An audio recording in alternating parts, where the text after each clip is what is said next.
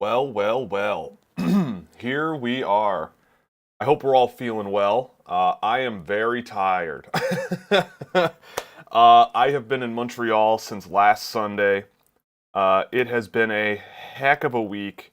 I just first want to say shout out to the people I'm staying with: Sam McGilligan, Jordan Millette, Josh Tesler, Joel Henderson. It's been a lot of fun this week. Tons and tons of fun. We're not quite done yet, but so far so good.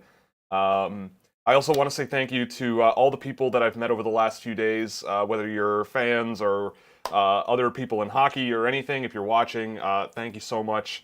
It was really, really cool meeting you. It was really funny at the Bell Center last night.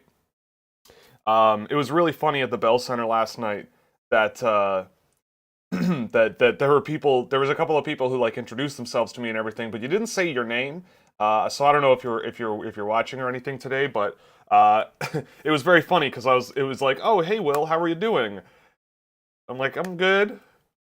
No idea who these people are, but a little bit surreal, something I'm not particularly used to. But thank you very much for coming out and making making yourself known. It's always a pleasure seeing you. And I mean, I'm not going to disclose where I'm located in Montreal right now, but maybe tonight we'll see each other on the town because after the draft is over, whenever that is, we will we'll be back to having some fun. So yeah, just a few thank yous out of the way as well. I was trying to find. It took me a long time to find the right charity this week to set this up for. I usually run these to raise some money for some causes that I like to support. So we're going to send our money this year to Global Medic, which is a humanitarian aid charity dedicated to all kinds of different things. Usually it's disaster relief. But the thing I'll be donating to is relocating and feeding and sheltering Ukrainian refugees, both in Ukraine and in Moldova and Romania, if I remember correctly. So any money that you guys donate is greatly appreciated. I'll match it as well and send it off to Global Medic after the stream is over today. So if you can, that would be great. If you can't, totally, totally cool. We can still have a lot of fun together. So thank you very much for joining me. I see there's a lot of questions already going on here. There's over 100 in here, so that's great, and I imagine it'll get a little busier as the day goes on. So yeah, we're working on a real skeleton setup here. I have literally a lamp that was in this Airbnb, like a really bright LED lamp, giving me this, and it's making my green screen work, which is great. But if there's catastrophic failures or anything, I hope not. We'll knock on wood, and we'll see where things go. But anyway, I mean, I'm sure there's lots and lots of questions you all have. I'm just going to go through them. Who do we think is going early second round? Well, okay, so my best players available right now: Gleb Trikazov, Seamus Casey, Vladimir Grudinin, Lane Hudson, Jagger Furcus, Kali Odelius, and Jack Hughes are all guys that I had ranked in my first round that are still available. We'll talk about that, I'm sure. A lot of people saying they want Hudson. They want, yep, that all makes sense. Why did the Sharks take Bstead in the first round when they had 34 and 45? So I've got this question a lot from like despondent Sharks fans. I kind of get it. Like, I don't like it, but I get it. Philip Bstead, and it was funny, like at the draft, I didn't really notice how thin he was. He's a big kid. Like, he's 6'4", I think. He looks pretty thin. And, when I watched Bstead play, like, I loved him last year. I thought mid-first round pick, maybe, based on what I saw last year out of him. And I didn't think that he was taking as much of a step this year as I thought he could. But he's a big, skilled guy that, he's one of those guys where, like, 10% of the time you see something where you're like, oh, that's really something. Like, a big power skill guy, but then most of the time it's not quite there. But I think that if you fill him out and he gets a lot stronger, like, you put him up the middle of the ice, like, he's a natural center, you put him up the middle of the ice with guys like Daniil Gushchin one day, or Tristan Robbins, and he'll play a role that benefits those players. Like, I can kind of see where the logic is coming from here. Like, do I think he was the best player available? No. But looking back, do I think he could be, like, it's the late first round. Looking back in a few years, do I think he could be a third-line center, like, in the NHL in some way? Sure, I could see that being a thing, and he's, it's not a certainty, but it's a decent pick, and you put other guys around him, and it can work. I wouldn't have done it, and maybe you could have gotten him at 34, but teams like guys like Beasted, like NHL teams look for centers like him, and I trust Doug Wilson Jr. Like, he's built up a lot of draft capital over the years and done pretty well with it. Someone asked about the Nemec scouting report being pessimistic. So, the thing about Nemec's report for me was that Nemec was a player that I wasn't hearing anything negative about. Like, it was as if he was, like, the best thing since sliced bread, and when I was watching him, I'm going, in some ways that's true. Nemec, I'm not surprised he went second to the Devils. I think with him and Luke Hughes, they're going to be just fine. And Dougie Hamilton there, like, it's going to be fun. To me, Nemec is a guy that could be a second pair offensive defenseman. I don't think he's got top pair upside, but he could play a top quarterback on the power play role. I wouldn't take Luke Hughes out of that role, but that gives you two options to play around with that helps. Nemec also got a lot better, I think, over the course of the year, especially offensively. When he started to trust his feet and trust his hands a lot better, he got a lot more comfortable, and the playmaking came out a lot more, and I really came around on him as the year went on. Now, at 2, would I have taken him? No, I don't think so, but, look, there are things in the draft that for defensemen, if you want a defenseman, he is the best at it in the draft. The defensive side of the game, I think, is going to be a work in progress, but, you could get a good offensive guy out of him, and I think that, as a secondary power play quarterback behind a guy like Luke Hughes or even a Dougie Hamilton down the road, it could make sense. I think he's going to be a bit of a long burn, and you see what happens. Ray Burrow's disappointed in the Edmonton pick. Reed Schaefer is fine. Yeah.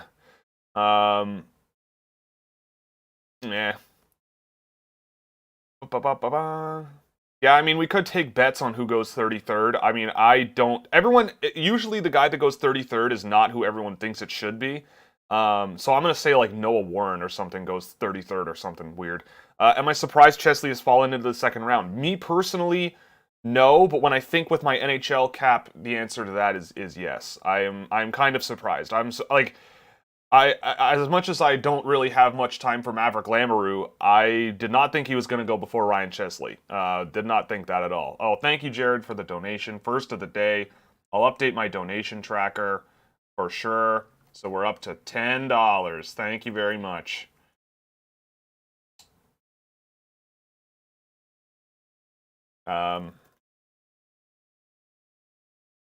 Okay. And thank you very much. Yeah, looking forward to another year next year. I'll be doing the recap videos this year. I'll film them once I have some time to go through the guys that I have never seen before, inevitably, that happen in this draft. But I will be doing those. But then after that, I'm taking a vacation. I'm going out east for a little while. It's going to be a lot of fun. The Coyotes have made me confused. Yeah, they did not do particularly well. What do I think of Cooley over Wright? I like it. Towards the end of the year, the more I watched both of these guys, I saw them as basically two sides of the same coin. They both serve similar purposes in terms of their actual style of play. Transporting the puck up the ice, making plays in the offensive zone with some pretty good finishing ability too. It was funny. I was sitting next to Joel Henderson, and he said when they were showing highlights of Slavkovsky, it was just him like bodying through some terrible World Championship defending from like Denmark and everything. And then they started showing Logan Cooley, and he was like, "This looks an awful lot like a compilation of things that Yuri Slavkovsky can't do." And that's true. Like the compilation they showed of Logan Cooley in the crowd, like, got oohs and ahs from people. Like, it was pretty funny. But I mean, Shane Wright also serves just a different purpose. The similar purpose. There's just less flash. There's just less. It's more calculated and tactical, but it sort of serves the same purpose. So I see how they could be sort of one or the other. And honestly, I thought Cooley would have been a better idea for Montreal, but Slavkovsky makes a lot of sense too. This is why this draft was so questionable. There's a lot of different thinking that you could apply, all kinds of things. Yeah. What was I eating? I was eating a bowl of Quaker Corn Bran squares, which are the best breakfast cereal on the market that's under the radar. It keeps you clean, keeps you regular, if you know what I mean. And it's really pretty good. Really good with fruit in it too, but we don't have any of that because we don't eat fruits and vegetables in this house this week. That's not true. We bought 1 cucumber. No, 2 cucumbers. So, Cooley is the only person I would consider over Wright in that sense. So yeah, I mean, yeah, Cooley to Arizona when Arizona goes out and drafts Maverick Lamoureux and Connor Geekie after trading 3 picks to get him doesn't give me a whole lot of hope for who they're going to surround him with 1 year. Thank you, Alex, for the donation. I'm just going to update that now. Thank you very much. And yeah, I mean, people are commenting about the Habs moves. I mean, I think they were fine. I find that Alex Romanov, like, he's a fine defenseman, but he's a victim of, like, Mark Bergevin, like, really hyping him up. And it just wasn't, it just, you know, it didn't really surprise me. That the Montreal Canadiens were thinking a little bit differently about how they want to use their players. And, you know, the Kirby Dach thing, I mean, it's no secret why he was traded from Chicago. Like, they, you know, I'm not surprised. You know, he's been a guy that they have trouble getting along with, from what I've heard from multiple people. And I talked to another person yesterday who said that this has been an issue since he was in junior. And I mean, look, if Martin St. Louis thinks he can get through to him and you know, get him on the right track and sort of willing to do what he needs to do to make himself a better player, he could be a tremendous pickup for Montreal. It's easy. It's easy. So it's a big we'll see. But you know what? Like, the thing at the end of the day is that the Montreal Canadiens, you know, they have all this draft capital. They got even more to make this trade happen. And, you know, if you land your second line center or third line center from it, at the pick where they traded that they got from New York, you're kind of crossing your fingers and hoping that maybe he'll be a second or third line guy. Like, that's a realistic expectation in that range, and even then, it's a little bit high. But I think with Kirby Dach, it's a risky move, but not a move you make if you don't think there's something you can do about it. And we'll see what happens. Like, that's really the big thing, is we'll see. It's too early to tell, but we'll see. Columbus has had a great draft. They had an interesting, like, I respect anyone who takes the plunge on Denton Mateychuk. I personally am not extremely over the moon about that guy in terms of his NHL likelihood. Like, you know, when I look at him versus a guy like Kevin Korchinski, you know, Denton Mateychuk plays like a player that, you know, he just, everything he's trying to do, like, the confidence he has is, I think, how he generated so much of what he generated. But at the end of the day, like, if he can get quicker and more skilled and more mobile, then I think there's something that can be done there. It's just there's a long ways to go to put it together to the level where I think he's going to be a super, super high-end NHL player. Like, to me, it's boom or bust with Denton. Like, he's either going to be a rock star in the NHL or really have trouble making things happen in the NHL. Like, it's going to be, to me, one or the other. I don't think there's any real middle ground. But, you know, he put up decent offensive data for me. It got better as the year went on. Juracek is another sort of gamble, but I love it. I mean, I think it was 6th overall. You know, I don't mind that. I don't mind that in the slightest at all. There we are. Yeah, so where was I? Yeah. So, I mean, Juracek at 6, I think, makes sense. It's a bit, you know, it's a bit risky, and, you know, they, again, went full send with Denton Mateychuk, but I don't hate it at all. I respect it, and you gotta respect Jarmo Kekalainen and his draft strategy. What else have we got here? I also thought it was really nice that Montreal picked up Philip Machar as well. Like, you know, that's, and where they picked him up is a great range to get him.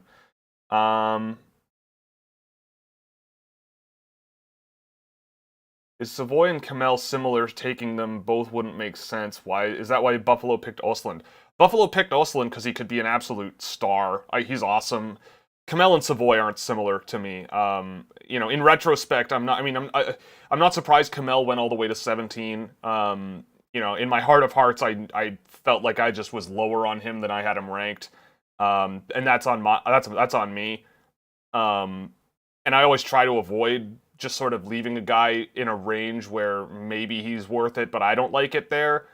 because, I mean, it just like Kamel just gave me weird vibes, and I think he was just way over covered early in the year, and just regressed really, really hard. Um, doo doo doo.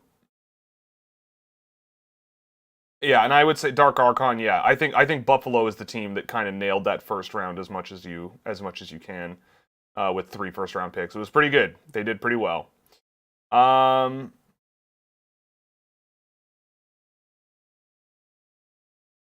okay, Chris Barbarian's asking me about a bunch of Germans. The only one I've seen a ton is Julian Lutz. I've watched Luca Hoff a lot. I haven't. I only saw Vate Oswald at the under-18s and thought whatever. Um, I like Lutz. I think Lutz is a good sort of power skill guy, down the wing. He was obviously a step behind because he had missed like 6 months of hockey. But what I did see of him for a guy that was playing all that time, or for a guy who was playing after missing all that time, I thought he played pretty well. He was setting up pretty good plays, doing a lot of the right things that needed to be done at the DEL level, which was and he was, he's a big, strong kid, had a pretty good U18 as well. Luca Hoff, I wouldn't draft. Vate Oswald, I can't give you much of a read on him. Do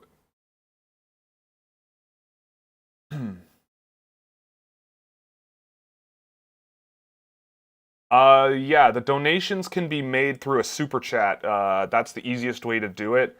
Uh, Unfortunately, there's no sort of way to do it where I don't have a cut taken out of it. But any money that lands in my bank account during today will be matched and sent off. So whatever you can is great. Um, Lambert must have flopped the interviews. I don't think so. I just think teams are terrified of him. The thing that I was talking to Jordan Millette about last night in the stands when thinking about it, because we were like Maverick Lamoureux going off the board ahead of Brad Lambert. I'm sitting there going, okay, like, and he brought up a good point of I I haven't met a Finnish scout who likes him.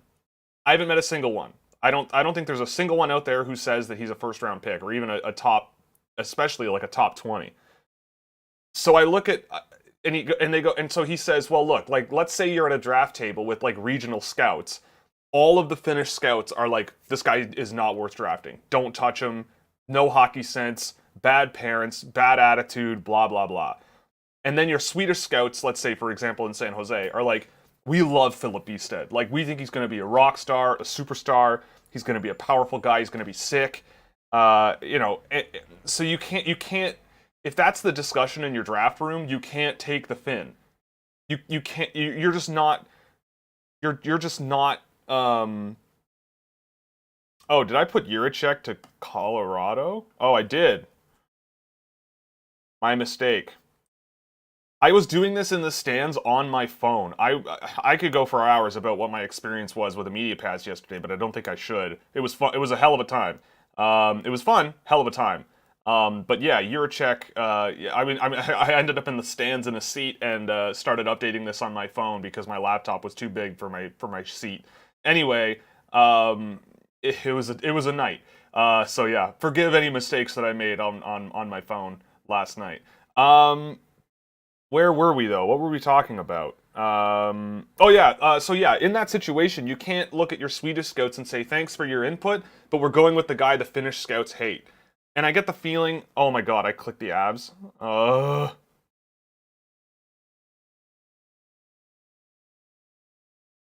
Sorry. I was up until about 3 a.m. last night. So I'm a little slow, and I have a cup of coffee here, but I don't think it's nearly big enough, so I might have to order more during the day. Uh, but yeah, I mean, if that happens, right, and that happens on every single team because no Finnish scout likes Brad Lambert, then he's just gonna drop. I don't think Winnipeg is a great landing spot for him. I really was hoping that a team wouldn't draft him because it was like, maybe he's good. I don't know.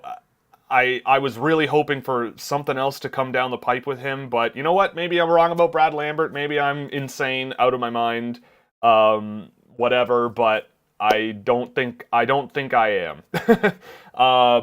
Anyway, um, Raybro, yeah, a link to go for the to donate if you want to donate. If you want to donate directly, that's totally cool. And you can send me, if you did donate, just let me know, and I can add it to the total. I'll put the link in the description here, globalmedic.ca. Here we go, or link in the chat there, so you can look at that and do that if you like. But it's a good place to send your money, because lots and lots of people need it more than I do. Okay, thoughts on Vancouver grabbing Caramaki?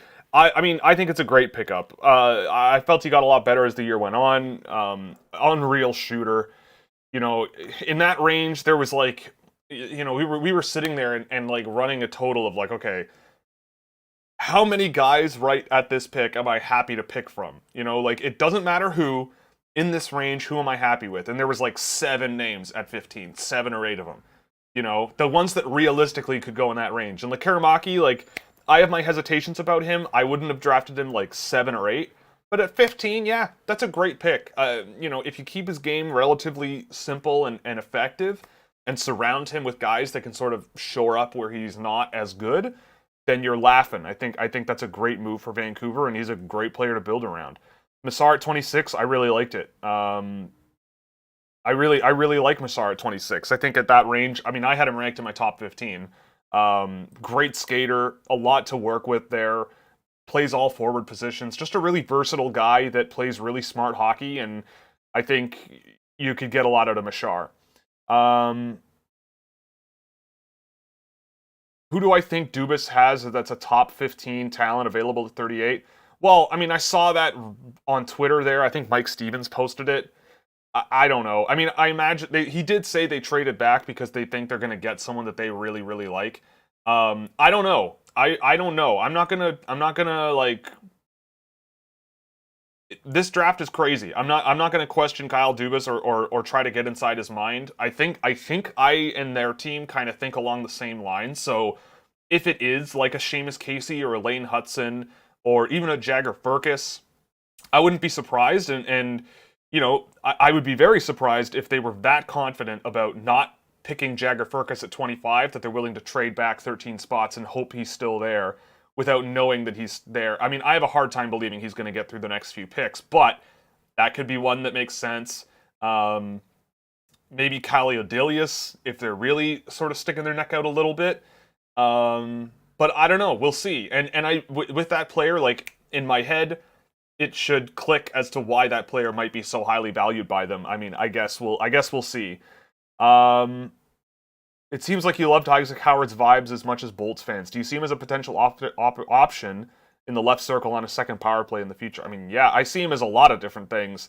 I love Isaac Howard. I think he was really undervalued. He's flawed and sort of needs to refine his game a little bit, and what I mean by that is he's kind of, he's pushing things really hard when he's on the ice and not usually he needs more efficiency in his skating and more efficiency with his skill, but I don't really care that much about that because he still generates tremendous results and, a little bit more of that escape speed and escape velocity, or escape speed generation. I think there could be something there with Howard that is really, really impressive. And Tampa, we'll see how it goes. I thought that was a heck of a pickup, and the guy brought the vibes and brought the sauce and the heat in his interviews, and he was a lot of fun. And he got a great reaction when he was drafted out of the crowd at 31 of everybody that was left, and the group I was with loved it. Wild did solid with Ogre and Urov. Yes, they did. They did very, very well. What player are you most surprised wasn't selected yesterday? Owen Beck, maybe? I was kind of surprised about Owen Beck, but other than that, not much really, really shocked me. Like, this draft, you went in and I was like, nothing's going to blow my mind, really. A couple of things did blow my mind, but guys that did and didn't get drafted yesterday didn't really surprise me. Do I think Caramaki over Kamel was the right choice? Flip a coin. I mean, I think Kamel has a bit more of a physical edge to him, but Caramaki is a better finisher. I don't know. They're very close, and they went very close in the draft. Am I sponsored by Quaker? I better be. I wish. Uh, goodbye to showers because of corn squares. Yeah, exactly. Um, oh, okay. Um, sorry, I'm just flipping through questions because we don't have a ton of time. What order do they go in? Chesley, Casey, Salamanson, Nelson. I'm gonna go. I'm gonna say Chesley goes first, then Salamanson, then Casey, then Nelson. That's what I think. Thoughts on the Fiala trade? I mean, yeah, I thought LA. That was LA, right? They traded the 19th pick and other stuff. Oh, and Brock Faber. I mean, LA didn't pay that much for a guy that might score a point per game for him. That's what I think. And I don't think that's the end of the world. You know, at 19, if you get a player at 19th overall that is like that could be Kevin Fiala, I think you're laughing. Now, Minnesota used that pick on Liam Ugren and got a second round pick with it, or got a basically a guy who went in the second round in Brock Faber, which is epic. Like that's a really good haul. Like they used that pick well. Ogren just makes a ton of sense. So I think that that just makes a lot of sense. So it's a trade that I think works for both teams. Now that we can look back on it, if that pick was like Maverick Lamoureux or something, then it might be a bit different. Thoughts on Mintyukov and Gaucher? Mintyukov is risky at 10. I mean, I like him. I think there's a lot of potential and upside, but you got to bring him along the right way. Right off the bat, that Bonjour was terrible from the NHL Network. Gaucher, I didn't like it. I get it. Like, he's going to be a bottom six player. He's going to play. He's physical. He's fast. He can make a play.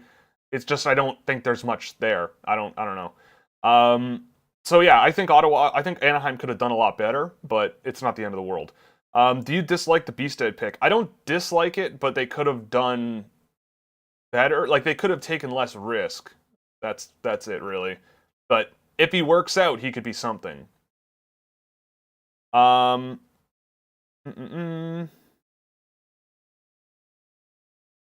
were Sam's thoughts on Slav at 1? Well, it was funny. We were at the draft and like he was so sweaty. We were at the draft and I wasn't sitting with him at the time. We got separated coming in to the arena and we caught up with him afterwards. And he, at first he was like it was like shell shock a little bit. And then once we got back here, we went through the first round again as a group and just sort of talked it over one pick at a time. And I said, with the first overall selection, Montreal selects Yuri Slavkovsky. And he goes, I don't think I fully processed it. And then the wheels started turning, and I think he's okay with it. I think he's going to be fine. And I think the Habs are going to be fine. Was the worst pick Maverick Lamoureux? Honestly, I think the worst pick was Arizona trading 3 later picks in the top 50 for the chance to draft Connor Geekie about 5 or 10 spots before where he should have gone. Now that I say that, he's going to be a superstar, but that's just a lot to give up to draft a guy where there's a lot of work to do to get to a ceiling that's worth drafting him at 11. I don't mind Connor Geekie, but at 11, that was really high. What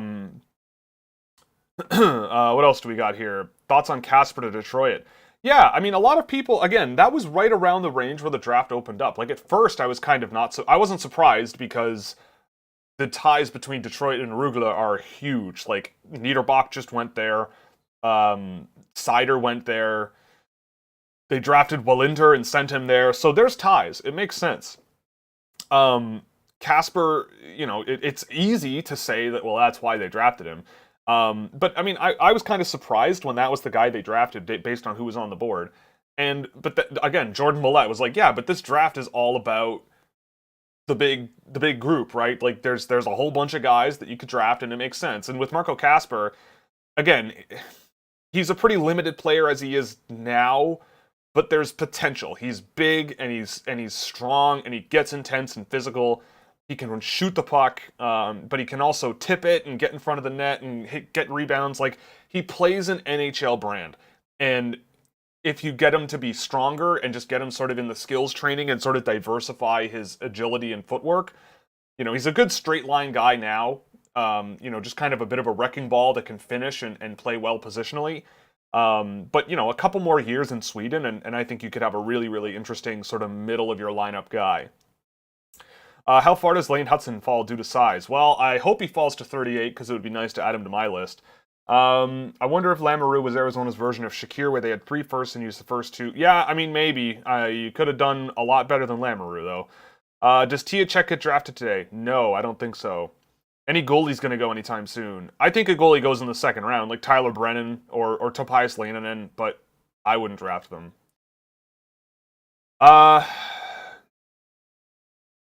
Where do I see Sakura going? I don't think he's lasting much further in this. Is Anthony DeAngelo seriously going to the Philadelphia Flyers? Don't mess around. Don't mess around with me like that. DeAngelo to Philadelphia, confirmed by Frank Saravelli. Well, okay. I don't have Twitter open. I don't want anything really spoiled for me, but if it's a confirmed trade, then fire it up. Bader says Nemec has the highest potential of any defenseman he's ever tracked. No, I don't see the same high-end potential. That's why I don't look at points as the be-all, end-all anymore. Am I surprised Chesley fell? No. I am surprised when I put my NHL hat on, but in my views of him, I'm not surprised. Yeah,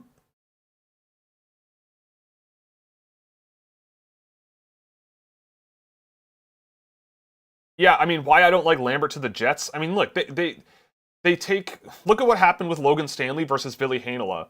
They draft Ville Heinola, and they put him in the AHL, and he's exceptional. They need defensive help in the NHL. They bring him up. He plays pretty well, and then they send him down and are shoveling minutes at Logan Stanley. Now they've got Rick Bowness as a coach, and Rick Bowness is not very well known for his offensive hockey teams. And Brad Lambert, like, you need a coach and a team to trust him and, like, get behind him and play him. I feel like with Lambert, like, the bar for him is going to be so, so high. Because it was like, well, people thought you were a top 3 pick. Now you have to prove to us that you actually are. And whatever that means to people can mean wildly different things.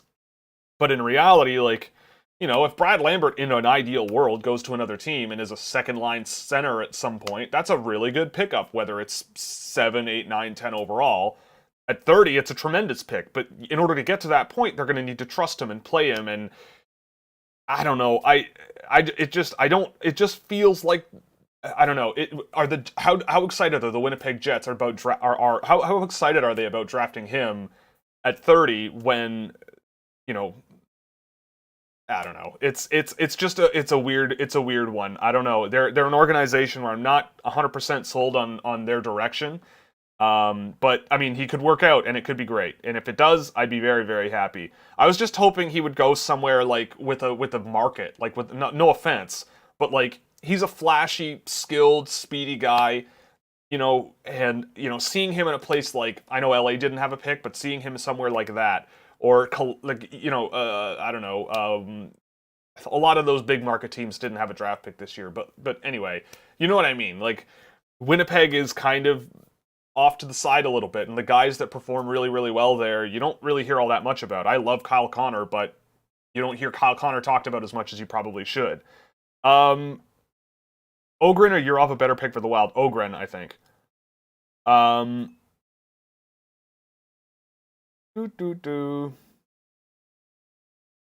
Yeah, the Sabres did very, very well. I thought the Habs have done pretty well. I mean, Yuri Slavkovsky wouldn't have been my guy at 1, but I get why they did it. And at the end of the day, he could very easily be the number 1 player coming out of the draft. The best pick in round 1, I mean, I don't know. Winnipeg getting Lambert at 30 was really interesting. I think that could be a lot of fun. Liam Ogren to Minnesota makes a ton of sense. Like, Liam Ogren with Marco Rossi and Marakus Nadinov and Matthew Boldy and Brock Faber now. Like, get the hell out of here. Like, that's just ridiculous. Where would you rank Slavkovsky in a group of Hischier, Dahlin, Hughes, Lafreniere, and Power on draft day? Below all of them, but like not horribly so. But I don't like him. Like, Hischier for sure not as high. Dahlin for sure not as high. Hughes for sure not as high. Lafreniere, yeah, I still probably have Lafreniere up. But again, I think back to what I thought of Lafreniere when he was drafted and the habits that I saw out of him. Slavkovsky doesn't really have that. Power, I'd say that Slavkovsky and Power are like similarly flawed, like on a similar level, I guess I would say. Like, not the same things are flawed, but on a similar level of concern, they're sort of flawed. Well, that's not really true, actually. I was more concerned about Power than I am about Slavkovsky.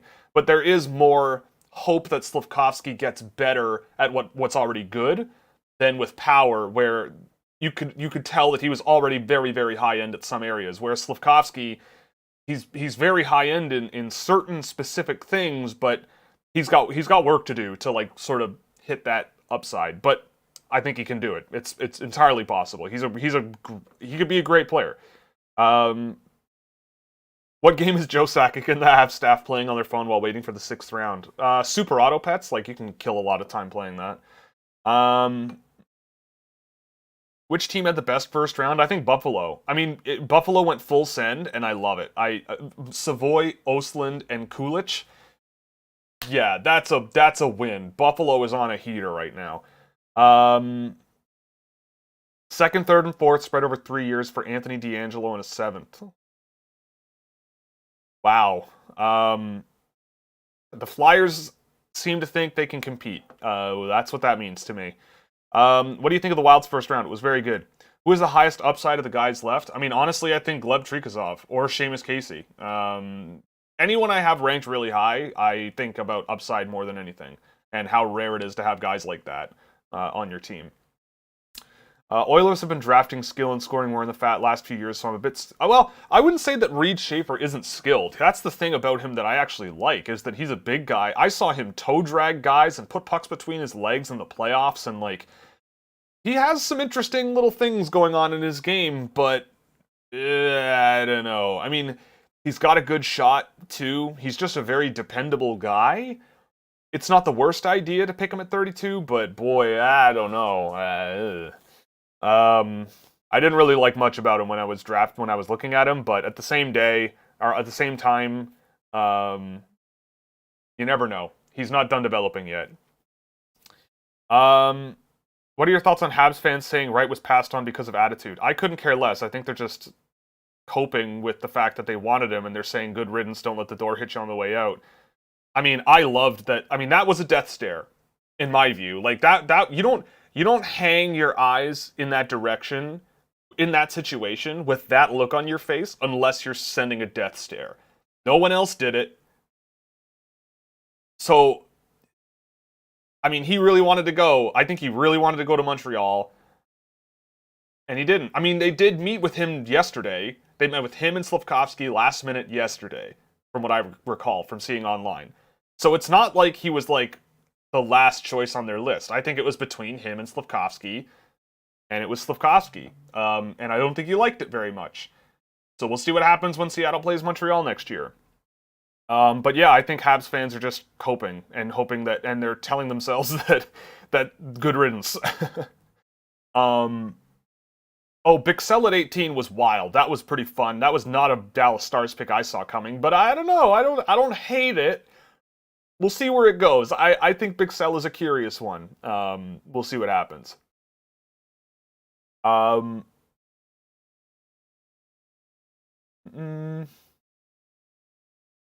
Yes, Minnesota did well, by the way. I'm seeing a lot of questions about that.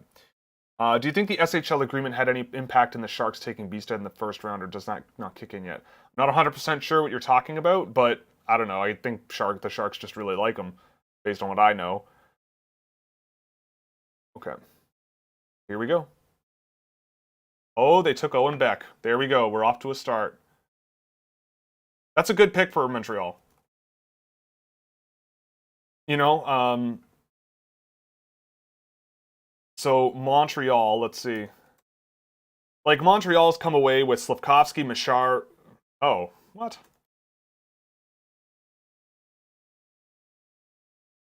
Man. Yeah, that is right. Okay, Machar, Slavkovsky, now Beck. That's pretty good. I'm pretty happy with that. That's perfectly reasonable. Like, Beck is a really well-rounded guy. All around, just a really solid, smart hockey player with some good straight line speed. I think there's a bit of a ways to go. I mean, they're talking about him in the faceoffs. He was significantly better than everyone else he was significantly better than everyone else in the faceoff circle in the OHL.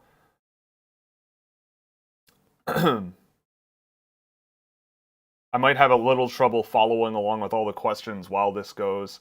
Hello, Peter Flynn. How are you? I'm doing well. Cam Lund.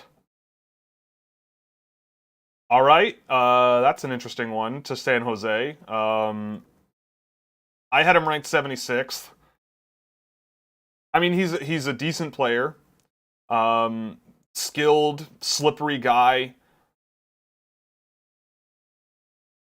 Like I like the idea of Lund. Like that's another wiry, tall guy, another wiry, tall guy that San Jose now has. And my stream just died.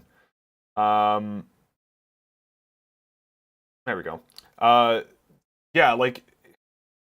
Oh, Seattle's already. Oh, Seattle took Jagger Firkus. Okay, this is going fast here, guys.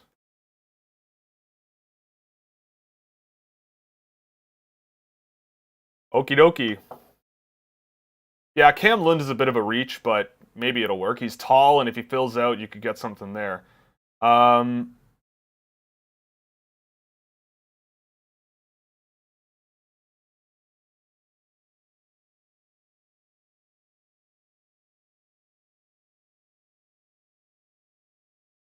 Yeah, I mean, with Cameron Lund, it's another Seattle guy who... Oh, they're going way too fast here.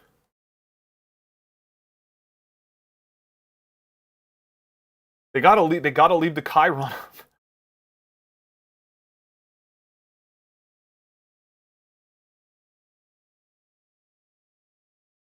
Oh my god, they're going too slow on the broadcast to keep up. Oh god. Oh my god, Arizona took Artyom Duda. Ah! Oh my god, oh, this is great.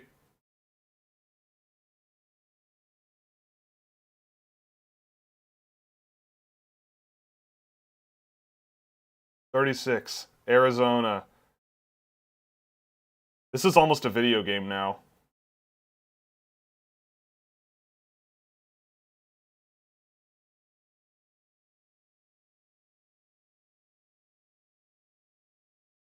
Goodness gracious.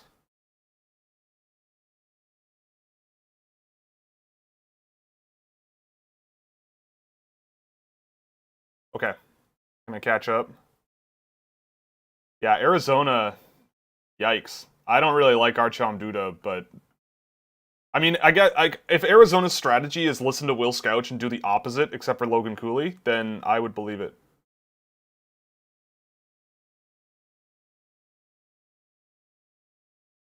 Wait, did Toronto just take Fraser Minton?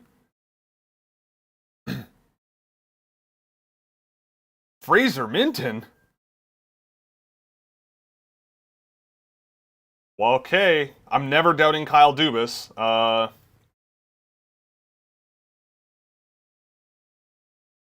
I'm taking Lane Hudson here. I'm adding Lane Hudson to my board. Fraser Minton at 38. I mean, I've seen Fraser Minton a bit. I didn't track him this year, but I didn't think there was much there. So I don't know. I'm not, but I don't know. I'm putting down Lane Hudson here. I'm taking the chance on him.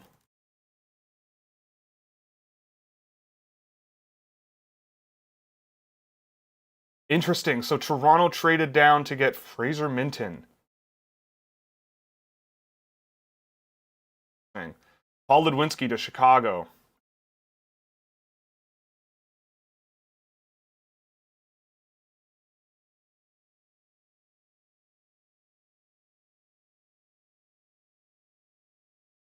Dylan James at 40. There we go.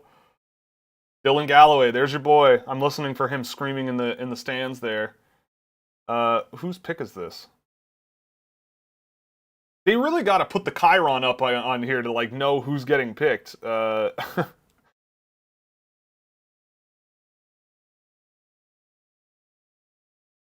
I think the NHL site is updated automatically as it goes. I'm pretty sure. right? Is it on the front page of the NHL site? Oh, yeah, there it is. Dylan James to Detroit.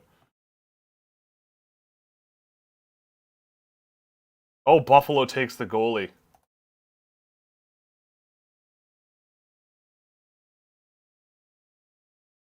Well, huh. The early second round is always wild.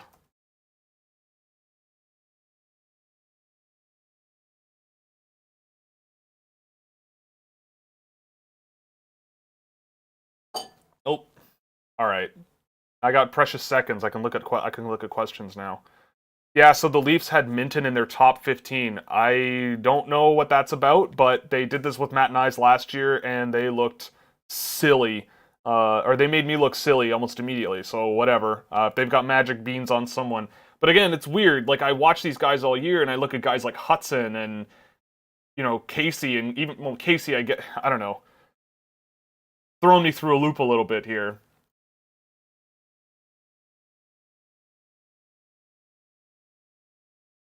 6'5" Noah Warren to the Anaheim Ducks. Oh my goodness. Okay. I like Noah Warren. He's fine. Whatever.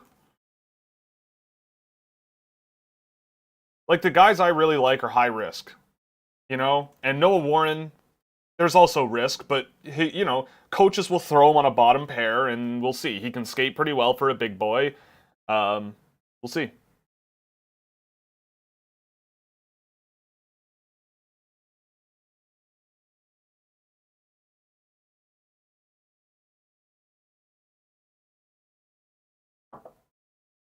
Julian Lutz to Arizona.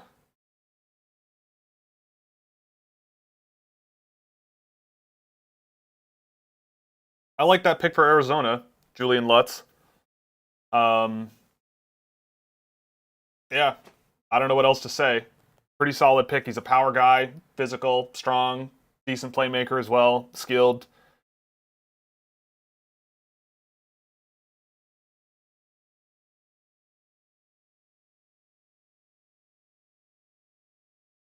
Del Belbaluz goes to not the Colorado Avalanche, Columbus. The not Colorado Avalanche.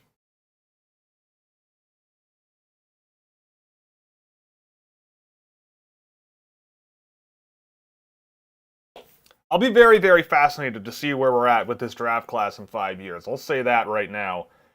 Be very curious.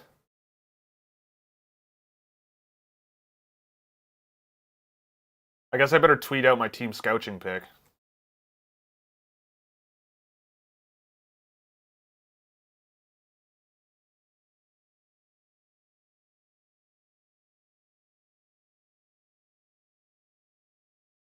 Oh, they got both Link Chopin guys. Matthias Havla to San Jose. That's good. That's good old fashioned, San Jose Sharks draft picking. Havlet at 45 is a really good pick, I think. He can shoot. He's a pretty decent skater. He's got some skill. Just needs to add more tools to the toolkit in terms of his offensive game. Shoots first, asks questions later. That's not going to work out, I don't think. But could be a really good puck distributor and has some really good offensive tools. I like Matthias Havlet a lot, for sure. And again, you think about Cameron Lund at 34, and if he goes at 45, I see why, and I could see why Havlet would go at 34. So yes, maybe San Jose could have done a little bit better, but yeah.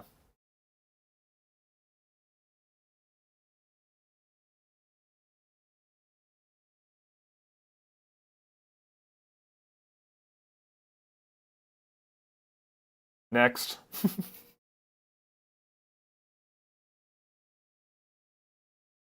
Ooh, Seamus Casey. That's a great pick for New Jersey. That's pretty good.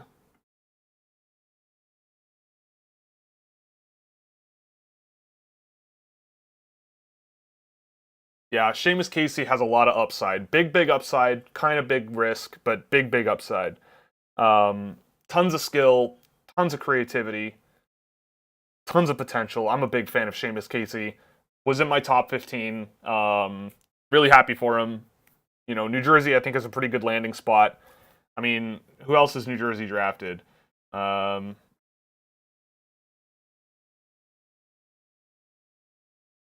he really just their second pick of the draft? I feel like I might have updated this all wrong, but whatever. I'll check it later, but I'm pretty sure he's just been their second pick of the draft.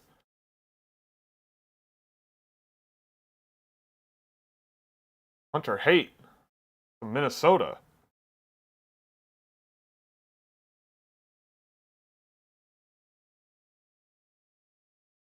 Hunter Haight is not all speed. That's part of the problem, but got great hands. I think if there's any OHL guy that may have had a year where down the road he'll pop next year and score a lot, it's him. I didn't really like what I saw of him, but if you think there's upside there and you've already got Ogren in your system and you've already got Yurov in your system, then Haight is perfectly fine here, I guess. Like, at this point, there's not a whole lot of guys left that I'm, like, really excited about. Gleb, Gradinin, I'm expecting those guys to slip. Hudson is just, I mean, Vegas taking Sapovalov makes a lot of sense. And that's fine, you know. Pretty low upside guy, but he's big, strong, nice slip passer through traffic and everything. There's a lot to like about Sapovalov. It's just, you know, I like other guys more. Adam Sikora still being available is kind of surprising to me. But a lot of this, I mean, Jack Hughes as well being available surprises me. But, I mean, I'm kind of surprised Lane Hudson is still on the board. I mean, I really like that kid and think he's got some of the best offensive tools for a defenseman in the draft. But such is life.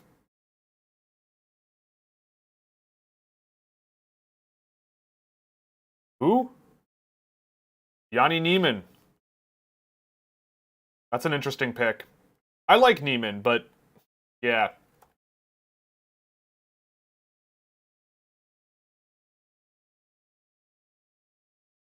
Yeah, I mean, Yanni Neiman is a slow, physical, plodding guy that can shoot. Um, he's got some skill, but yeah, we'll see what happens with Neiman. I think that's an interesting pick for Seattle.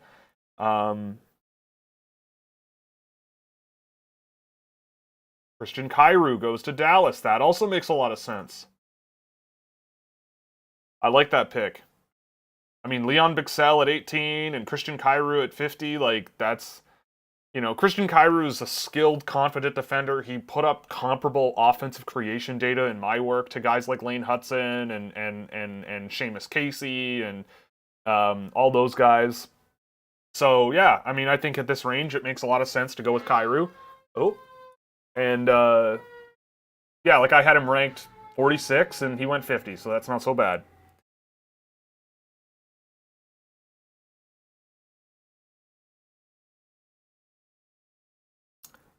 So yeah, one of the more skilled and talented shooters on defense in the draft, I would say. Just the rest is a big time work in progress. But we'll see what happens. He's fun to watch.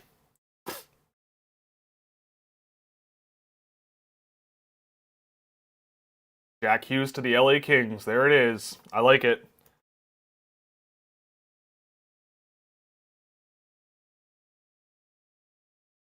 I like Jack Hughes. I think there's a lot of headroom with him. I think he was sort of figuring out how to play in the NCAA this year.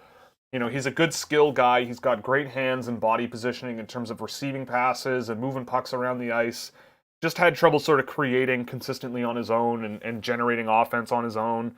But I have a lot of time for Jack Hughes, especially at 51, like easily. A ton of time for him. So we're about, from my next pick, how far are we out here? 78, so we're 26 picks.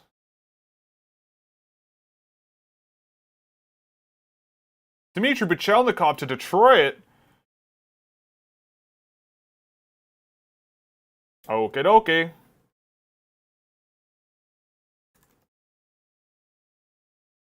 That's an interesting one. That's interesting. I also apologize. I honestly have been trying to keep up with the chat, but like with keeping up with these picks and everything, it's tough. Um, is Line a good stylistic comparison for Neiman? No. Um,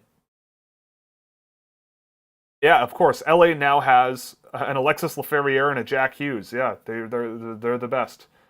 Um,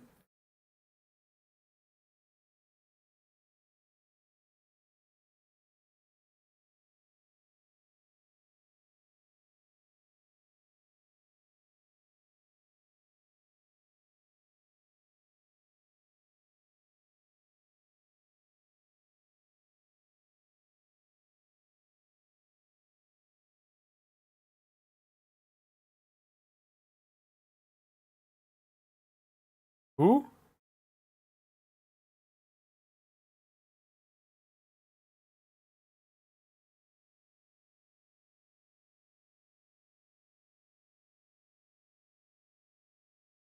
Oh, Tristan Luneau. There he goes, off the board.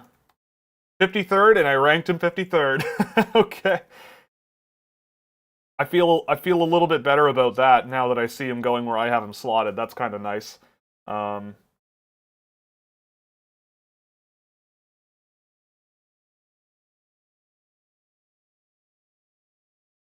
oh, we got a trade.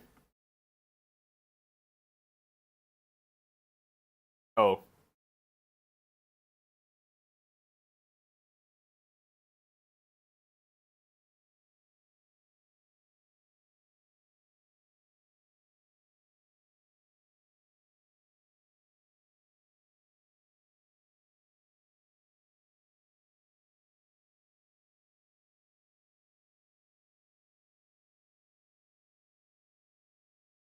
Okay.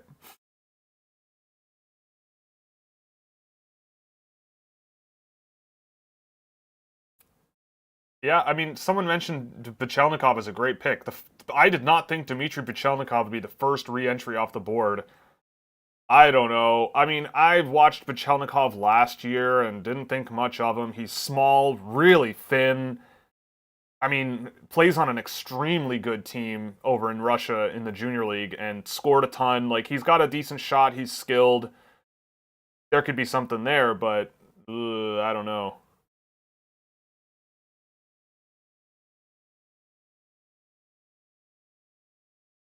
My wife left me for a used car salesman who doesn't even have good upside. I'm sorry to hear that, my friend. That's really too bad. Matthew. Matthew Poitras. Like, Bachelnikov going off the board before Lane Hudson is bizarre. But at this point, I don't know. Not much is surprising me. It's kind of making me realize how kind of thin the draft is going to get real quick. Because Matthew Poitras, like, maybe he's a guy that can pop off next year. Who am I doing here? This is Boston. You know, like, I don't know. I mean, there's nobody here. Like, the only guys here that I'm pounding the table for are guys where the pounding is not going to be reciprocated by very, very likely. Callie Adelia still on the board is surprising to me. David Goyette. Adam Sikora is really surprising. I don't know. Ah, Salamonson. Yeah, there it is. That's a good pickup. You know, I like Salamonson. It's a good we'll see pick. Again, 55. I had him ranked 55th. Good for me. You know, I think Salamonson is a guy who changed his game this year quite a bit. You know, he's a good shooter. You know, he has some defensive moments that you go, okay, this is pretty neat, and then he has some offensive moments where you're like, okay, this is pretty neat, but then about 85% of the time he's going D to D and not doing a whole lot. Minnesota goes for regular ends. Okie dokie.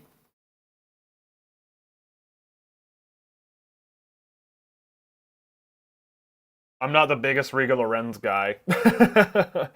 I mean, at the U18s, I'm going, all right, this is his time. This is his moment. Show me what you got. And I did not see much. Not that the U18 should change much, but it, confirms what you have going in. He's a big, strong guy, but I'm not 100% sold on his game. But he's going to Denver, and Denver is a fun place to play hockey. Ryan Green to Chicago. That's nice. I like Ryan Green. I want to like Ryan Green a lot more. Like, there were some things. It was very funny. I'll show you in a second. So, Chicago, also, I have no way of knowing how I can update this and cross out all these names. Owen Beck, Havlet's gone, Luneau is gone, Hughes, Del Belbaluz, Salomonson is gone, Lutz is gone, Newman is gone, Ledwinski, Sapovalev.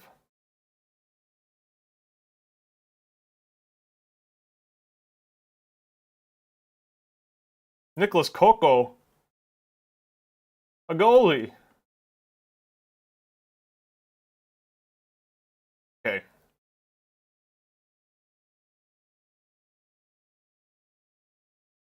Yeah, so with Ryan Green,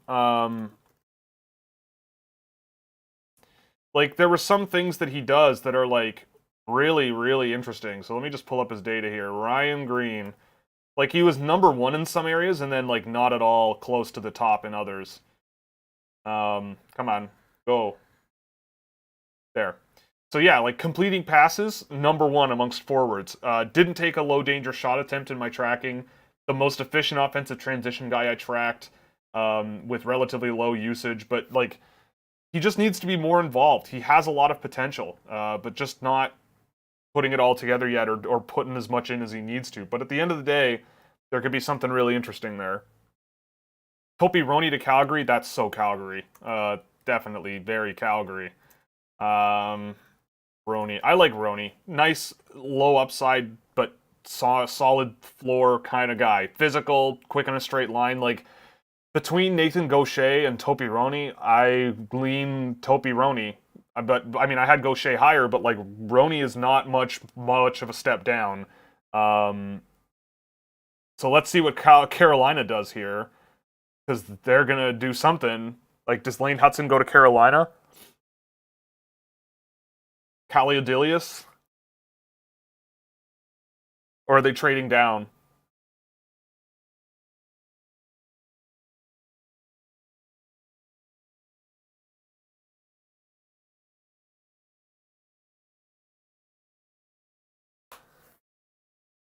Yeah, let's see if they do something here. Yep. Don Waddell's on the phone. Here we go. Never ever forget the mantra. Never ever forget the mantra of the NHL draft. Trade down always. Always trade down.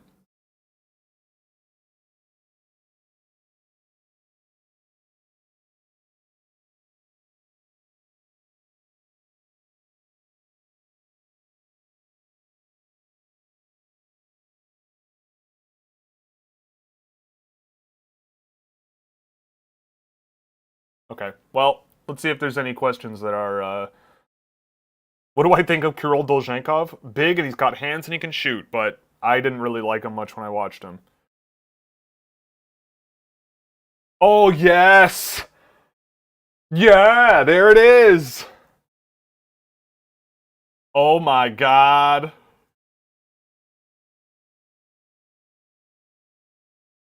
I love it. Gleb Trikazov is a Carolina Hurricane. That is... Oh, I wanted to get him at 78. I played my cards, but... Damn, I mean, I might...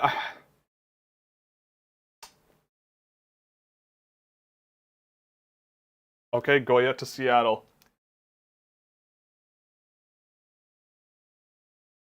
I love Gleb Trikazov, and I love that he went to Carolina. I'm not even mad about taking Lane Hudson instead.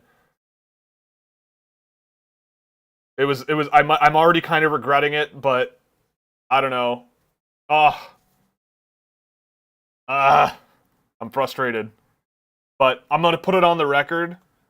Gleb Trikazov, I like him more than Lane Hudson. That was a risky play from me at 38. Man, But boy howdy, can Gleb Trikozov ever play hockey?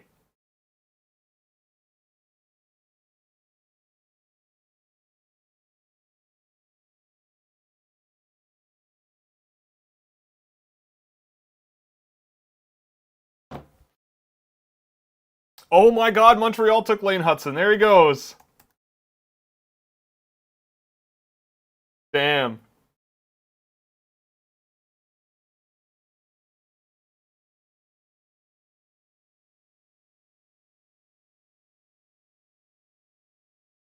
Good for him. Montreal. Let's go. That's a great, like, trade down. Trade down. Always trade down.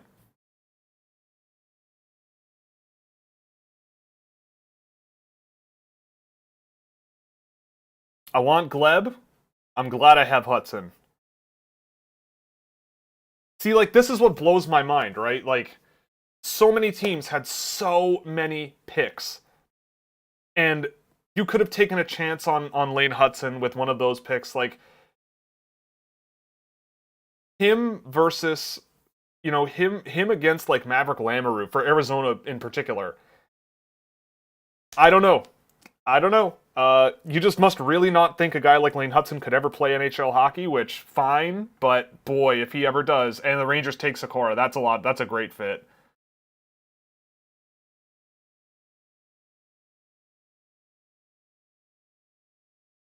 So yeah, like, they were talking on the broadcast, like, if Lane Hudson's 3 inches taller, he's a top 5 pick. Like, my phone is more than 3 inches tall. You know? This is smaller. This is bigger than oh, I'm not showing it. This is small. This is bigger than 3 inches. So, is that really going to be the thing that, you know, like, that doesn't, I don't know. Philip Nordberg to Ottawa. Yep, here we go again. Oh my god. I like it. I wouldn't do it, but it's the Ottawa Senators. Let's go. Nordberg is big and he can skate. Where he goes there, your guess is as good as mine.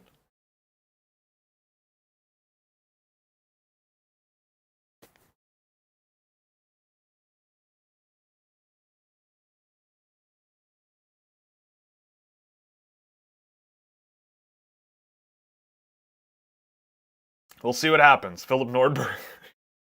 Philip Nordberg is a fun player to watch in some ways. Drove terrible results in the games I did, but you could see what he's trying to get at. Just a bit of a road ahead of him to get there, but you know, he could be an interesting one.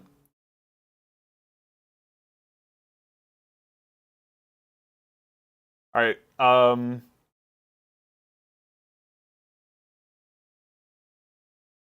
Oh, Kalle Odelius to the New York Islanders. That's a big pickup at 65. Again, like, so many moderately okay players go, and then at the end of the second round, it's just boom, boom, boom, boom, boom, boom, boom of guys that are just like, well, we can't let him slip any further. I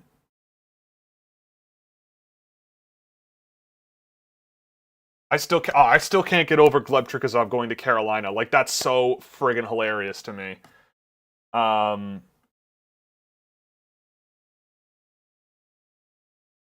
right, we're moving over to the third round now. And between rounds, I'm going to be running advertisements because I am raising money for charity.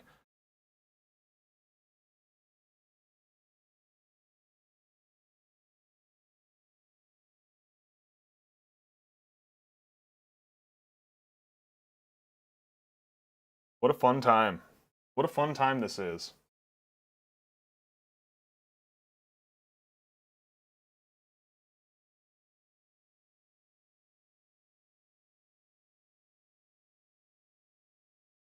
Man. Okay. I gotta get caught up here.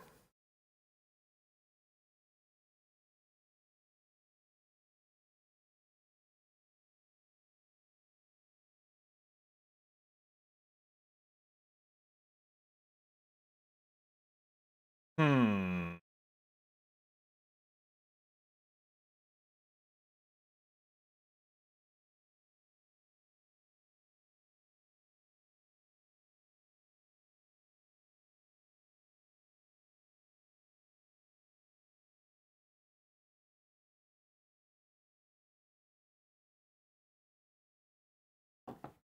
Is there anyone left the Sharks can swing on in the third who could save the draft? Well,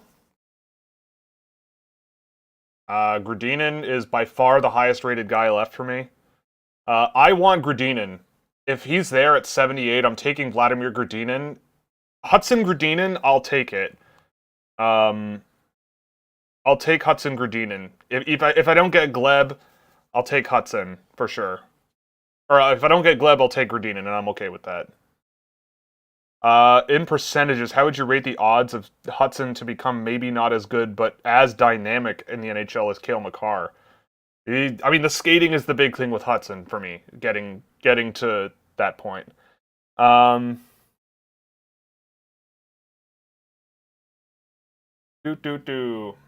am I doing here? Oh, right, I'm updating the donation. Thank you very much, Kyle, for your donation to this as well. I think I also saw one from Raybro that I didn't tally up. It went really, really fast. So 25 plus 5 is 30, plus it was 32.79, I think.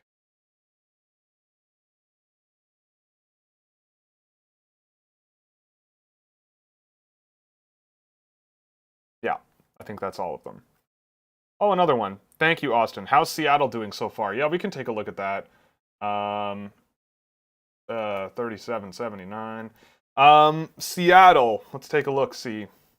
I mean, Shane Wright is a punt. Like, that's an easy one. Shane Wright, Jagger Furcus wins is great. That's great. Newman, Kakko, I think you could have done better, but they serve different purposes, and Koko's a goalie, so who knows. And Goyette at 61, it's a good pickup. I had him ranked 37. You know, there's upside there. There's potential. Goyette's perfectly reasonable. They're doing pretty well.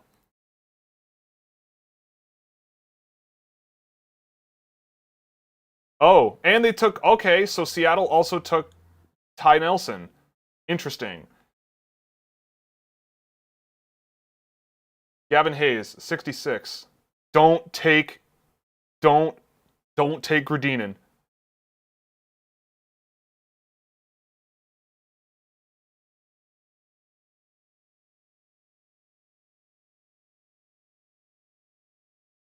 Mikko Matika over some of these, like,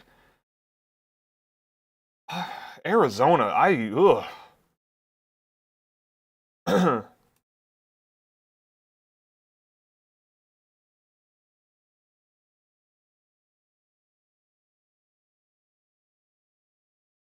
Yeah, Ty Nelson to Seattle is...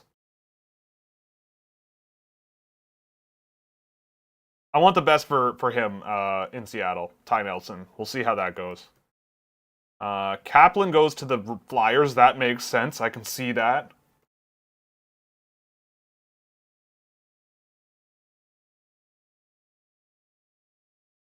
And this is... Oh no, Devin Kaplan is not a team.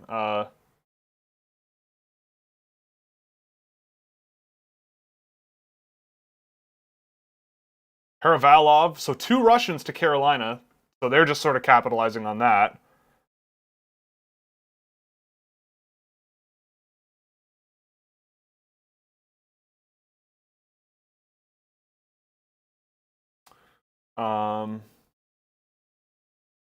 Haravalov goes 71 to Carolina. Sure.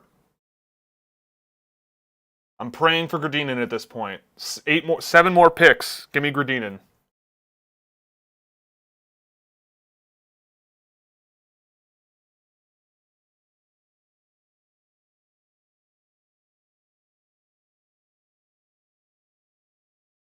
Okay, Ottawa takes Oscar Patterson. The kid can shoot.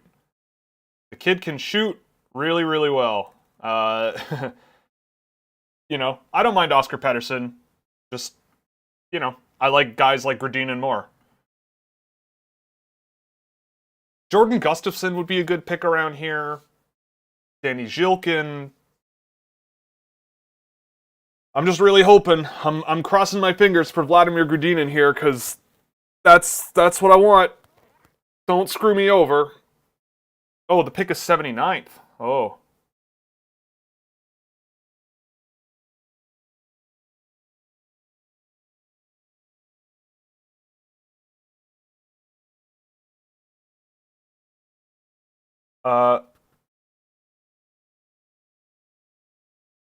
Caskamaki off the board. See, like, the draft is all, we're in the beginning of the third round, and the level of guys that I'm excited about is pretty limited. And I mean that with respect, you know, but we're just barely into the third round, and I'm kind of going, trade down, you know, just like keep getting magic beans, do what you need to do.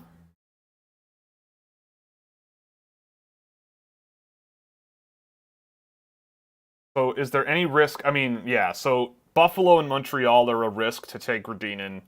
San Jose as well. But I don't think maybe Winnipeg does it. The Islanders won't. So these next 4 picks are going to stress me out a little, because I want Gradinin at 79.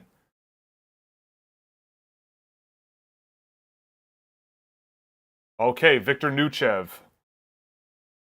Okay, my heart's starting to go here a little. Because if it's not Gradinin, I don't know what I'm going to do. Like Mats Lindgren, maybe? Maybe Mats Lindgren, Jordan Gustafsson.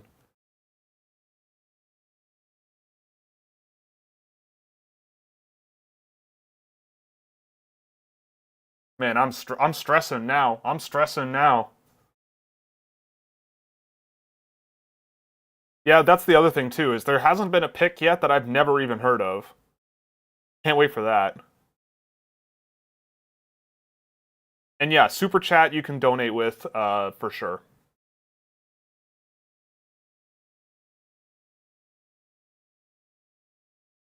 I have some guys for the late rounds that I have lined up, yeah.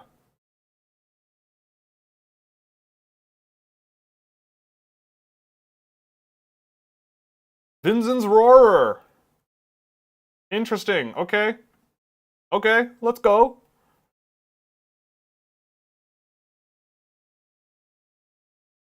I like Vinzen's Roarer, like, in this range, sure. He's skilled, he's kind of slippery, works hard, apparently a lovely young man, great interview, supposedly.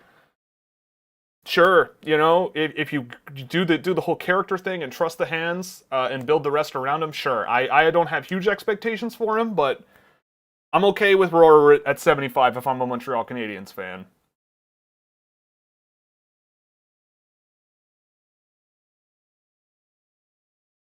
Now, don't take Gradinin, Doug. Don't do it. He's been surprising me for the last couple of days, for the last 24 hours. I want to see him continue to do so.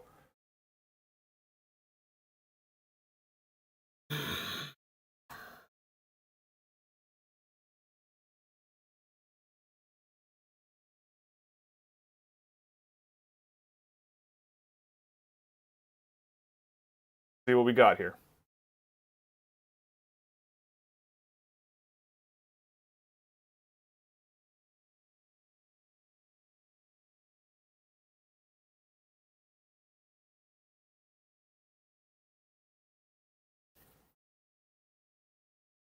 Come on.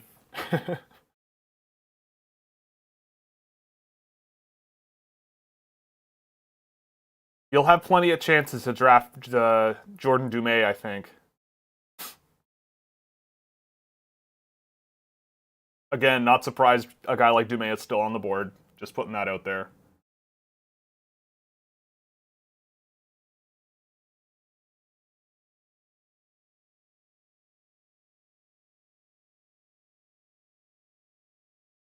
Ooh! Michael Fisher.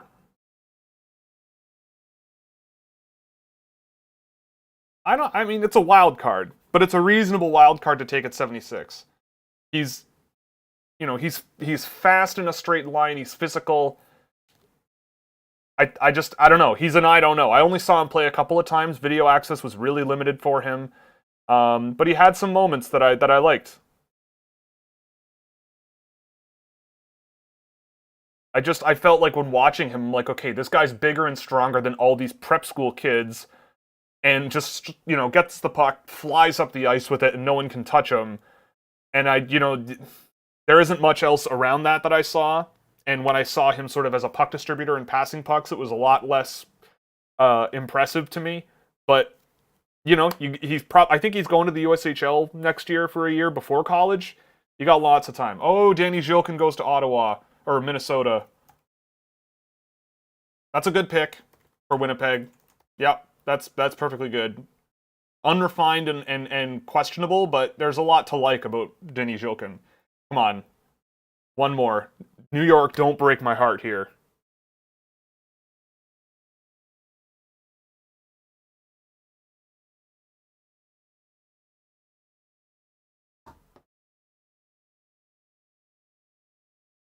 I'm stressed here. I'm stressed out, folks.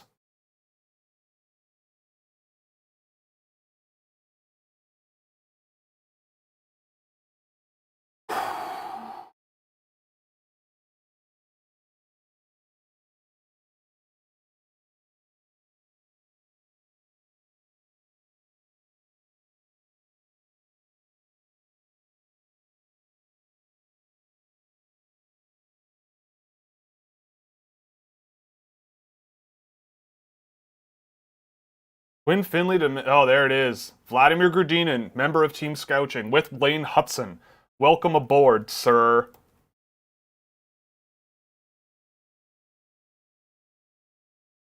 I mean, I'm not a huge Quinn Finley guy. But at 78, I don't know, whatever. But I'm happy to get Grudinin here. Top 15 on my board. I'm more than happy with Grudinin. Especially with Archon Duda going off the board at 30, whatever it was, 36.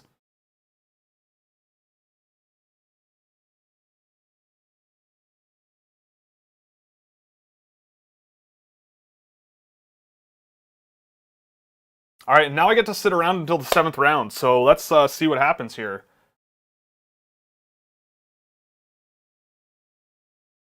Let's see what Toronto does, because around here, I mean, maybe Mats Lindgren goes off the board to Toronto.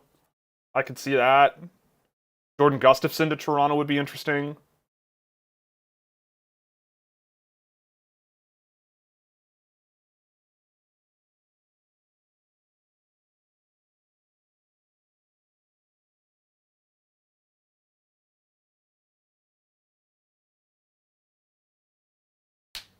Let's see what they got.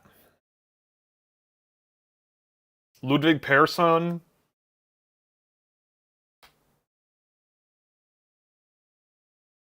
I mean, they took Fraser Minton, and that was surprising. And I just, yeah, I talked to, I after that pick, I sent a message to a couple of WHL scouts, and they all said we thought he was a mid-round guy. I don't know what Toronto sees, but who knows?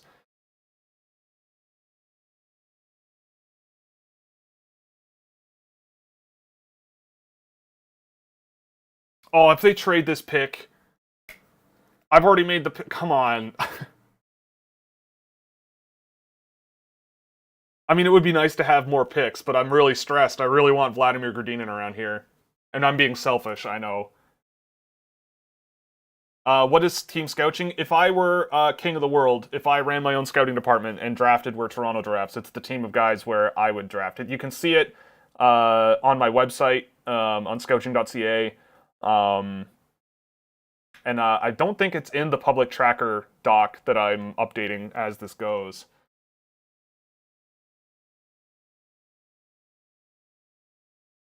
If it's not, if Toronto trades back, whatever. Like, I mean, you gotta do what you gotta do. I would just be really happy with Hudson and Grudinin, and oh well.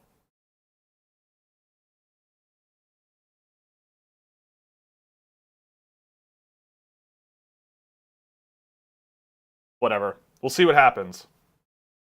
Where's Issa guy going? He's not. He's not going. He's going to me and nobody else.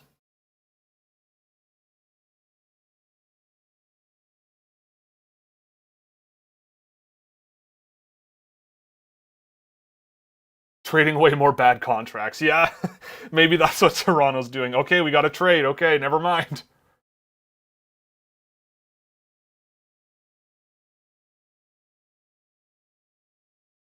For 95 and 135. What? Okay. Damn.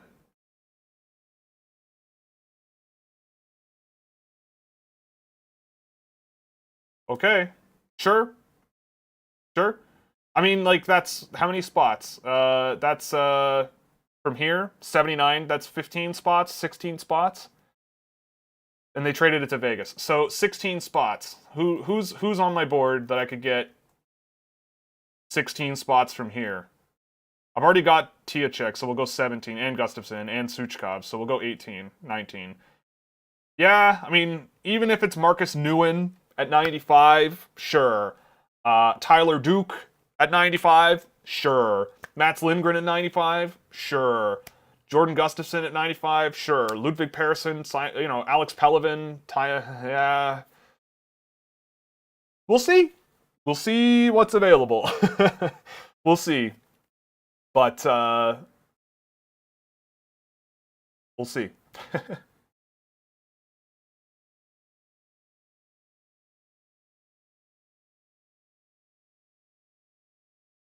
Oh, and Vegas took Gustafsson. Damn it. Al Dubas is breaking my heart here. I mean, I like Jordan Gustafsson, but also just like all these trades and everything. And Fraser Minton at 38 still kind of confuses me.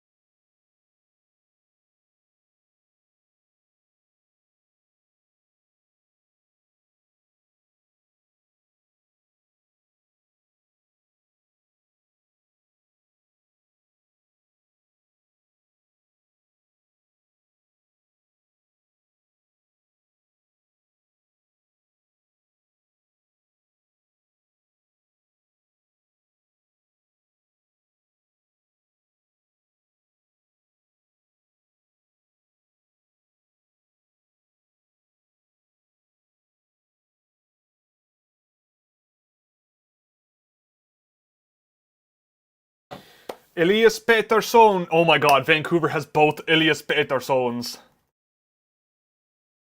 That's incredible. How did they do that on the jerseys? They're both named the same name.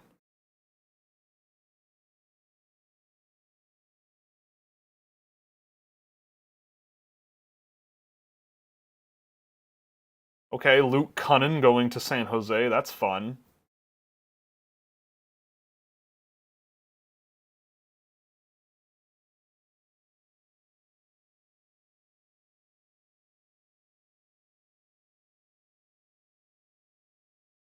That's hilarious. I love the double Elias Pettersson.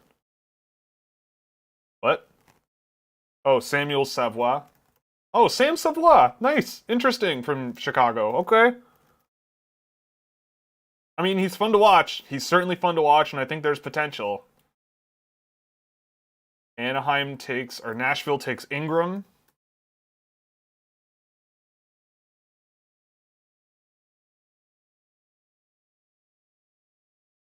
Ingram to 82 to Nashville. I like Adam Ingram. He's, smart, skilled puck distributor.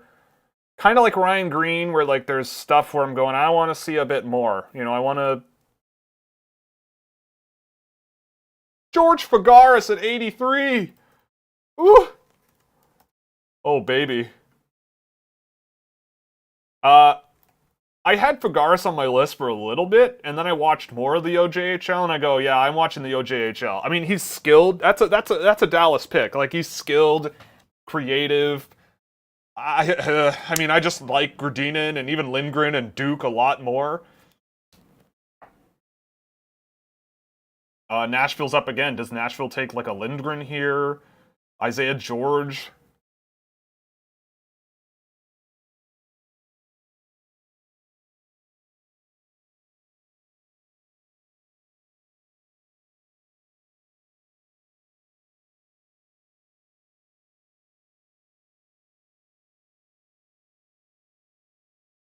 Or Kulanumi, yeah.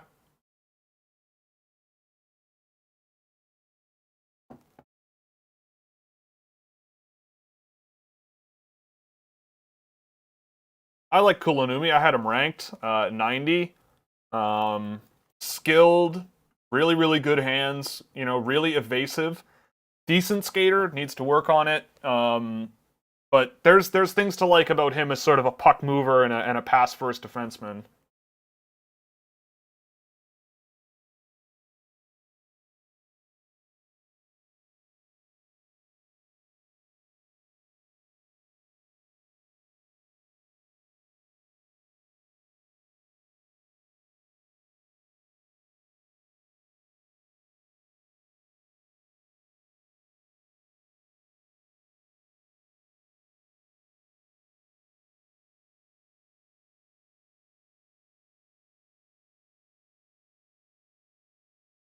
Persson. Ludwig Persson. That's a good pick for Washington. I like it. Watch. LA is going to take Gradina here. It's going to be terrible. I'm going to cry.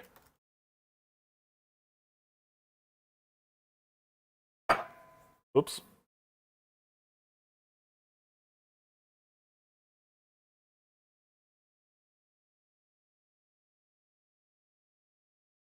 Ludwig Persson.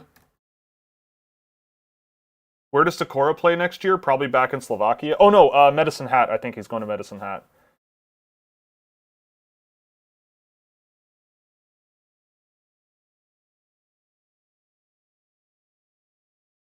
I like Ludwig Persson at Washington. That's a nice pickup. I feel like Washington's having a decent go here.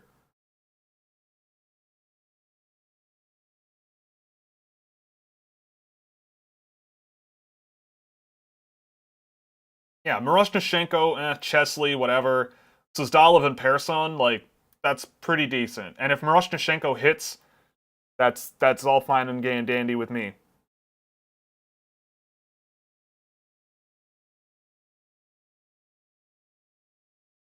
Oof, and that trade that Lane Hudson pick came from Edmonton. Nice.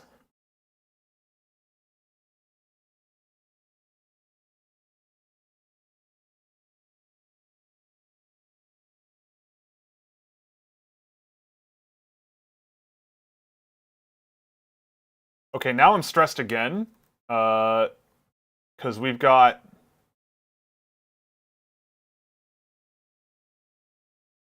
oh god, we got a bit of a ways to go here. 10 picks.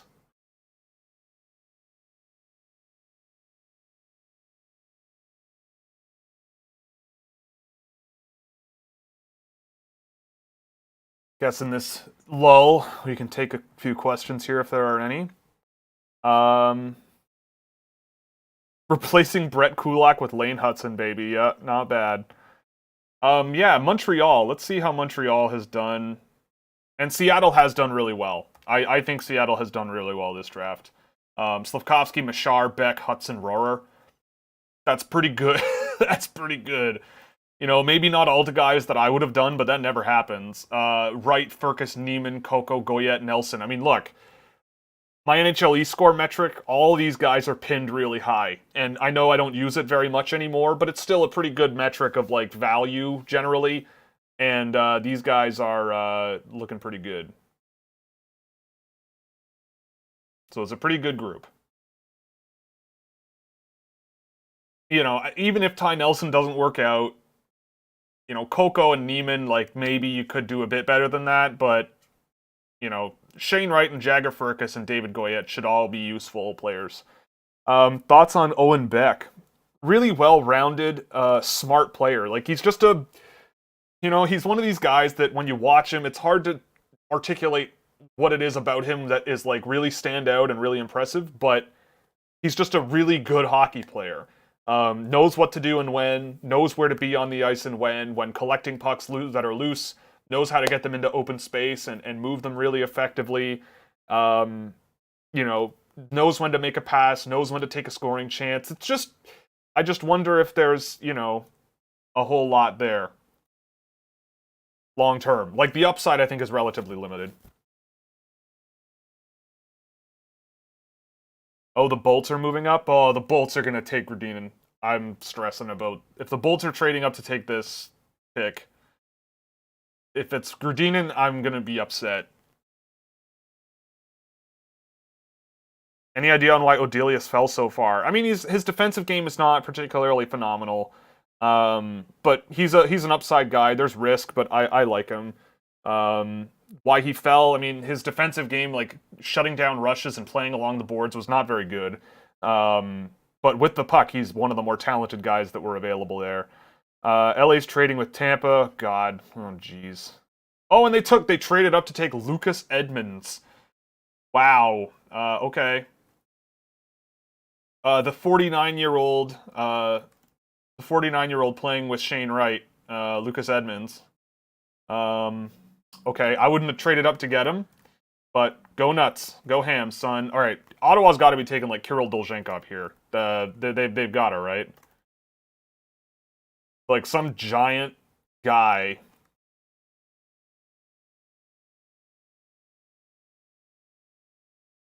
Oh, Thomas Hamara. Okay, that's fine. That's a perfectly acceptable pick for Ottawa. That's good.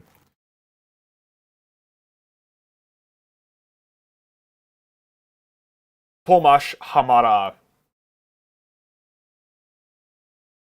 Judging by how Minnesota's been drafting, I don't think they're going with Gradinin. Michael Buchinger, that's whatever. Go off, son. St. Louis. Yeah, like, the only guy that I'm, like, pounding the table for here is Gradinin. Outside of that, there's maybe 6 guys where I'm interested. The rest, take who you like. I don't care. Like, just take who you like.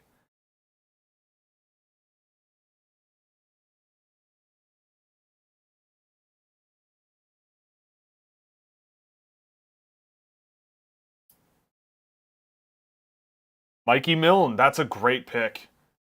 I like that a lot. A little higher than I have him ranked. Well, not really, but, you know, not super high relative to who else is available, but as a re-entry guy, Mikey Milne is a great pick. Minnesota, I think, is just drafting him so nobody else does. He's a really talented guy. I believe he can play on the AHL next year. Skilled. There's a lot to like.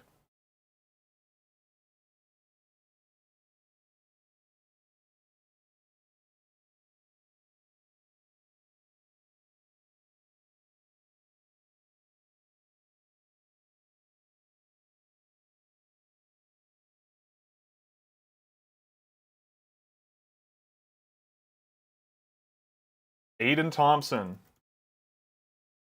That's the first one where I don't have him on the board here. That's the first one.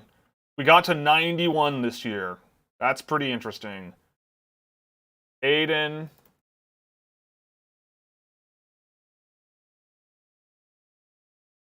Okay, we'll fill this out later. Yeah, I don't have Aidan Thompson on here. All right.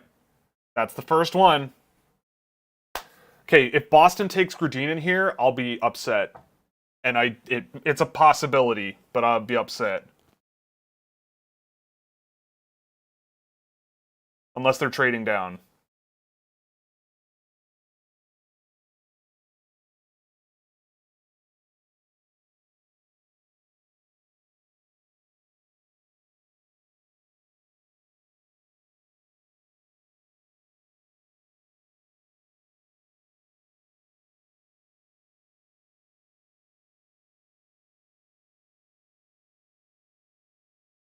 So Aidan Thompson plays with the Lincoln Stars. He's listed as a center. Whatever. I'll deal with this after the draft is over, ladies and gentlemen. Oh, whoops. Sorry. 89 and 90. Right? That is correct. Yeah, okay. Thank you for the heads up. Math is hard. Yeah, Lucas Edmonds is almost 21 years old. Minnesota and Winnipeg. Let's see. Minnesota's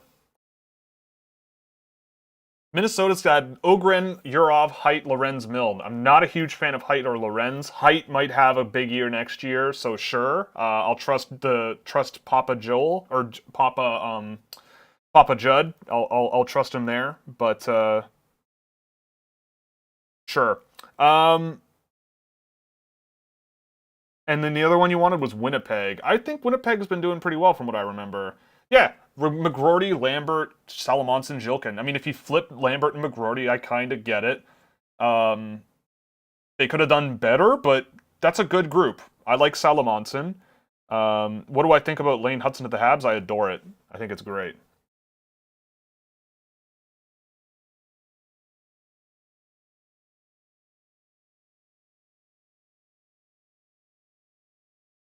Anaheim, the Ducks. You didn't see that. Minchukov, Gaucher, Warren, Luneau. Well, they're going for a brand. I'll tell you that much. You know, they might end up with a lot of second and third pair defensemen and a third line guy. There's the Anaheim Ducks draft there. Oh, trade.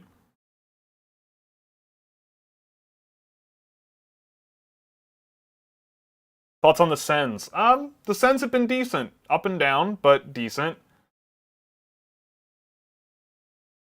The Senators, Nordberg, Patterson, Hamara. Meh.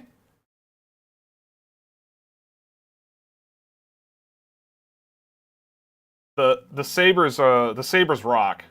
Savoy, Oslin, Kulich, I mean Leinonen and Nuchev, whatever, but the first round is where the Sabres have made their money this weekend.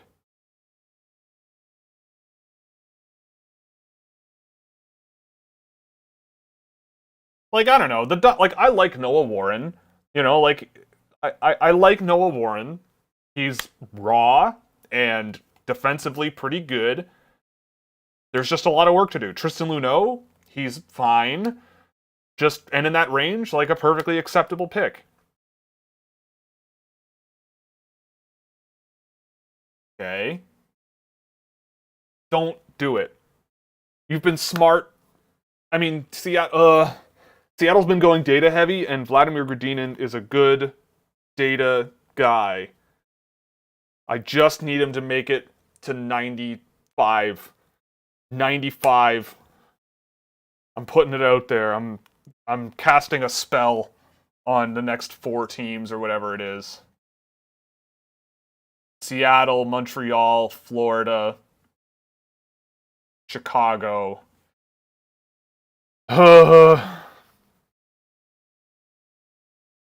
Oh, they went prep. A guy I've never seen. I've never seen Ben McDonald play because I couldn't find any tape of him. So I don't know anything about Ben McDonald. So if I can find video on him, I will definitely report back. Prep guy, sure. Don't do it. Kent, please. They haven't drafted a Russian yet, I don't think, in Montreal.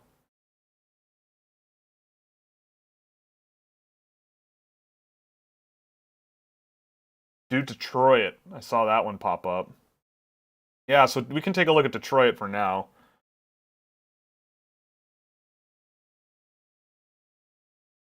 Oh, who did they take? I heard Adam in Sweden. Adam Engstrom. Oh, Adam Engstrom. Oh, okay. That's cool. Yeah. I like Adam Engstrom. You know, safe, dependable. You know, he's a good player. Adam Engstrom is fine.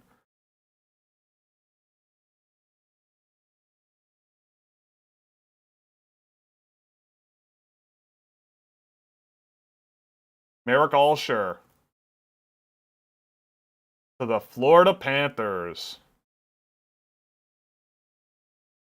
Okay. Chicago just needs to not draft Vladimir Gradinin, and I get him at 95, which is even better.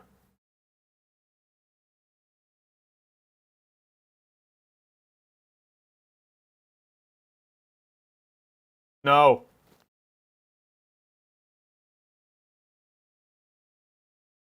Okay, Arizona's not taking Gradinin. There's no way. There's no way Arizona is drafting Vladimir Gradinin.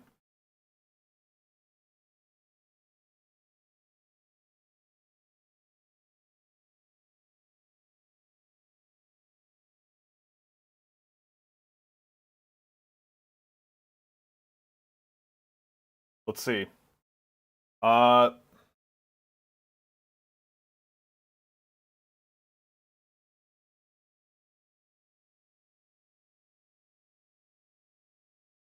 Yeah, so Detroit.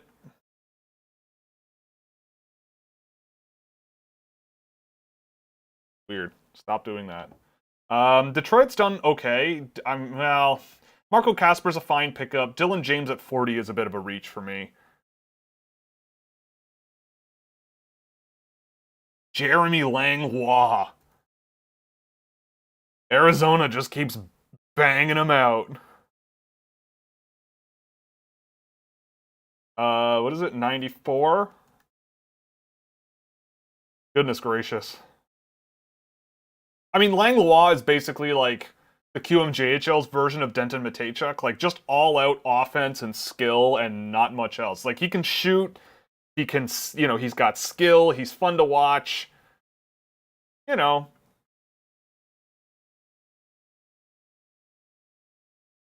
Vladimir Gradinin going off the board. As long as Toronto doesn't trade this pick too, which would be whatever, but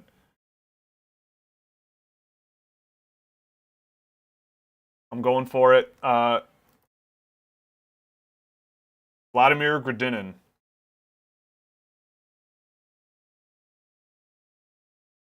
There. Now it fits on the screen.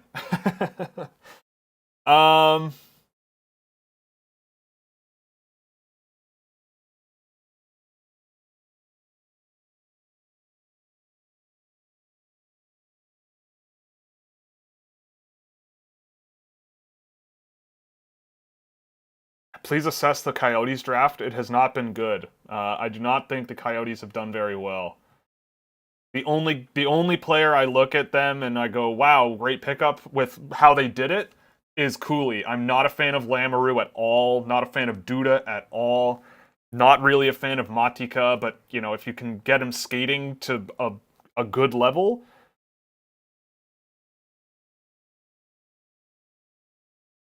Nick Moldenhauer. Okay, that's fine. I don't have him. I have him ranked around 91. I mean, Toronto has to draft a guy from Chicago. Moldenhauer's fine. If they took Moldenhauer where they took Minton and Minton where they took Moldenhauer, it makes a lot more sense. But whatever. But that's fine. And yeah, I mean, Toronto is going to draft someone from Chicago. That's just like a guarantee. That's an expectation.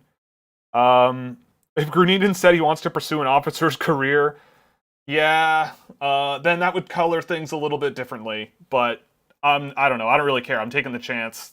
Let's go. It's 95th overall. Like, we just watched Jeremy Langlois go off the board.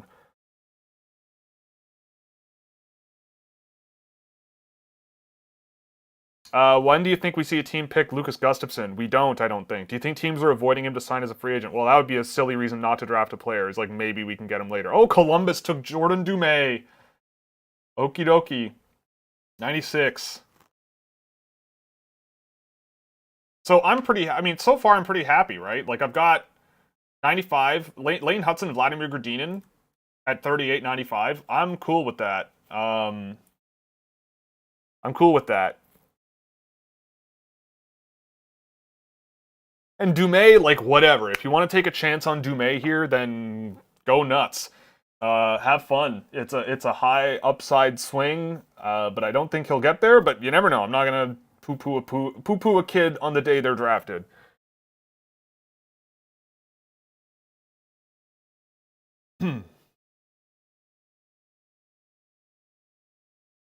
I don't know. I wouldn't call this a steal. We'll see what happens when his line mates go to the AHL. McConnell Barker to the New York Rangers.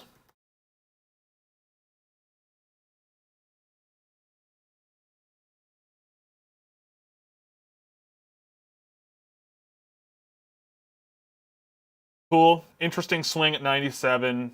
Whatever.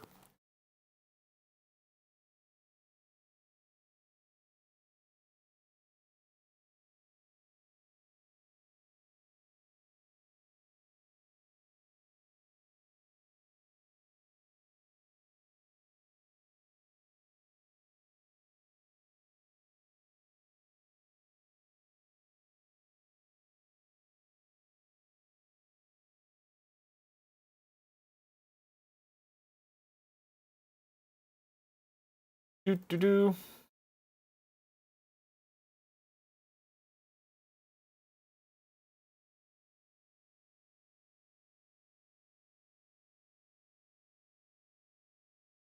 Isaiah George goes to the...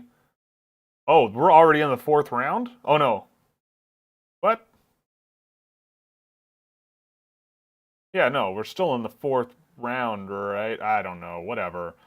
98.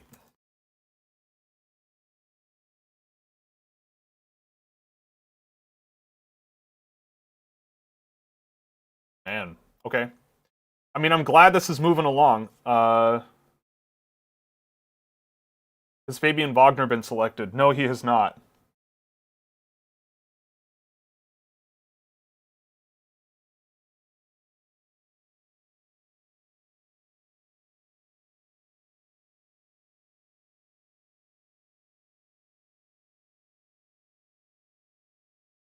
No, the first person of color drafted was Warren, I think.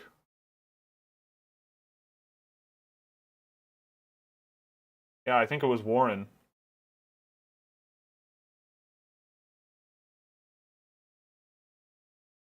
Garrett Brown.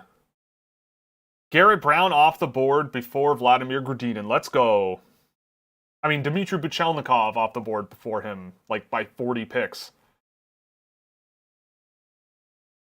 I mean, yeah, like maybe with CSKA Moscow being the army team, like they're just not willing to go there, which I understand. Like, sure, I would get that, and if that were the case, like a Mats Lindgren might make sense here. Tyler Duke.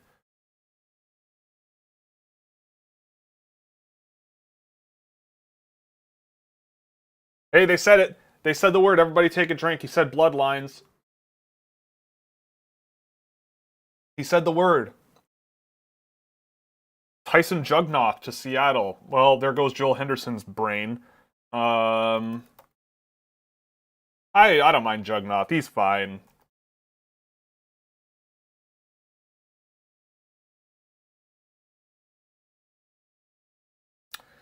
Carolina. What do they do now?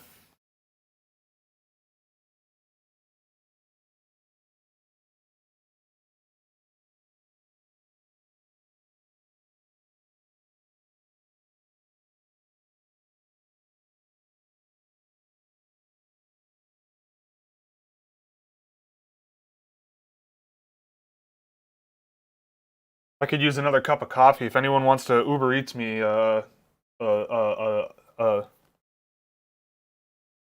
Simon Forsmark. There it is. Simon Forsmark is a pretty decent bet here.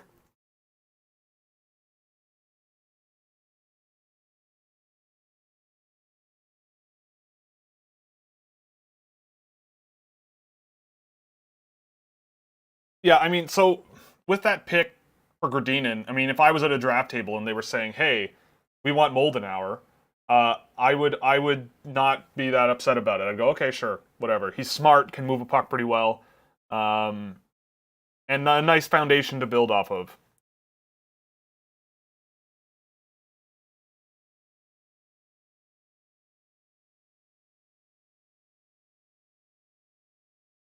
Yeah, Tyson Jugnoth does sound like a Lovecraftian character. Um, oh, whoops. My mistake. 98. And he went to... Where did he go? Right, the Islanders. Forgive. I apologize. Tiachek is already on Team Scouching, yes. Tyler Brennan goes to the Devils. Okay, sure. I mean, if you want to take him, sure. At this range, it's a good goalie pick. There's only a couple of goalies I even really liked that I saw a lot of this year, but a couple of them are Russian, and yeah, yeah.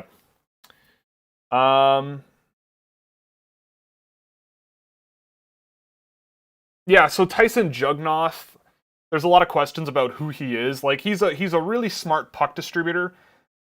needs to work on his footwork. He's not very strong. He's pretty undersized, but his offensive tools are good. He's really, really smart at reading the ice, knowing when to move the puck and when not to. It's just a lot of the highlights I've seen of him and a lot of the clips. Like, Joel Henderson has been showing me clips of this guy all week, and I'm like, look at what's happening on the other side of the puck here. Like, you know, he pushes guys a little bit with the puck on his stick, and they just part the seas, and he just does whatever he wants, which is fine. Oh, another one I've never heard of before, Kenny Connors. Oh, he's on the list. Oh, okay. I don't know who Kenny Connors is.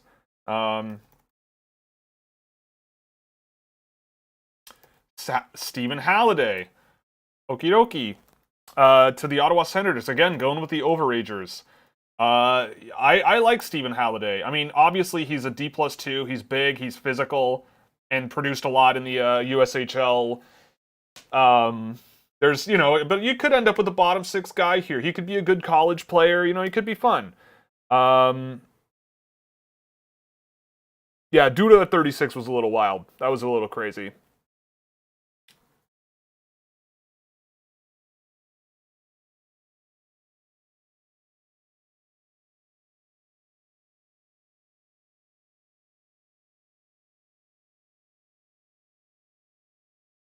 Oh, him, Anton Johansson. Okay, not Anton Johannesson. Anton Johansson. That's actually, I like that pick. He's big. Like he's a rangy big guy. You know, once he fills out, I could see something there. Drove really good data on the pick 224 side of things. An interesting one. I had him on my list for like a couple of weeks because I was like, maybe there's something here. And at 105, like, again, this is in the range where you just sort of take who you like. Like, I don't really know what's going to happen with all of this stuff, but you know, like, I would take a chance on Mats Lindgren ahead of Anton Johansson, but he played pretty well. Oh, there goes Mats Lindgren. Okay, Buffalo. That's a great pickup. I mean, I understand why people are skeptical of Lindgren, but at this point, based on who I've seen, he's one of the better skating defensemen I've seen. Really skilled, just really unrefined and raw, and has trouble sort of... I want him to be more assertive and play more offensively, and he just has trouble doing that.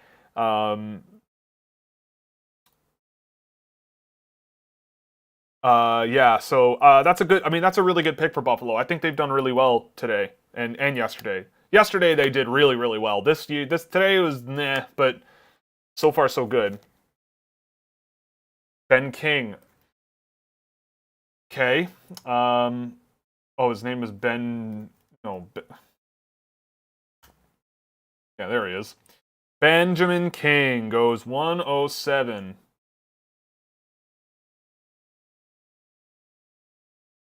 I mean, I don't know. I can't tell you too much about Ben King. I've seen him a bit.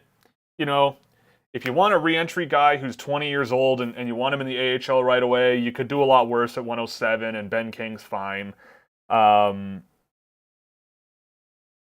Yeah, I mean, I think Montreal has really done well. I honestly, like, this is a bit of a blur. Like, I'm trying to keep track of who's gone where in my mind. Like, Buffalo did extremely well last night. Today, I think Lindgren at 106 could be a really interesting pick. What about the Kings? Seattle's done well, too. Seattle's done well. Seattle's done well, I think. Mason Beaupit, another goalie off the board. Mason Beaupit.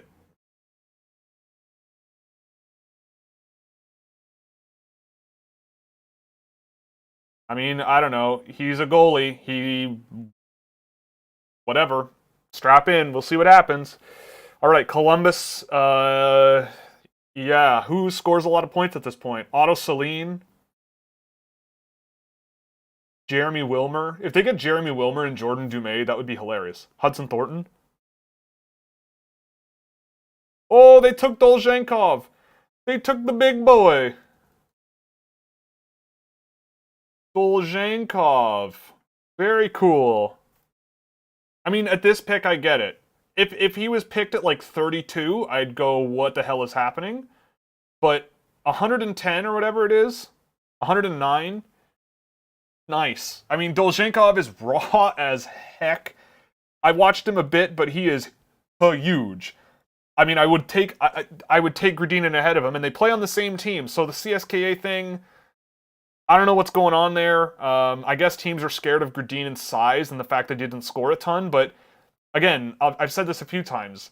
On the Red Army Junior team, he didn't play on the power play very much. Artyom Duda was the guy they were throwing out there on the power play, and he scored a lot more points because he's playing on the power play on a really good team.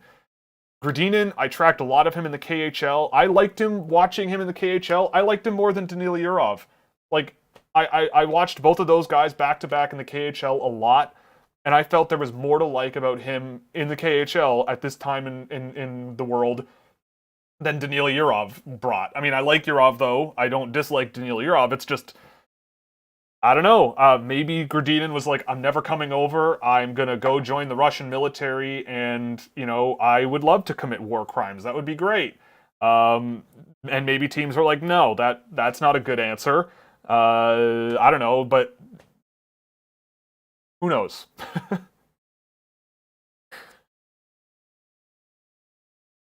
Yes, Buffalo is doing extremely well.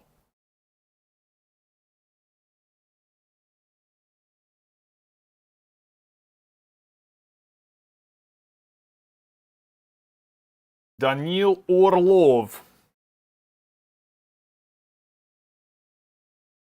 Nice. Butchering the word Orlov.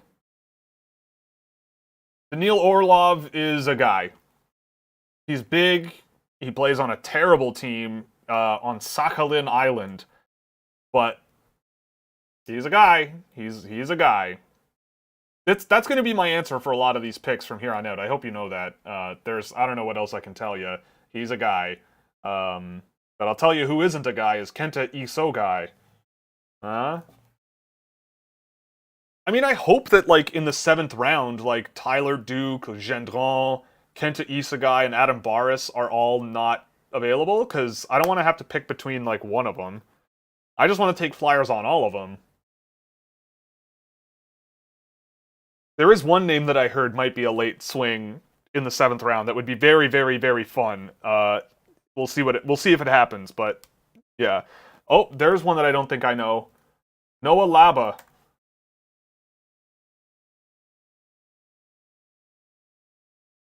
Noah Laba goes to New York. Who is that?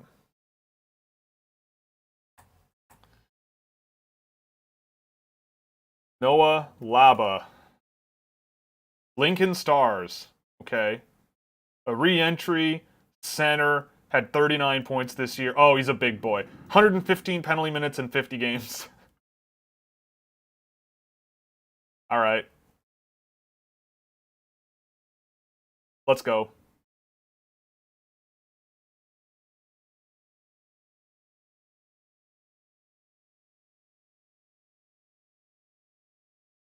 Yeah, this team in Sakhalin is really wild. It's pretty wild. Um, Fill in the future names so we know the order, please. Well, I don't know. I'm filling in the teams that draft these players. If you want to follow along with the draft board, just go to the NHL's website and open it in a different tab. I don't know, but I'm not going to change my entire setup here. Damon Gardner. 112 to Vancouver.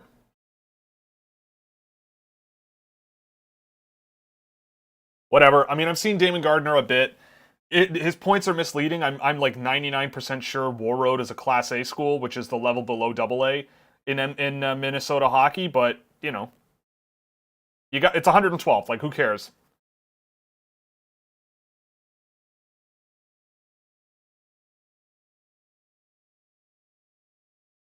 Remember when Alex DeBrincat was traded by the Chicago Blackhawks for like magic beans?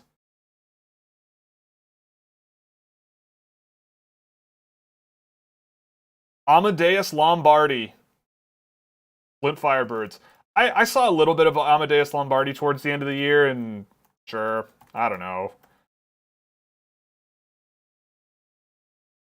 Cole O'Hara.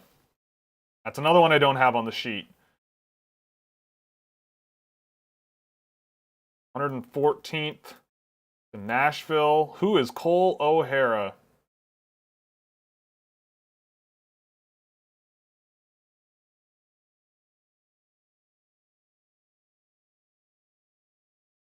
Cole O'Hara. Oh, I know Cole O'Hara. Okay. I didn't add him to my list, but okay. I don't mind Cole O'Hara one bit. He's a guy who I was like watching them play in Tri-City, and I was like, who is this guy? And he was really impressive, and I thought, okay, maybe I'll keep an eye on this guy. That's interesting.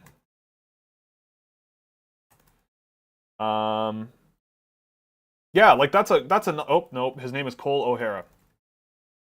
He's an interesting pick. I mean, at 114, like I like him more than what I remember seeing of guys like Amadeus Lombardi. You know, I remember liking his skill and the pace of his game. I mean, I like him more than a guy like Daniil Orlov, you know, Benjamin King, maybe even him. It's interesting. I don't know. We'll see what happens with that pick. But I'm pleasantly surprised that he got drafted. And there goes Gavin White. Of course, Gavin White goes to the Dallas Stars. You know, Gavin White is like skill, fun to watch. I had the idea of him maybe as a 7th round guy if a lot of my guys that I really like were gone. But good for him. I mean, Dallas taking him at 115, I like it. It's you know, I don't know if it'll work out, but whatever. Gavin White's perfectly fine.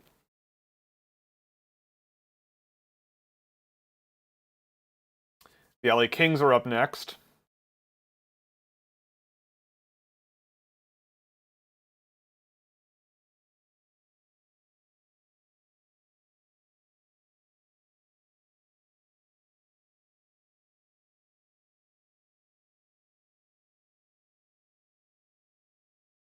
Mozart Stanley, yeah. Yeah, Amadeus Lombardi is not a name that I would hear very much.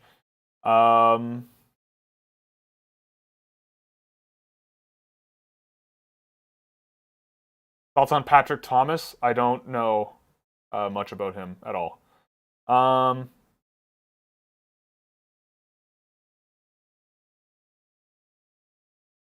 Who did Vancouver pick at 112? Oh, Damon Gardner. Yes, I did. Oh, yeah, they did on the broadcast. I thought you were talking about me. How is Grudinin still there? I don't know. I mean, look, part of me is like, are they scared of CSKA Moscow? Well, Dolzhenkov's off the board. He's small and didn't produce. I spoke to a couple of NHL scouts about him, and individually, some are on the same page as me. Some of them see a really, really good player there. Others, you know, but then it's like as a group, you know, under pressure, they got to make a decision, and they don't want to go that way. I mean, I don't know. I look at a lot of these guys. Like, is Grudinin really less likely to make the NHL as like Noah Laba? But if you're the Rangers and you want to play your style of play that they are, Noah Laba could be the guy that they just plug in. Oh my God, Angus Booth went before Vladimir Grudinin. Like something must have been said or something. Yeah, Artyom Duda is on the Army team as well. Gus Booth. Let's go, Gus. Not a huge fan of Angus Booth, personally. Ooh, Boston took Cole Spicer. That's spicy. Cole Spicer is one of these guys that, in isolated moments this year, I've gone, holy effing SH word, that was amazing. And then he just does nothing. So there's some little individual moments where there's something really nice about Cole Spicer that you like. So if you can bring that out more, I don't know what that means, but if you do, then you could do something with that. CSKA is the official Russian Army's hockey team. So part of the problem with Ilya Fedotov is that he's old enough to do military service, and they just decided, you can't leave, we're arresting you, and you're doing your military service now, when he tried to go to America. So, I mean, with guys like Kaprizov, they were labeled as students, so they were able to leave the country. Grudinin, from what I've been told, doesn't have that concern. He's labeled as a student, so he's not really sort of at risk of going into the military, but I can't imagine that's something he wants. And Dan Milstein is his agent. I get the feeling that, I don't know. I'm more than happy with Gradinin where I picked him. But this happens once in a while where guys I really like just start falling, and there's reasons and whatever. But yeah, Gavin White's really good. Pretty solid. Yeah, I'm not saying the Fedotov situation makes sense. It's ridiculous. It's absolutely ridiculous. Oh, I missed a bunch of picks. Sergei Murashov. That was one of the goalies that I was thinking about. Okay, so so Pittsburgh. Oh my God. So they now have Calle Clang, Joel Blomqvist, or did they trade Calle Clang? Let me look it up. Yeah, he was drafted by the Pittsburgh Penguins, but they have Joel Blomqvist. Yeah, they traded him to the Ducks. But Murashov is a nice pickup. I liked Murashov from what I saw. He put up decent data from what I pulled from Instat and derived from their data. He went to the Pittsburgh Penguins. And Don's Lockmelis, first Latvian off the board. I don't mind Don's Lockmelis. I don't have him on here. I thought I did. Okie doke. Well, I've seen Don's Lockmelis play. I liked Vilmanis better, but, that's splitting hairs. There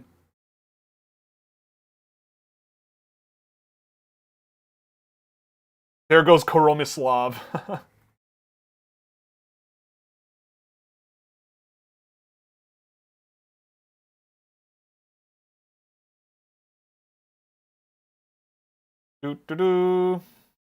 Okay. Next is Karoma Slav. I didn't have him ranked, so I'm not a huge fan. I wanted to like him after last season, and well, St. Louis. Okay.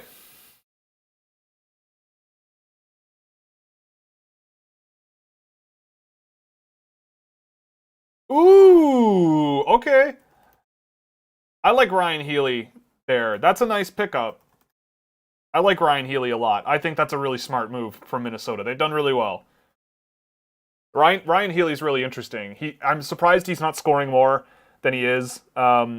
Skilled, fluid on his feet, really nice shot from the point, got confidence with the puck on his stick. Pretty mobile in all four directions. and it's pick time here. Oh God, what do I do? I don't want to draft another small defenseman, but that's the only guy that I kind of really like here.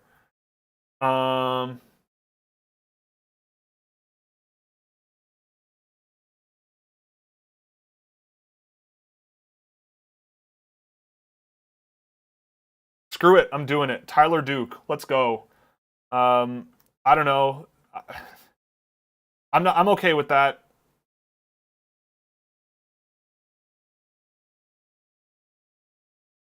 What the hell? They took a goalie. Man, Toronto is mystifying me. I don't know. Oh, wait a minute. I know this person. Yeah, he's a 21-year-old. Played in the SHL this year. Okay. I forgot this person existed. I don't hate it. But I'm still going with Tyler Duke. But, I mean, he was pretty spectacular this year in the games he played.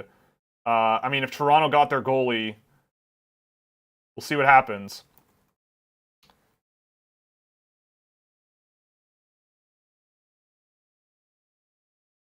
Yeah, Dennis Hildeby is an interesting pickup. I don't hate that at all, actually. Now that I remember who that is,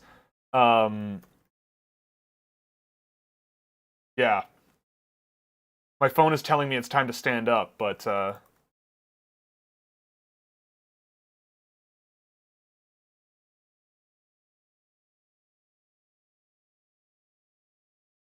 yeah, Dennis Hildeby is interesting.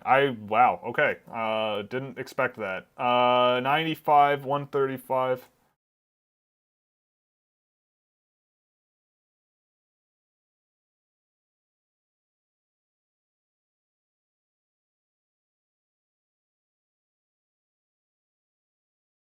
I mean, Dennis Hildeby is not old. He's 20 years old. Like, he's old for the draft, but like in this range of the draft, like if you have a goalie who's 6'5" and had like a 930 save percentage, you draft him and see what happens, I guess. At 135, it's Tyler Duke here. I like Tyler Duke. I mean, I would rather not draft an undersized defenseman. I mean, look, if I was sitting at Toronto's draft table and they said, look, let's take the 20-year-old SHL goaltender who had a 930 save percentage, who's 6'5", and let's just see what happens later, I'm going, okay, yep, no complaints from me. I just also don't know anything about goaltending, really, and I only saw a bit of him, and I don't know, he's a goalie. Oh, wait, 120, I thought it was 122. Okay, or 135. Nope, that's not it. Tyler Duke. I like Tyler Duke. He's skilled, small, but really drove really good results.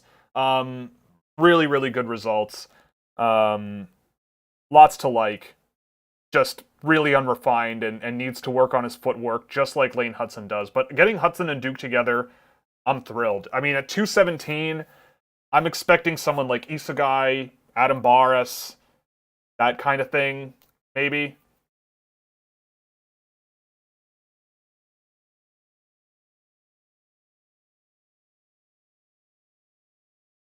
Oh.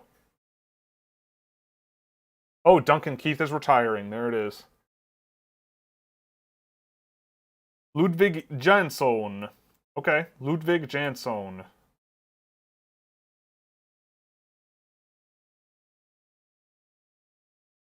Oh, did Toronto trade to get that pick? I am so confusing. I am confusion. I hurt myself in my confusion. So does Toronto? Okay, so Toronto has 135 too. Okay. So okay. So they have 135 as well. Okay. It's hard to keep up. There's a lot going on really quickly here. So they still have 135. That's okay.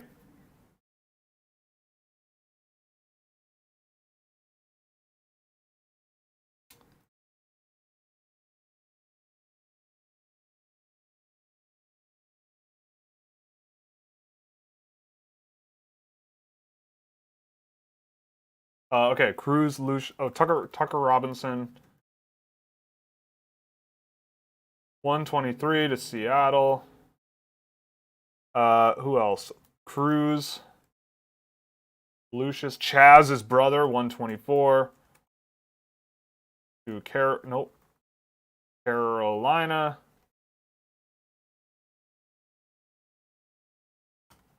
Ludwig Jansen. I like Ludwig Jansen. It's a neat pickup here. I mean, like, yeah, in this range, like, there's guys I like, and then there's a whole bunch of guys where it's like, look, if you want them instead, like, whatever. I mean, you got to pick one. I know who I like. Oh, Montreal goes back-to-back here.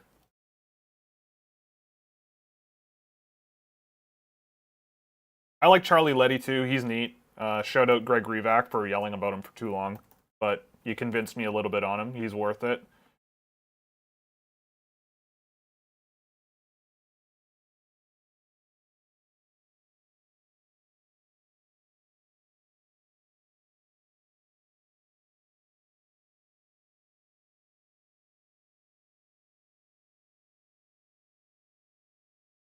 Oh, Cedric Glandon goes to the Montreal Canadiens. That's an interesting one. I warmed up to him as the year went on. I liked what I saw out of him. Shifty, skilled, definitely more of where the Habs are trying to go. And this range, I like it. It's perfectly fine. The Habs are doing damage this year. They're doing things that are good.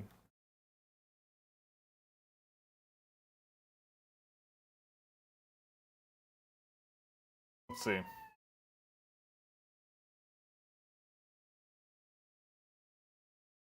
So Montreal's already drafted 7 times, and they've done pretty well. They've done really well, I would say. I'd say done quite well. Montreal's having a good couple of days.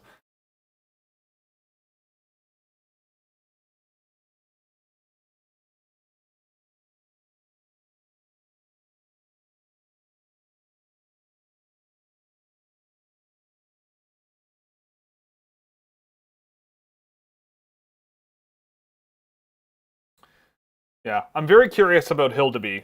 Now that I see him off the board. So we'll see how it goes, because Toronto is so desperately in need of goaltending. And Hildeby is, on paper, looking pretty decent.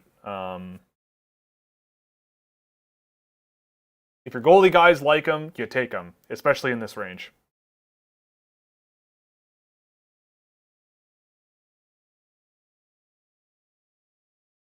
What do I think about Luke Cunnin?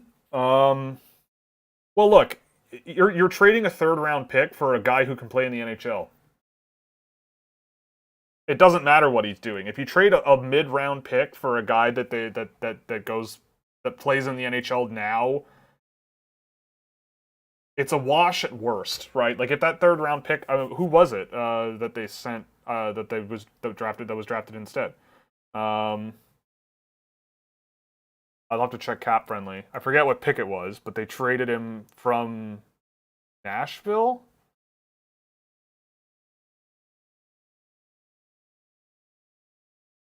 Nope, that's not what I want. Tools, entry draft board, Cunnin. Oh. Really?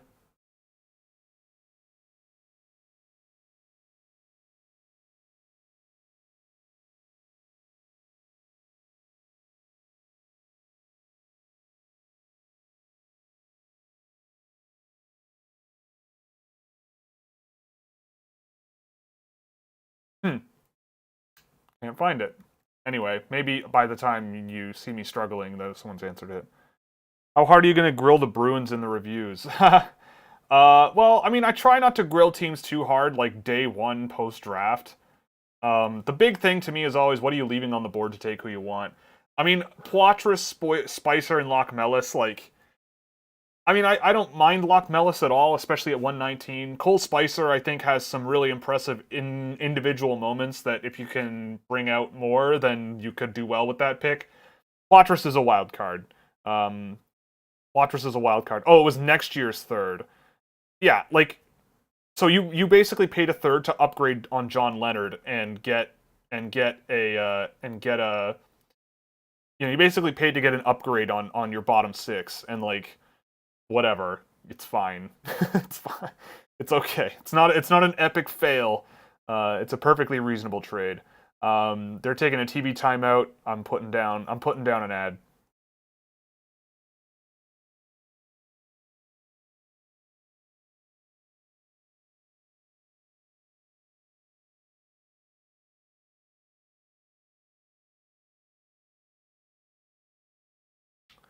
Ramada. Yep. How many more defensemen should Dallas draft? All of them. All of them. Okay, so they swapped a fourth for a fourth next year. Sure.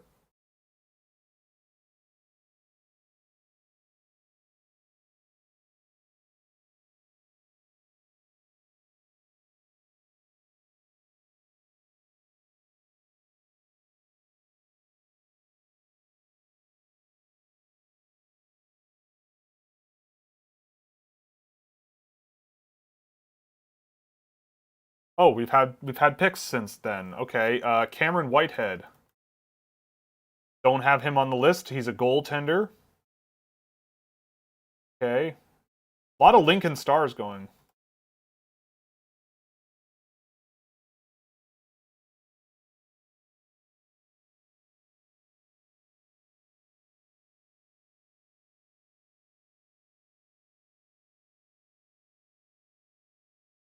Uh,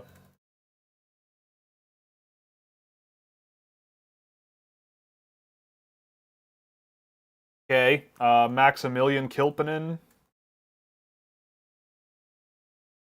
I like Kilpinin. Oh no, 129 Detroit. Oh my god.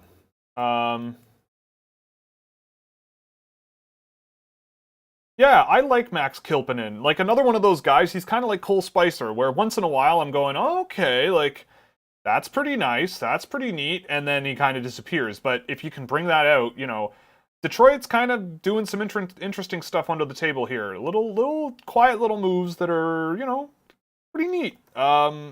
Skill guys, Like, I'm not the biggest fan of Dmitry Buchelnikov, but I've seen guys like Johansson and Kilpinin a little bit here and there, and like their drafting out of Sweden has always been really strong, and we'll see how it goes with them. I'm surprised to see Kilpinin go before Fabian Wagner, but they're a bit similar.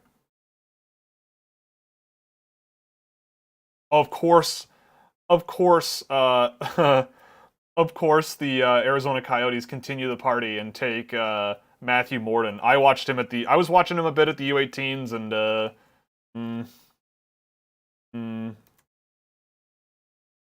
okay, Jared Davidson. He plays for Seattle. Where are we here? Morden. Yeah, I'm not a huge Matthew Morden fan. Not a huge fan, but whatever. It's 131. You know, like if Tyler Duke goes undrafted or something, and a guy like Matthew Morden goes right after where I would have picked Tyler Duke, I'm going, look, I think Tyler Duke can hold a puck away from a guy like Matthew Morden for minutes on end. So just with the skill and puck ability he's got, and the quickness and the aggressiveness. I don't know. I've learned to stop caring when players I like go way later than I think, or go completely undrafted. I still feel good about Yuri Tiacek. I love that guy. Still feel really good about Igor Suchkov and Lucas Gustafsson, and they like Suchkov has been, you know, like we just watched Lucas Edmonds go playing OHL hockey, scoring a bunch of points. Igor Suchkov is playing in the VHL and led his team in scoring a men's league in Russia, a step below the KHL, and looked good in the KHL when he played there too. Frederic Brunet, okay. I don't know. He's fine. He's one of these, you know, whatever. He's a guy.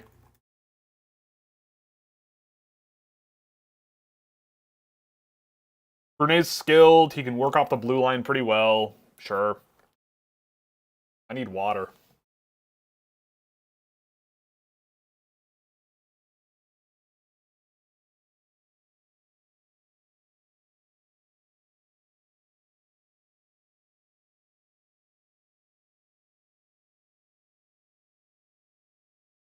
Who? I heard high school. Alex Bump. Nice. They went for the bump. I like Alex Bump. He's kind of neat. He's on my watch list. I didn't see a tremendous amount of him, but he's another one where if his name came up in this range, sure, I'd get behind it. Really well-rounded power winger guy.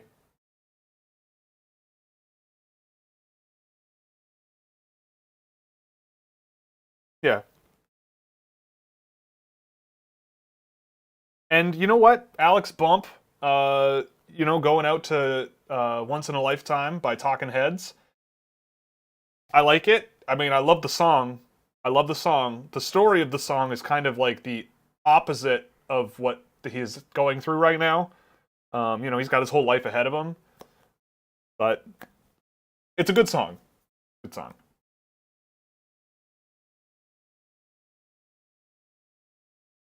Unless that wasn't the song that he... Well, maybe. Vsevolod Komarov. Okie dokie. Oh, Toronto's on the board again. Man, honestly, I don't even know what I'm doing here.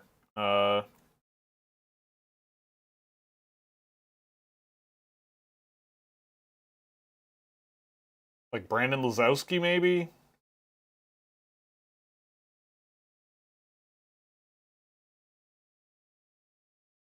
Hmm.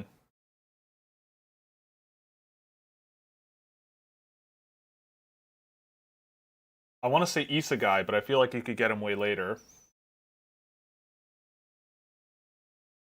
You know what? Let's go.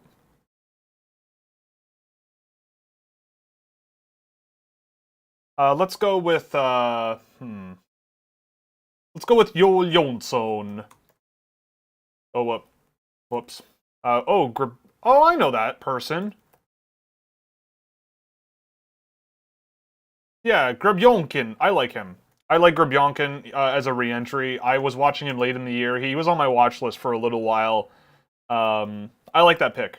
It's, he's fine. He's a skilled guy, fun to watch.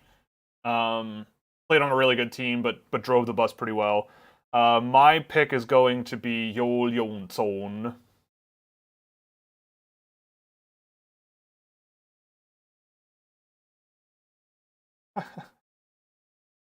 All right, so Ottawa just took Jorian Donovan, and Jordan Millette, who's in the crowd, is going to lose it. So I'd love to be there now.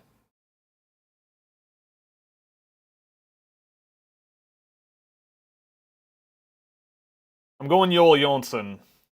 I've seen more of Joel Jonsson than Adam Barras, uh, and I like him. Kind of neat. No, I'm not. I'm not taking Justin Cote. Maybe at 217, but not here. Grebenkin's interesting. Take a goalie. No, I don't need a goalie. My goalies right now are Daniel Vladar, Mikhail Burden, and Dmitry Nikolaev. I don't need a goalie. Um,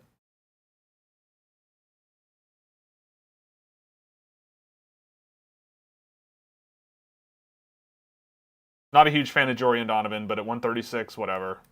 Sure.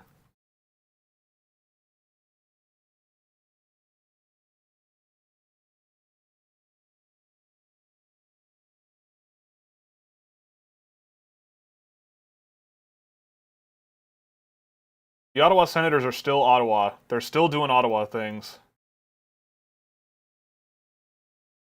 Fun. Nordberg, big boy, can skate, raw. Hamara, fine. Halliday, big boy, can skate. Jorian Donovan, fine. Good time. Troy takes Tanias Matherin. The word saint backwards is your first name. That's creative. Points for creativity. Like, people were talking about Amadeus Lombardi being the best name in the draft. Tanias Matherin, I think, is the most amazing name in the draft. All right, so my hope is that at 217, it's Isegai. That's a gamble I'm willing to take. But this is also why I'm like, I don't know, just keep trading down. Trade down, trade down, trade down. See if anyone's willing to do that. Maybe.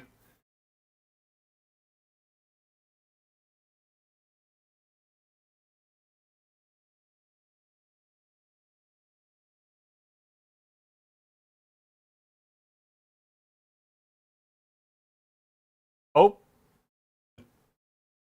Columbus? Okay.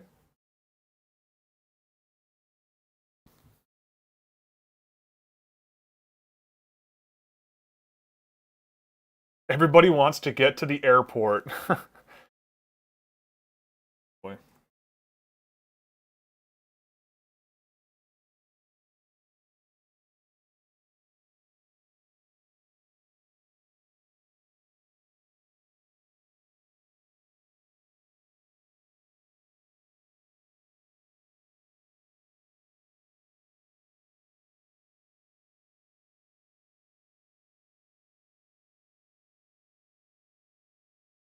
Who'd they take?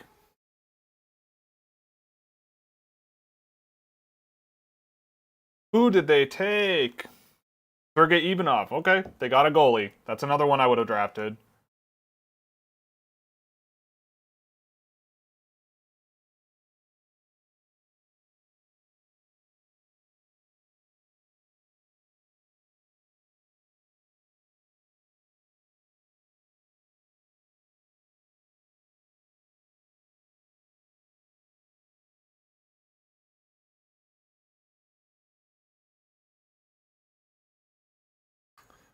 We're talking about Cutter Gautier's confidence being a positive.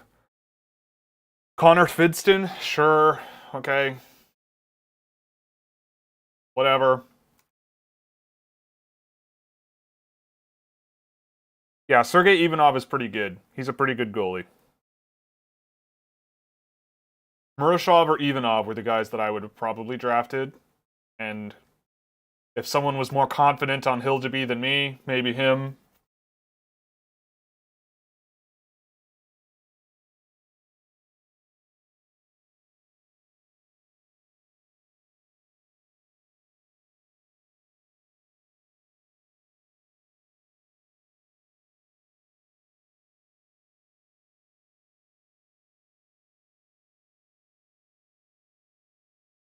Flyers need to get their swagger back. Jake Furlong. Okay.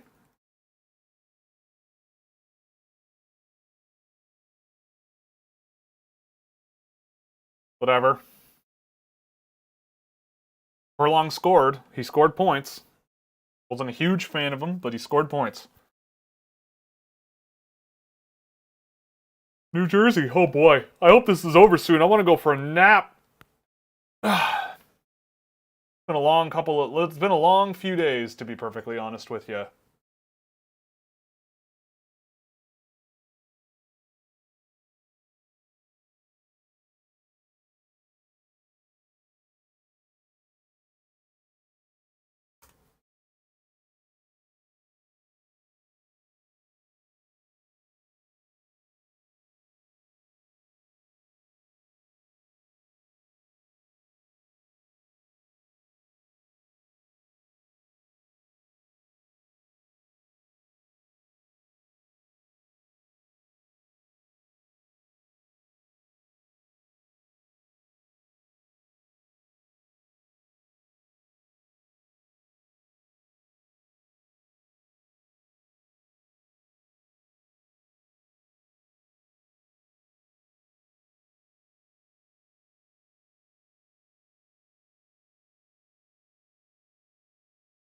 New Jersey, Peter Hauser.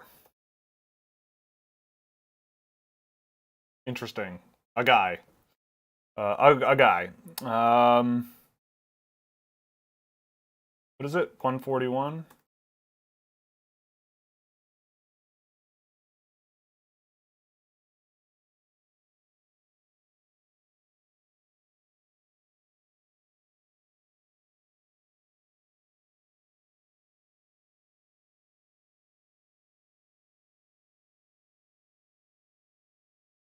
Jake Furlong to the tune of Everlong? Yeah, definitely. Cam, you did not really miss anything. It's been going real fast.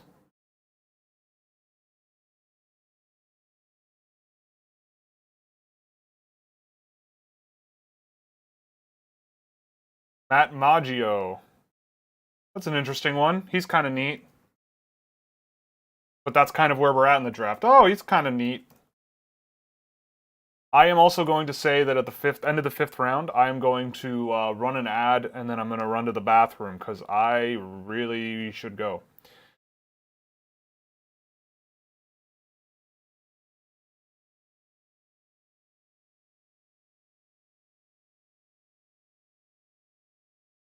Let's see, Peter Hauser. I don't even... Oh, I've looked him up before.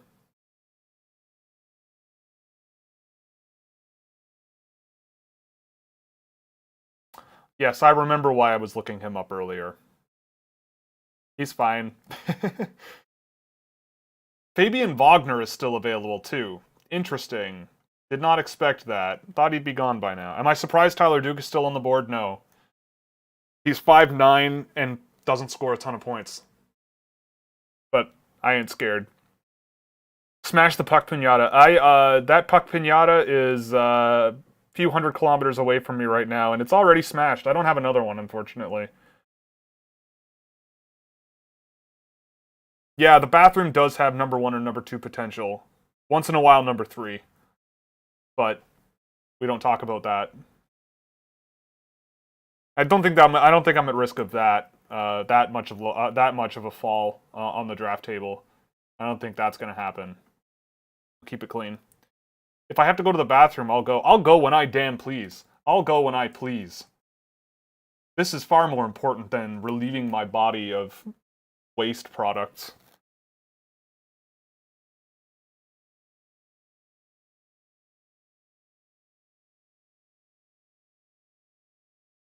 Don't you worry about me.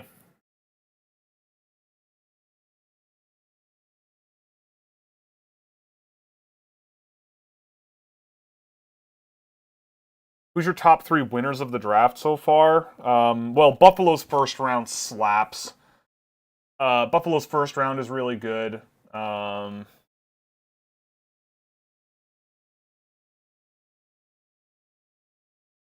Columbus has had an interesting draft, I would say. I don't have a place in Montreal. I'm staying in Montreal. Just Airbnb. Buffalo's done well. Carolina getting Gleb at 60. Carolina's done well, I think. I'm not the biggest Cruz Lucius guy, but whatever. I feel like the Devils have done some interesting stuff. Yeah, I mean, well, Nemec Casey, sure. And Tyler Brennan, where they picked him, sure. Vegas Golden Knights, let's see what they've done. Nah. I like Gustafson at 79, for sure. I think there's a lot more teams that haven't done very well relative to the teams that have. Seattle's done well, I think. Like, it's just a lot of teams where I'm like, okay, I kind of see where you're coming from, but, you know. Like, I'm really curious to see what happens with Fraser Minton, because he's a guy that I watched a bit, and everyone, even in the WHL, was like, oh yeah, like, as a mid to late round pick, sure, whatever.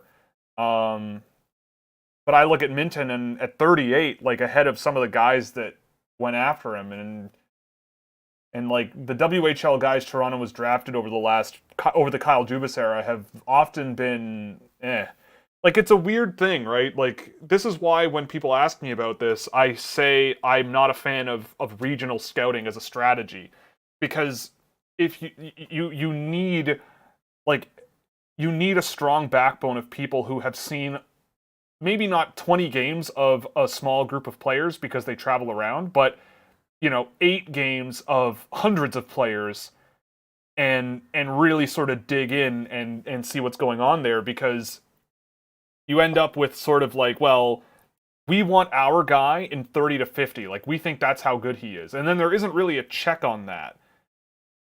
But we'll see. I don't know. Matt Nyes was not ranked by me last year, and he exploded this year, and it happened very immediately. Like, at the World Junior that summer, he was at the World Junior camp that summer. He was exceptional. At least a lot better than what I saw that year. And maybe that's the same thing with Fraser Minton. Maybe. But like Fraser Minton going ahead of guys like, Paul Ludwinski, Seamus Casey, Matthias Havlid, Julian Lutz. Little strange to me. So we'll see what the game plan is. Minnesota's done well. Seattle's done well. Montreal's done really well. Oh, Vegas drafted Patrick Gay. That's cool. Ty Young to Vancouver makes sense.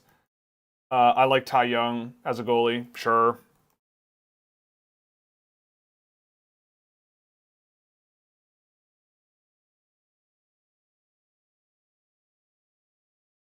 Patrick Gay is a nice pickup. He's pretty fun.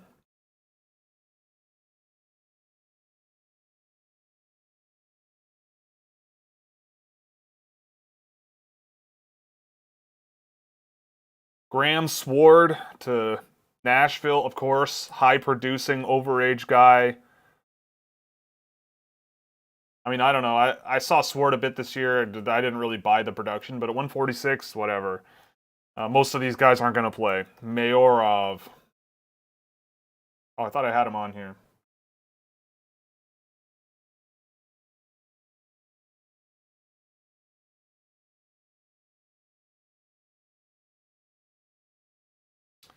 Like,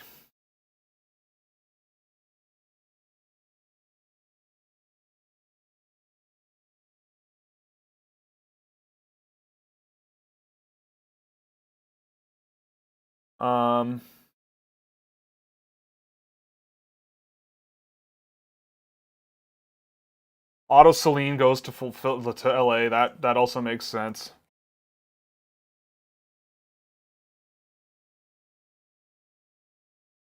Yeah.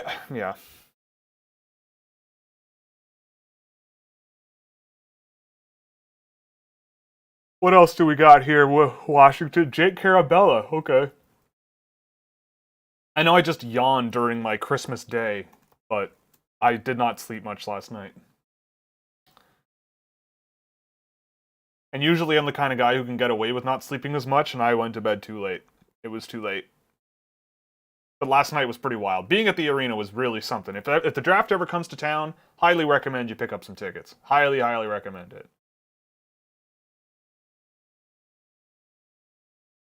Che Guevara, that's okay. Thank you very much. You're always a very, very generous supporter of the show, so thank you very much. Yeah, draft the bathroom at 217. Yeah, it's a dude. The bathroom in this place is incredible. It's really something. It's a pretty small apartment, but like the bathroom is like really unique and interesting. I'm not gonna show, but it's really it's a heck of a bathroom. So really glad I have this in the unit here.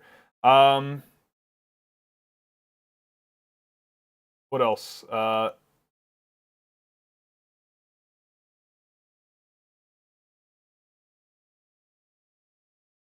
Is Grudinin not going to get drafted? Well, I'm kind of getting to the point where I'm going, there must be something there under the radar that teams found out, or not found out, but like teams are scared of.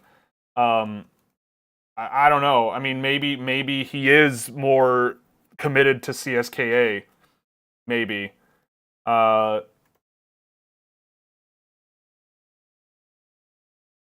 did I wear a Leafs jersey to the draft? No. Uh, no. I had a media pass and I was with media people, and I have been. I was actually in a suit jacket and a button up, so I was looking good last night. Does it have a bidet? Yes, but it's not hooked up for some reason. I mean, I can't imagine why. It's an Airbnb. Can't imagine anyone playing around with a bidet and breaking it and stuff. Um, I wish it was hooked up though. I love a good bidet. Um, Plot twist. Will's been in the bathroom this whole time. No, I'm actually in Sam McGilligan's bedroom. My bedroom was too small and didn't have a desk in it, so I commandeered his room for the day. But I'll be giving it back later. He very graciously loaned me the monitor that I'm watching the broadcast on. Sam had a very interesting strategy of packing for this trip. He brought his own TV and a PlayStation when we already had a PlayStation, and a full-size PC that he has now broken, and a monitor. It's fun. I'm teasing him a lot about it, but it's all in good fun. He's a fun guy. Um, okay, let's catch up here. Kevin Riedler. Like Kevin Riedler. Well, Vladimir Gordinin is still on the board. Okay. I don't even know who Kevin Riedler is. Now there's a picture of Zam Plant.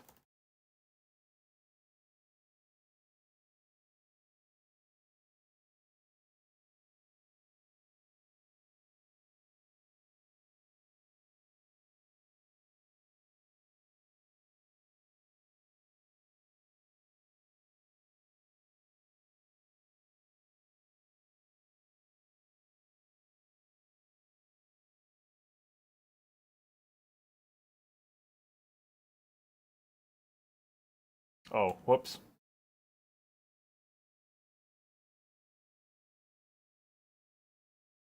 Kevin Riedler to the Ottawa Senators. I don't know who that is.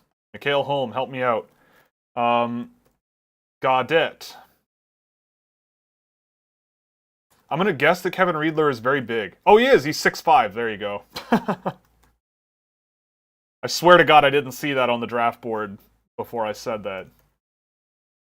Okay, David Spacek, sure. Whatever.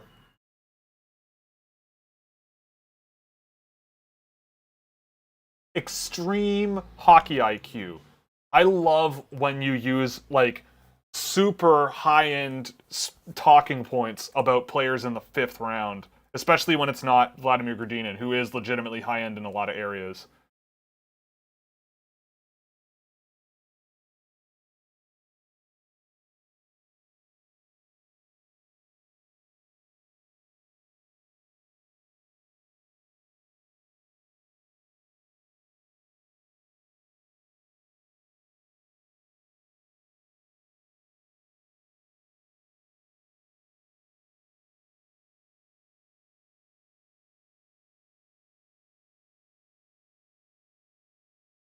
Michael Callow.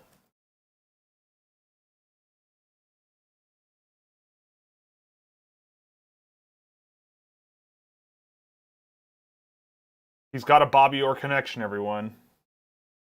Michael Callow.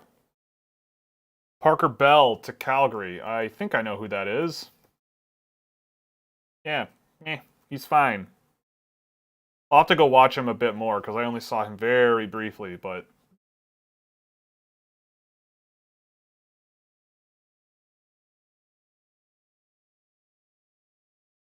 Hey, it's Bruce Boudreau.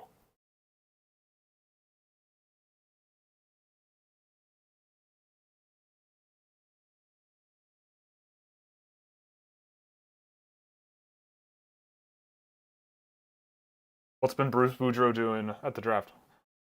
Whole lot of drinking. Yeah, Tampa with Tyler Duke and Dylan Duke would be a lot of fun.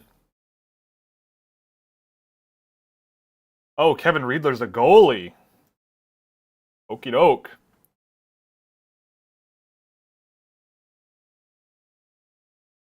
Oh my god!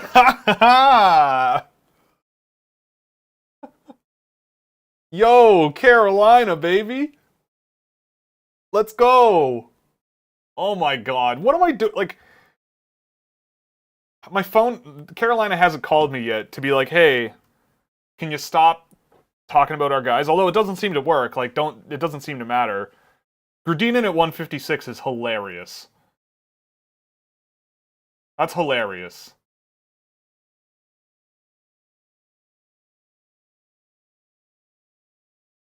I feel like teams are going to miss that.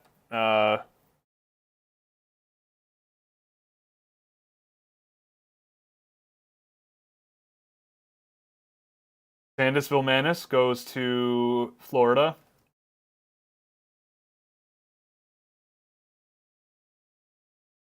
Man, Carolina is hilarious. Like that's how is it that nobody else does it the way they do? Like how is it possible that every single year they just like we'll take this guy, why is he still available? We'll take this guy, why is he still available? We'll take this guy, why is he like it's been years of this and people just like let them get away with it. Like it's hilarious. Like they just go, I don't know, let's see what happens with this guy. Like I can't tell you how many times I heard after Alex Pashin went in the 7th round, it's like, well, he's never coming over. He's never going to do this. He's never going to do that. He's too small. He's probably going to stay in Russia forever. For 2 years later, he's coming over. You know? Am I actually heading the scouting department for Carolina? If I was running the scouting department for Carolina, I wouldn't make my work public all year. But holy smokes. My phone lines are open. Like, let's go. Let's hook up. This is just hilarious.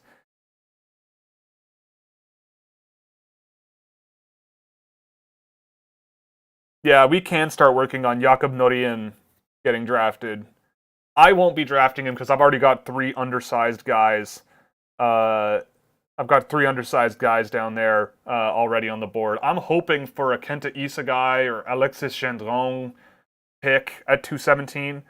Carolina, I don't think they've had the best draft overall, but for a team that didn't pick until 60, like I'm not the biggest Paravalov fan, but getting Trikazov at 60 is hilarious. Gardinen at 156 is even funnier. Simon Forsmark at 101, fine, go for it. Paravalov at 71, like I'm not the biggest fan, but go for it. Cruz Lucius at 124. Whatever, like you could probably have done better, but again, my pick there would have been Gardinen. Like they've done about as well as you probably can hope, I guess, judging by the fact that they started picking at 60. Like that's the thing that really impresses me is that they started picking at 60 and ended up with 2 guys in my top 15. We'll see what happens. We'll see how it goes. But yeah, I mean, maybe I don't work for Carolina because they already seem to line up with me. So if there's another team that looks at Carolina and goes, "Man, I wish we draft like that," it's not. I'll give you my phone number. My email is in my I think my email is still on my Twitter page, but my DMs are open. Oh, the Rangers took Victor Mancini. Yay! That makes me happy. Good for him. Oh man, that's so good. He's a member of Team Scouching, and I've been waiting and hoping for something. 158 to Edmonton. And Mancini. Oh, that's so good. Good for him.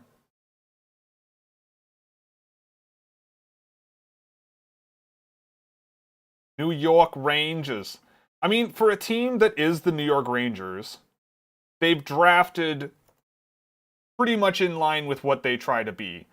Sakura, hard, physical, intense guy. Noah Laba. I don't know nothing about him, but he's big and he gets a lot of penalty minutes. Victor Mancini.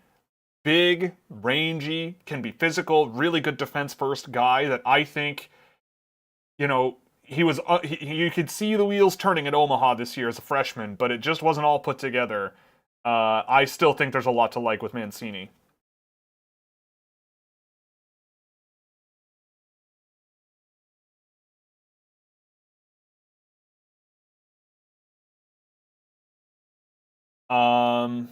Okay, I'm kind of like taken aback that Victor Mancini went in the draft. That's pretty good. Okay, so it's the end of the 5th round. I'm gonna run to the bathroom for just a moment, and I will be back shortly once I put this in here.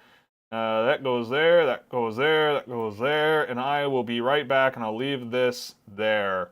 BRB. Oh, Vice Mahendran, thank you very much. I'll update this before I go.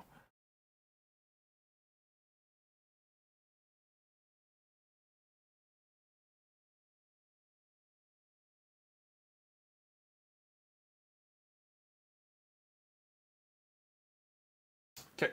I hope I don't knock over my green screen here. Okay, BRB.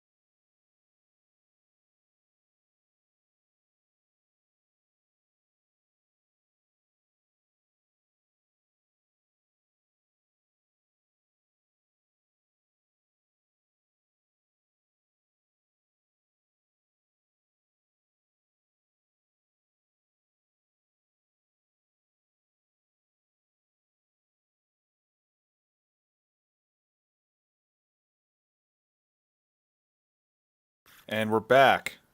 I guess I better put my microphone on. I I wanted to bring this to the draft and get some fun little answer my question things, but I forgot it at the house, so. Pardon the sounds of a microphone scraping against my gut. It's a little extra big today. Went to a local hot dog and poutine establishment that was about as greasy as you can possibly imagine.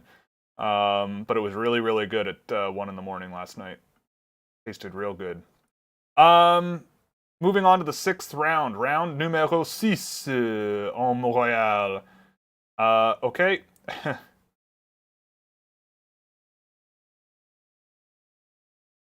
Okay, Emmett Croteau. I don't have that guy in my list, but he's a giant goaltender. EM. So a lot of goalies that I've never heard of, which I would rather have.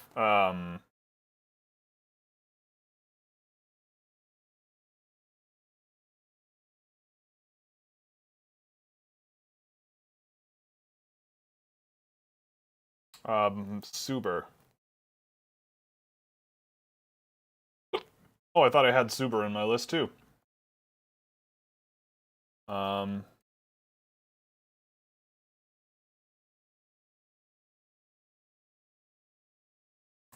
Zuber to Arizona. Arizona continues to go in other directions that are strange.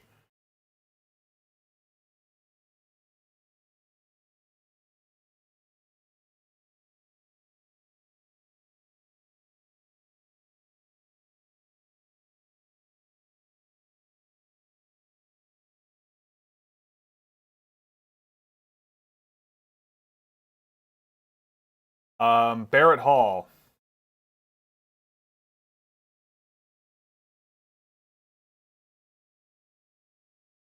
Okay, Josh Philman goes off the board to New Jersey. That's neat. 164 to Seattle.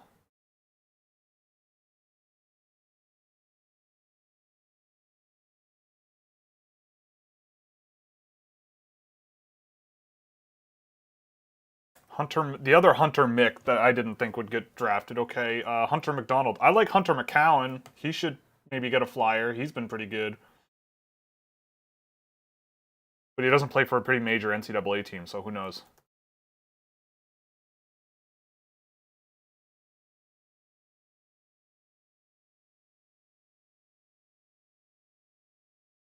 Philmon. Off he goes.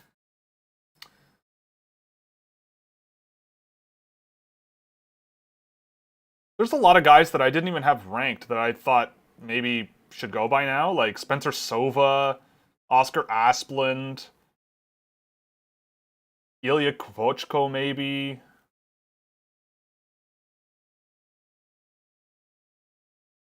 Nolan Collins, interesting. I don't mind Nolan Collins, he's okay. Like Charlie Wright might be an interesting one around here.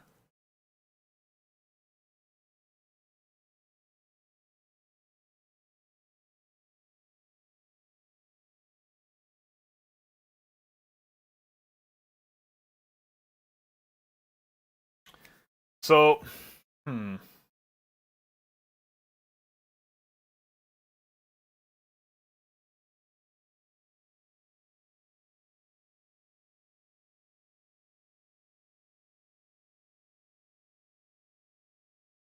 yeah. I think it would be nice if there were multiple. Oh, Theo Wahlberg goes to the Ottawa Senators. He's an interesting one. Wahlberg's all right. Oh, I thought I had him on the list. I was watching him like last week. Theo Wahlberg is an interesting pickup for Ottawa. He's like rangy and but big and pretty skilled. Can't really complain.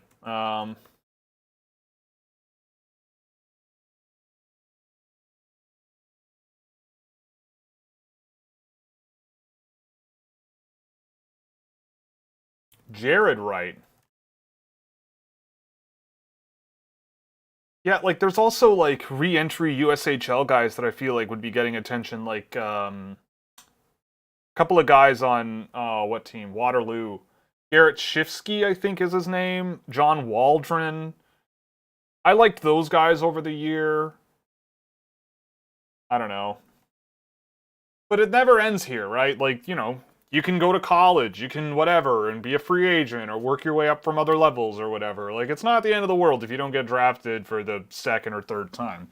I still have a lot of the faith in the guys that I draft in my list that I would keep an eye on and whatever.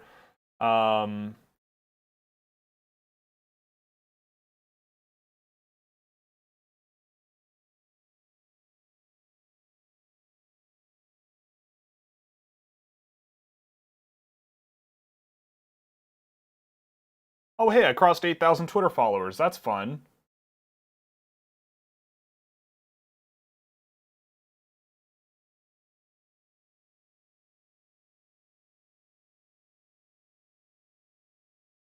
Jake Richard is an interesting pickup. That's a good one for Buffalo. I like Jake Richard. I liked him briefly when I saw him.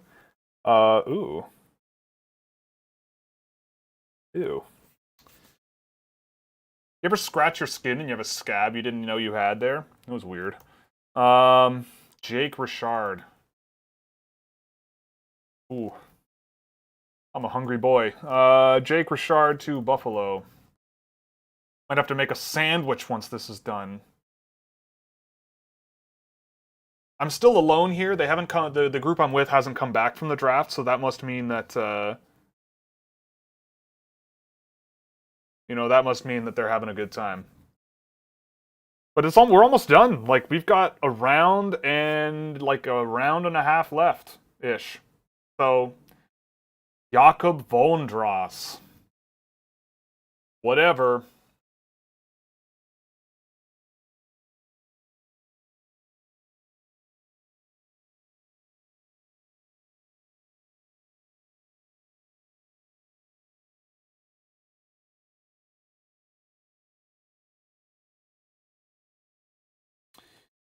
Okay.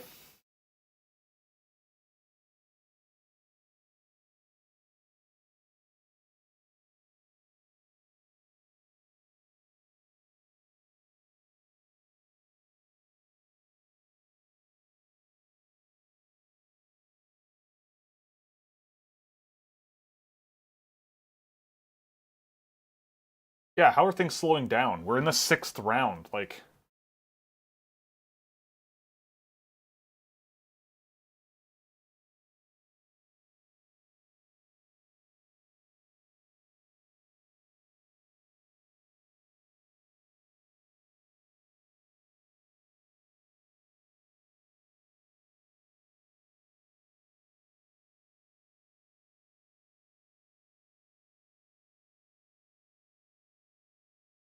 Joey Moldoni goes to the San Jose Sharks. Joey Moldoni's interesting. I mean, I don't know. He's a prep guy. They did this with Spitzerov the other year. Moldoni's an interesting one. I don't have him ranked. I did have him on the list early in the year. I watched more of his games with Nichols, and he was a guy. But we'll see. He's a good shooter. He has some skill. He's fine. At 172, sure. If you want him, I would not complain. I like Kenta Isagai more. I like Alexis Gendron more. Gendron might be my guy at 217 if he's there. If he's not, that makes my life a little bit easier. Dominic James. There he goes. Dominic James. Did I not have him? Oh, weird. I thought I added him after the World Juniors. 173 to Chicago. Nope. Chicago. Dominic James. I love Chicago. I've been there I think 2 times in my life. Always had a good time in Chicago. It's a nice city. It'd be way nicer if Chicago, didn't trade Alex DeBrincat. I'm gonna throw that out there.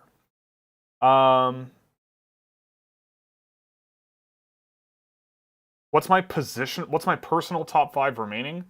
I mean, Duke, Tiacek, Gendron, Suchkov, and Isagai, which are all guys that I don't expect to be drafted by all these teams. Yeah, I mean, I don't know what you want me to say about guys that are going like 173rd, 4th, 5th, 6th in the draft. Like, like Dalen Kuffler. I've never heard that name before. Never in my life have I heard of a guy named Dalen Kuffler. Dalen Kuffler. 174. New York. I mean, for me, like, I've already got Tyler Duke on my team scouting list. Yuri Tiacek is already on it from last year. Gendron is number 1 for me at the last pick for 217 if he's there. Suchkov is already on team scouting. Isagai is the next one, and I expect him to be there. And I think that's the one where I feel like he will be. Winnipeg takes Fabian Wagner. He should have been drafted by now. That's a good pickup at 175. Really skilled, really high-paced guy when he wants to be. He's another one of these guys that in isolation does really, really impressive stuff, but then you go, okay, but put it all together. At the World Under-18s, I thought he was just okay. I was hoping for him to break out a little bit there, play a little bit more consistently at that high level, but he's capable of it. And I'd rather bet on that kind of a player in this range than trying to make that happen with other players.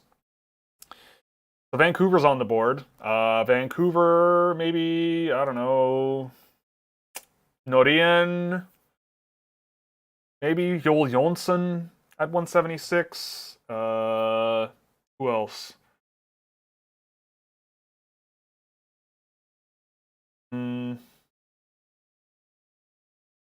Oscar Asplund. Usually Vancouver drafts long-term development late, like not CHL players. Guys they have more years with. Ivan Avage. Master Domenico. Who is it? I didn't hear.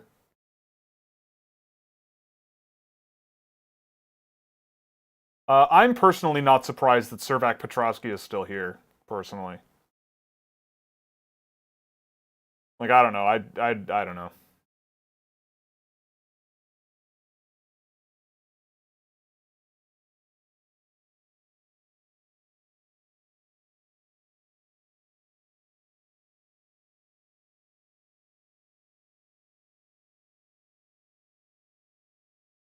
What are we doing here, Vancouver? Are they trading a 6th round pick? Oh, Jackson Dorrington. Okay. Up the right alley, taking a longer term thing.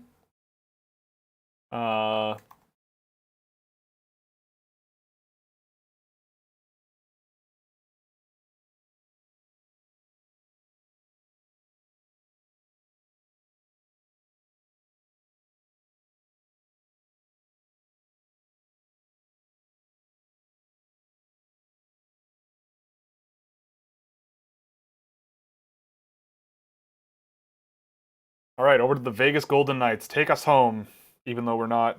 Whatever. Any chance Vinny Borghese goes? I doubt it. I'd be surprised. I mean, maybe, but I'd be surprised. Ben Hemmerling. Did you see much of Sandis Vilmanis? Yeah, I like Sandis Vilmanis. I approve of his move to Sarnia. He's a good shooter, really, really good shooter. I think it's something they need. Pretty good skill as well. Like, he's big, skilled, and can shoot. Nothing wrong with that. Ben Hemmerling, where are you in here, Ben? There he is. Ben Hemmer. Oh, him. Yeah. Yeah. Ben Hemmerling is a fine pick here. He's fine. I watched a bit of him. There's a bit of skill. He's a nice offensive player. There might be some upside there that you could work with. Sure. I don't know. You could do a lot worse. Connor Kurth, he might get drafted. Maybe. Jack Devine is still undrafted. That's kind of surprising. But, I don't know. I soured on him a little bit. I'd like to see... Okay, so here are guys that I'd like to see drafted. Gendron, Pelavin, Joel Jonsson, Marcus Nguyen, Jack Devine, Cole Knubel, Jakob Norien. I'd love to see someone swing on Oscar Panzar. Panzari, or whatever his name is. Yuri Lassila would be fun to see drafted. Josh Nadeau. Tiacek does still play on Jaromir Jagr's team, yes. When will Aito Iguchi go? Never. Grade the Vancouver draft so far. Well, Vancouver, I think, has drafted some guys I haven't seen before. Like Jackson Dorrington, I barely know anything about.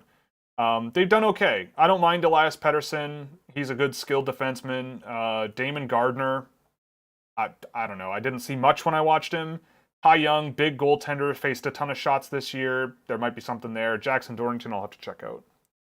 There is no video of my reaction when Slavkovsky was selected because I was in an underground concrete pen with other members of the media, and I heard the roar from the crowd, and then I got an opportunity to leave my spot down there and go sit in the crowd, so I ran to the elevator and ran to the seat through the arena to get there before the second overall pick went. But my reaction was, okay. That was about it. Matthew Semenoff at 179. Who is Buteyets? Okie doke. No idea. Semenoff. There he is. Yeah, I had Semenoff available here. Yeah, it makes sense. I can see it. And it's a fun Dallas pick, yeah, for sure. Fun Dallas pick.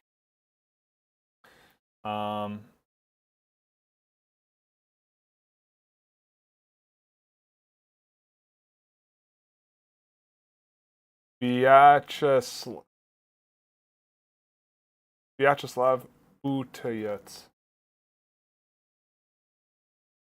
178 to Anaheim. Buteyets. Oh, he's a Russian goaltender. Okay.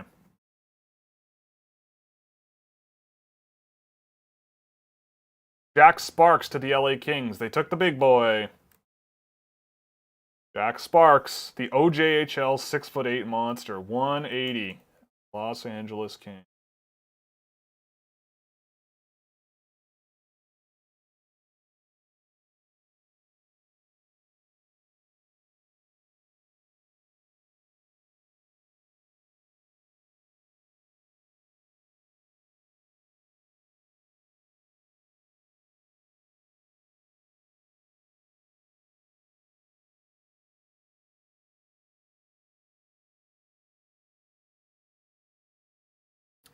Ryan Hofer. You want to talk about size. 6'8", barely scored in the junior A level in Ontario.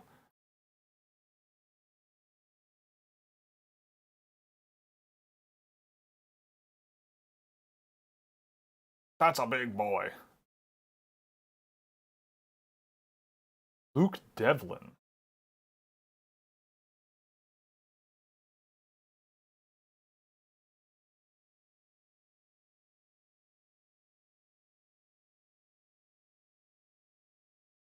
$182.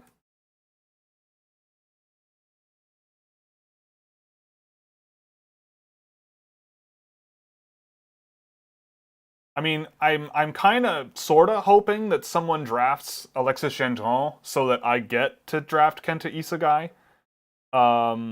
Yeah. Are you going to make a rating video for each team's selections? Yes, I will. It'll take me a bit of time to go through the guys I haven't seen before and get at least a little bit of a grasp on them. But I will start to put those together as soon as I can.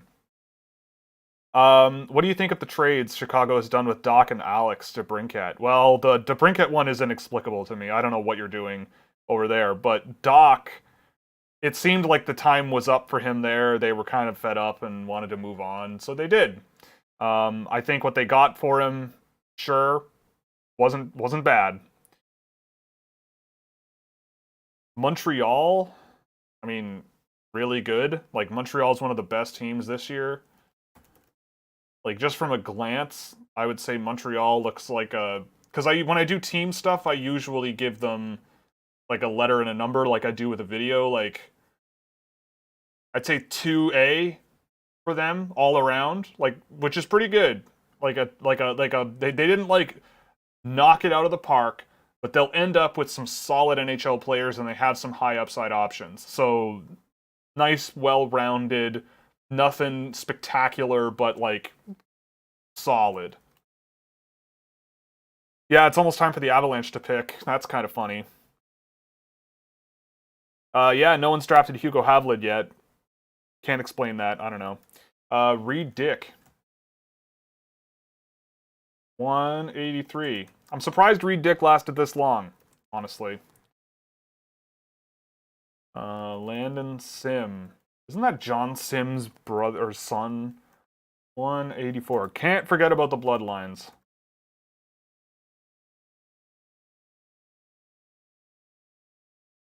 The number letter. So the number is just a general tier of talent, right? So like a 1 is generally like a guy that you don't want to trade. That like that level of talent is something that you do not want to lose.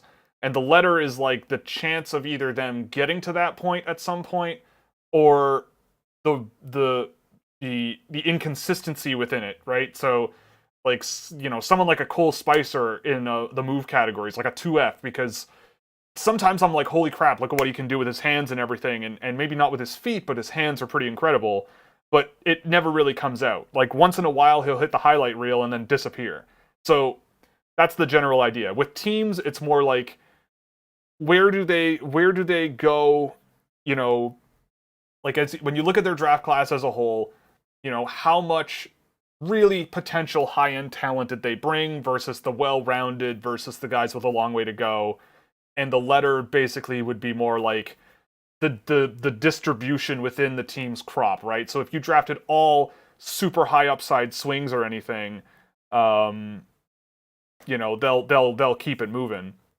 And yes, rounds 2 through 3 go way faster because the clock is quicker, and yeah, there's no speeches or anything. Servac Petrovsky. That's a fine pick. In this range, sure. You know, I'm not the hugest fan of Servac Petrovsky, but, like, he's better than a lot of the guys that went ahead of him, honestly. Like, he was on my watch list. I think he deserved to be picked earlier, but he wasn't. Josh Davies to Florida. What? Oh, Joshua Davies is what he was. Okay.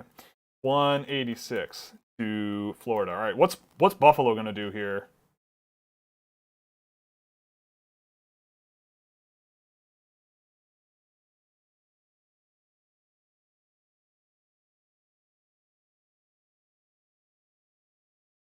How many years of development before the Caramaki makes the NHL?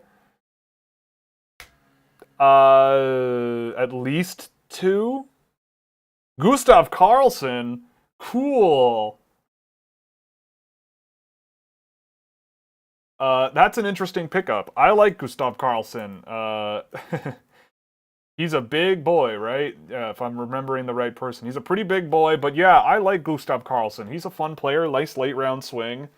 The Buffaloes continues to do pretty well. Like, Buffalo's doing a pretty good job here. Yeah, like Buffalo with getting Jake Richard late, Mats Lindgren at 106, Kulich, Oslin, Savoy. Like, that's a pretty good pickup, and you could do a lot worse at 187 than a guy like Gustav Karlsson. For Karamaki, I think you're looking at least 2 years, I would say. There's no need to rush him. Isaac Howard, I'd say 3, maybe. I wouldn't put him straight. I think I'd give him 2 at the very least 2. If he blows the world to pieces in 2 years, then maybe. But I want some time on that. I want some timeline on that. Run it out a little and see where he ends up. But at least 2 years for Isaac Howard. Most of these guys are at least 2 years away. Niels Juntorp. Nils Juntorp. Don't know much about Juntorp. I've seen him a bit. Again, one of these guys where I don't really have much positive or negative to say or whatever. You know, he's fine.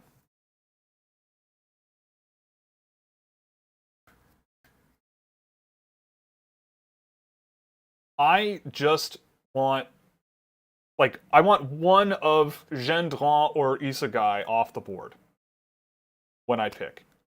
That's what I want, because I don't want to not draft both of those guys.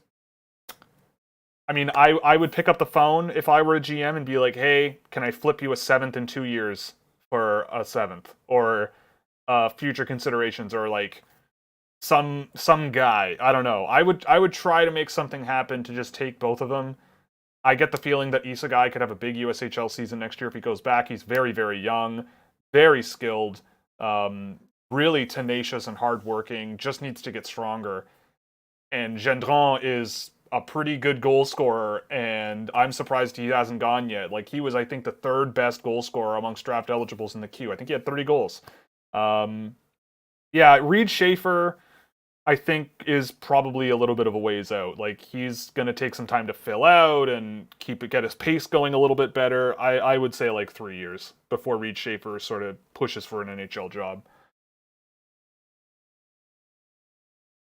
But as also for me, like my approach with all these young guys is I hold them out as long as they can and help them be as good as they can everywhere except the NHL first, right? Like make sure that they're comfortable everywhere but the NHL before sort of shoving them in the NHL and seeing how it goes. Um, Tyler Muzelik, the NTDP guy. Okay.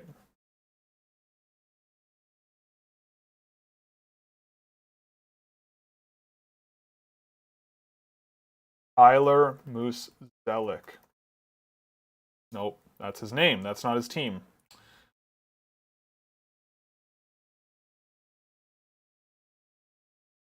Florida Panthers. And he is a right winger. No, he's a goalie. Just kidding. Just kidding. Yevseyev. Nikita Yevseyev. Sure. I've seen Yevseyev a little bit. He's okay. I watched a bit of him because, like, oh yeah, he's playing in the VHL and playing pretty well. I wasn't really blown away with Yevseyev, but you know, he's a nice late round swing, and you get to hold on to his rights forever. You could, yeah, like he's decently mobile and skilled, perfectly acceptable for Edmonton.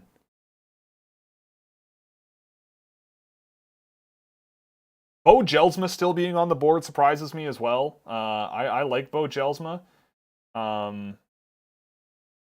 Even as like a guy who could be a third line energy player. Zach Karpa.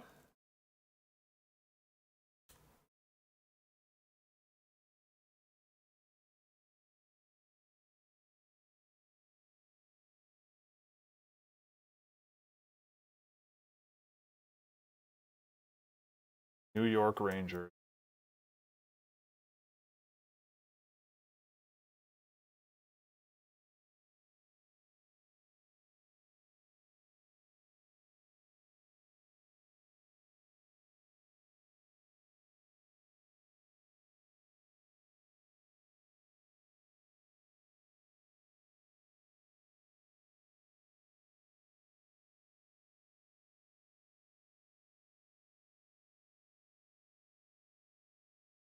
Connor Kurth, there he goes, Tampa Bay Lightning. I like it. I mean, I didn't have him ranked, but Connor Kurth is a lot of fun to watch. He's big and stocky, but really fun to watch. Pretty skilled. Took a big jump this year. Good for them. So Tampa has drafted Isaac Howard. Like Tampa might be underrated here a little bit. Let's see. I mean, I'm not a huge Lucas Edmonds fan, and 86 is kind of high, but Connor Kurth at 192 is a nice bet. Isaac Howard at 31 is hilarious. All right, Columbus's or Columbus, no, Colorado's first pick of the draft. That's funny. I wonder if this is the latest a team has drafted. I wonder.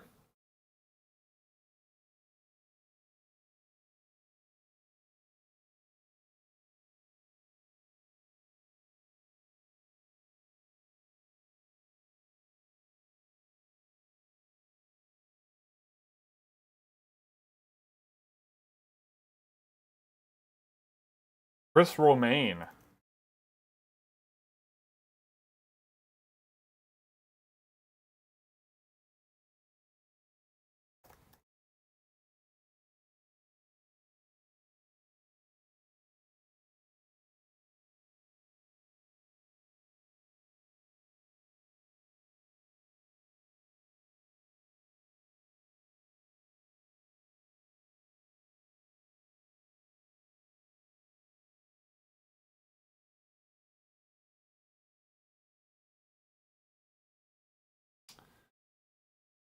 Okay, on to round 7.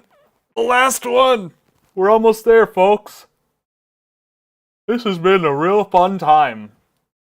I mean, this year's class is not as exciting, I don't think, and once we got to like 50 or 55, I kind of was not really seeing a whole lot to be super excited about. So look, I mean, this is at the point where, you know, some guys are gonna, you know, some guys are gonna pop off and develop really well, and it's really hard to tell which ones will do so. I mean, I think I know who I would bet on, but yeah. Petteri Nummi.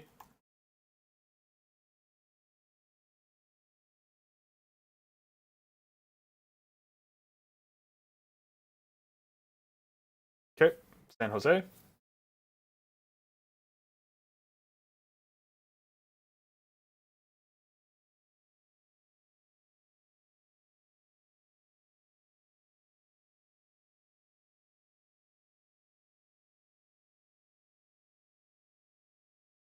Eli what?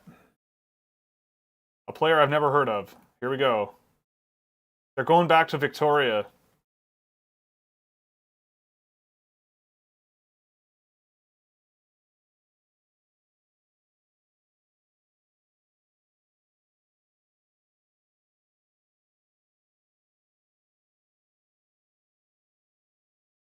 Eli Barnett.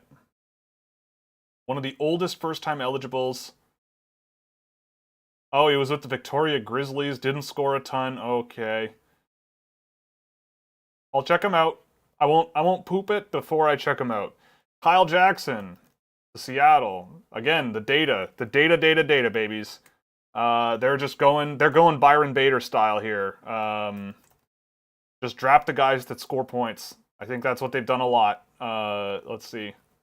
I mean, I'm sure that is probably not the worst idea. Yeah, like, they haven't drafted a single player except for Tyson Jugnoth under a 20 NHLE score for me. I don't know about Barrett Hall or Ben McDonald, but I know Ben McDonald scored a lot. So Shane Wright, Jagger Furcus, Yanni Newman, David Goyette, Ty Nelson, Tucker Robertson, Kyle Jackson, all guys that just score. Santere Sulku, 197, going to Philadelphia.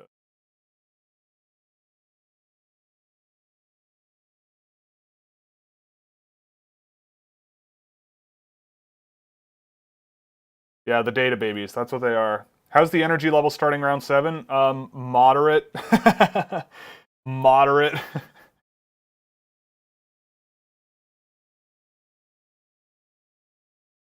NHLE score is just a metric I made to basically age adjust, league adjust, and position adjust a player's production. So basically, it just isolates the players that relative to their history in their cohort generally are performing up to a higher standard than others. It's way easier for guys where there's many more games played and more likelihood of scoring, so like North American leagues or junior leagues or whatever. Whereas in Europe, it's a lot sketchier at the men's league level. And I still don't know how to fix that, but it's a lot easier said than done, I would say. We're getting there. Barabosha goes to New Jersey.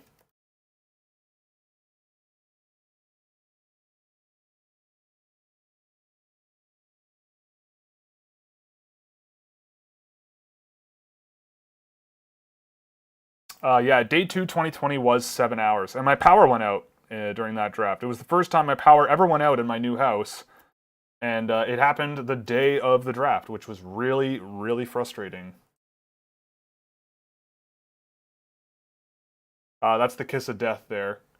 Safe, reliable, dependable in all situations. Nothing really stands out. Yep, that sounds about right. Riku Kohila.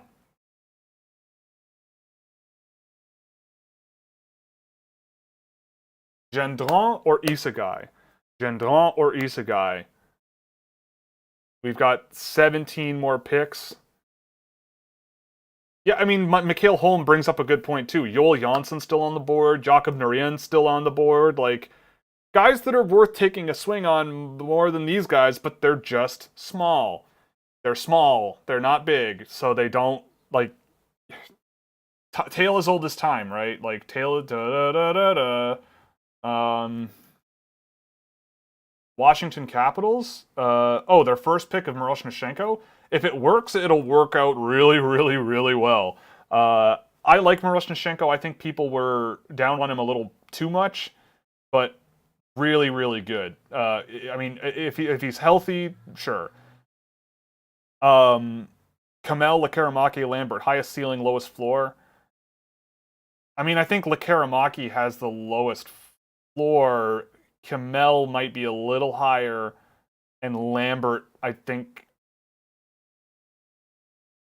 I don't know. I'm such a big believer in Lambert that I just think he's better than both of those other guys. Or at least he could be. I mean, he's not as good a shooter. Those two guys are extraordinary shooters relative to him. Fair to say Owen Beck is a poor man's Shane Wright. Yeah, I could see that. Sure, I could see that argument. Just tuned in. Can you make me feel better about a disappointing Ducks draft? One moment. I mean, it's been kind of unfortunate. Jackson Edward of the London Knights. Okay. 200 to Boston. Let me guess. He's big. He plays for the London Knights. He's big. Yeah, 6'2", 195 pounds. Owen Mellenbacher. All right. I like Owen Mellenbacher just fine. He's fine. 201. Owen Mellenbacher. No, Detroit.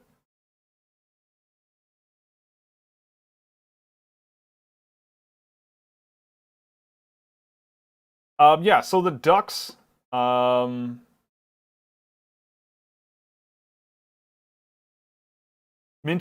Gaucher, Warren, Luneau, King, Davidston, Michael Callow. I haven't seen much of Michael Callow. I don't know anything about Vyacheslav Buteyets. The Ducks are just going for physical depth guys. Like, Warren and Luneau will be NHL players. They'll be fine. Not spectacular, but fine. Gaucher will be an NHL player. Fans might really like him. He's physical and intense. Mintyukov has a lot of upside. I think 10 is a really risky pick, but he's got a lot of upside for sure. I don't know. Anaheim, like, for me, Anaheim is like a solid 2D here. Like, not terrible, but really boring, and just drafting guys that, they'll play. They're drafting guys who will play, which is okay. They've drafted plenty of skill and stuff over the last little while, and whatever. I mean, this is how the NHL works, right? Like, this is not surprising to me. Boston took Radkovich Burnson. Okay. Interesting. I don't mind Joel Radkovich Burnson. He's fun to watch. Good shooter, powerful, strong guy. Meh. James Fisher. Don't know much about him either.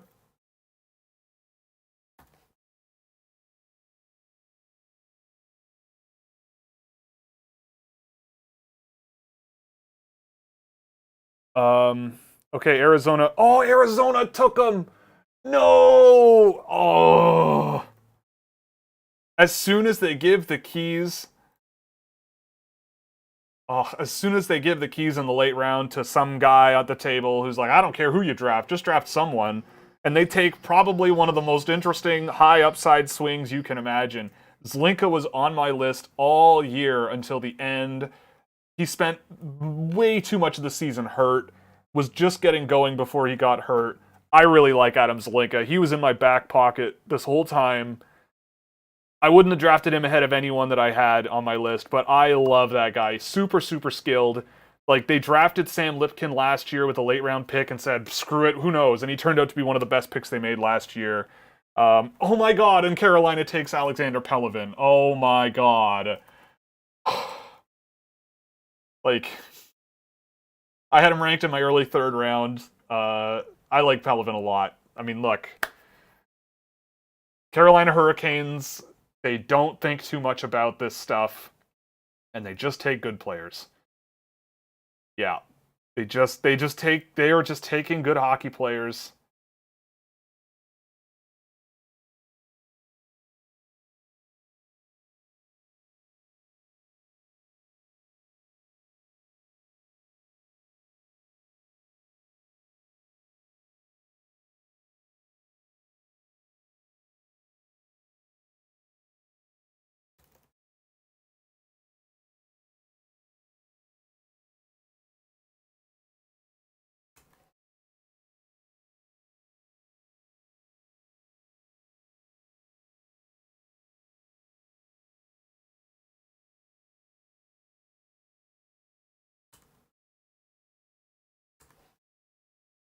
Okay.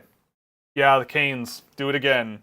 I mean, the Canes for a team that drafted starting at 60, just bangers. Like, Trikazov, awesome. Pelervalov at 71, yeah, I could see it. Ford's Mark at 101, good value.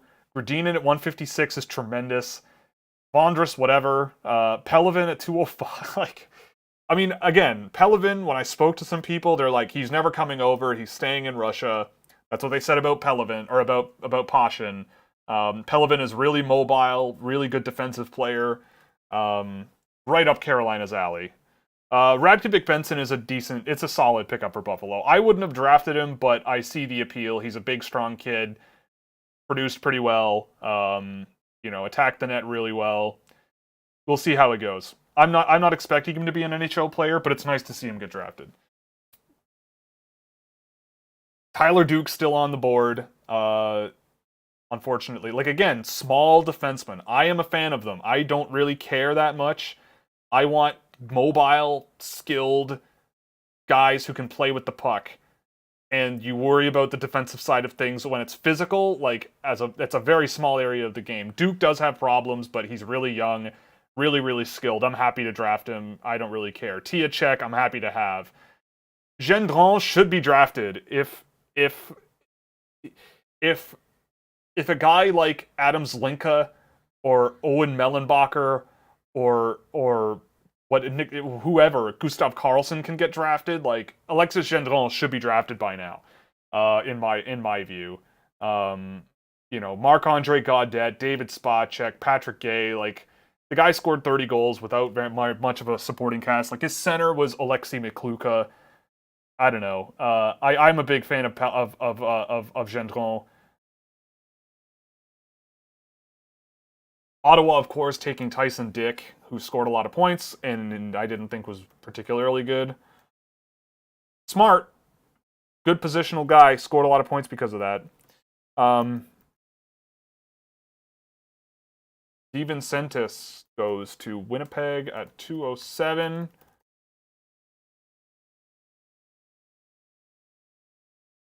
The Canucks have been fine. Why is Yegor's name red? Yegor's name is red is because he's a third-time eligible, right? No. This is fourth year of draft eligibility. That's just the color coding I give for them. So the lighter maroon or whatever color that is D+1. Green is D+2. That red is D+3, and then for the guys that don't get signed or re-entered into the draft this year that are older, they're purple, I think. Yeah, the Canucks have done well. I think the Canucks have done well. Oh, they got Kudryavtsev. Okay, whatever. Sure, nice swing late. Go for it. Yeah, Vancouver did well. Abram Wiebe.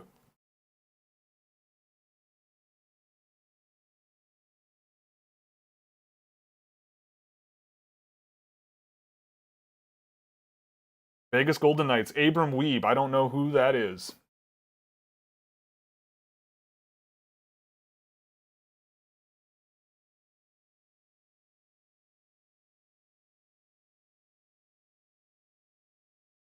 Ben Strinden.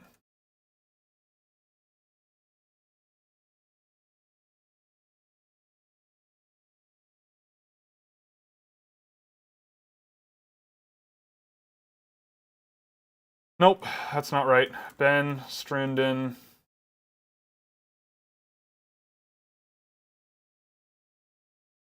Buffalo's on the clock. Don't take Gendron. But if you do, that's fine. Whatever.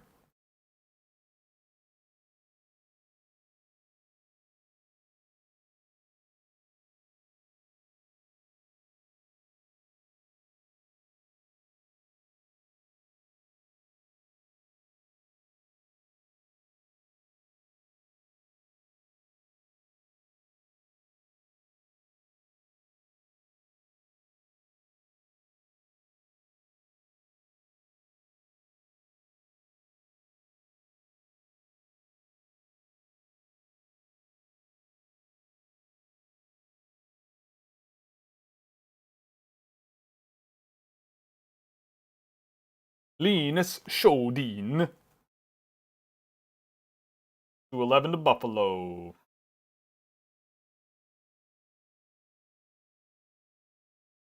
Detroit Red Wings. Who's it going to be? Who's it going to be?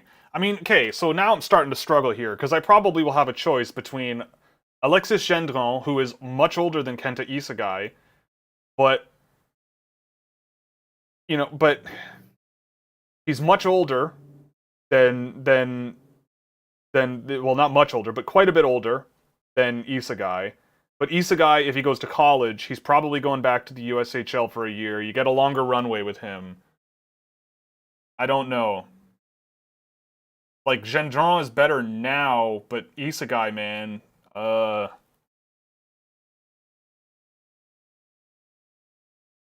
Gucciardi goes. Okay, that's pretty fun.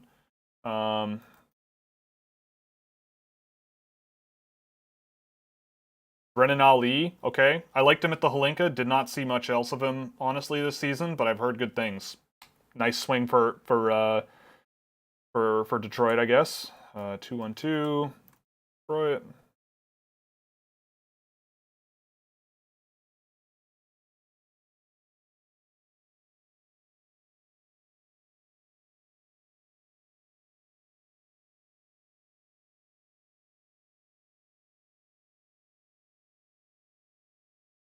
What else do we got here? I think it should be Gendron. I think.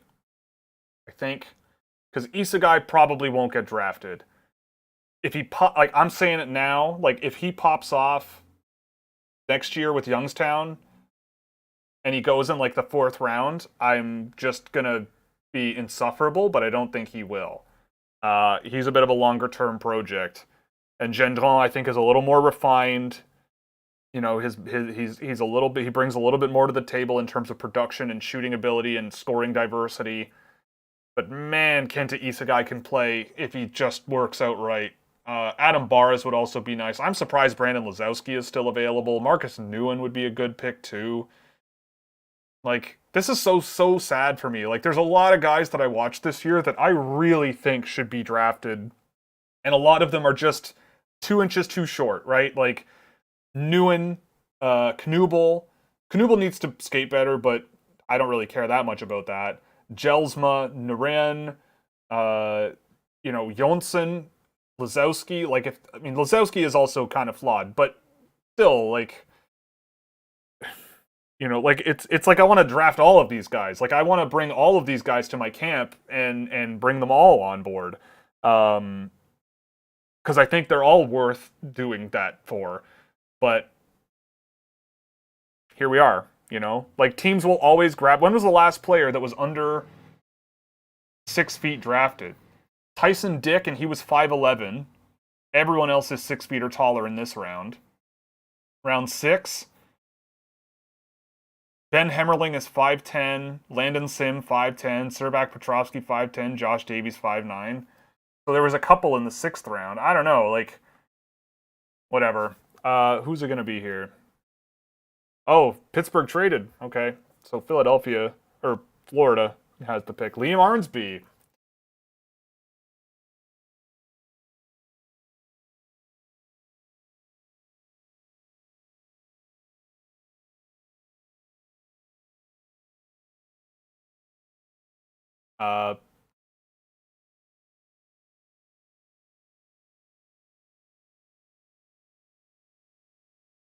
Yeah, I feel bad. Like, there's probably some kids there that are hoping to get drafted, and they probably should, and they won't be. If Cole Knubel can get a skating coach that gets him up to a really high pace for him, I think he could pop off. Marcus Nguyen just needs more ice time and some special teams time. I think he could pop off. Isegai got better as the year went on. He just needs to get stronger, and I think he could pop off. Gendron on a better team than Blainville-Boisbriand, I think, could pop off. Yegor Suchkov led his pro hockey team in scoring this year, but he's 5'7" or 5'8". I don't know what that's all about. Yuri Tiacek, great shot differentials on his team this year, took better steps offensively, but, he's 5'9". Tyler Duke drove great results, but he's 5'9". Didn't score a ton, and he's 5'9". Adam Barras, I didn't get enough of a watch at him, so I probably won't draft him, but I liked what I saw. Lucas Gustafsson still not drafted. I mean, I think he just plays a style of play NHL teams are scared of or something, like they just don't think it would work. But then again, Denton Matejchuk goes 12th overall, and Lucas Gustafsson is, I would say a more skilled already than that, even though he didn't score the points. I don't know. I just can't help but watch Lucas Gustafsson and be really excited for his future. So we'll see what happens at Boston College next year, but I have high hopes. We're almost there. We have 4 more picks. If Gendron is there, I think that's the guy. If he's not, it'll be Issa guy. If by some chance both of those guys are gone, I'll panic and draft. I don't know. I don't know. Marcus Nguyen. Yeah. Yeah, Marcus Nguyen.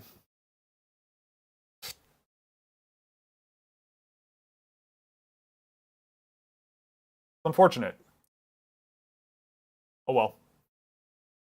One day when I'm king of the world.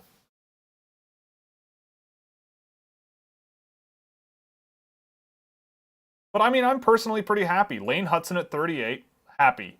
Vladimir Gradinin at 95, happy. Tyler Duke at 122, happy. Joel Jonsson at 135, happy.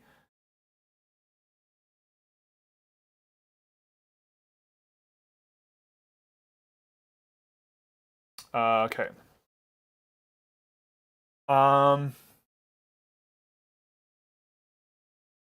Do you think the NHL's agreement to allow players to remain with their junior teams needs to be renegotiated? I've heard a lot of talk about it stalling prospect development.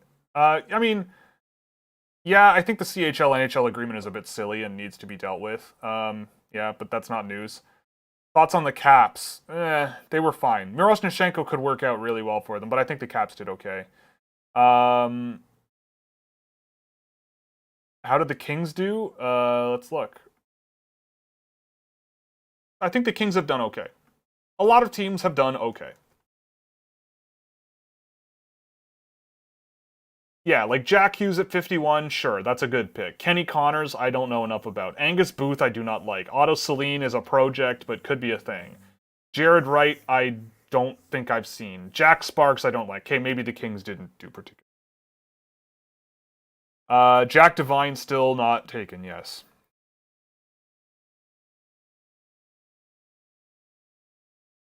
Yeah, another giant off the board.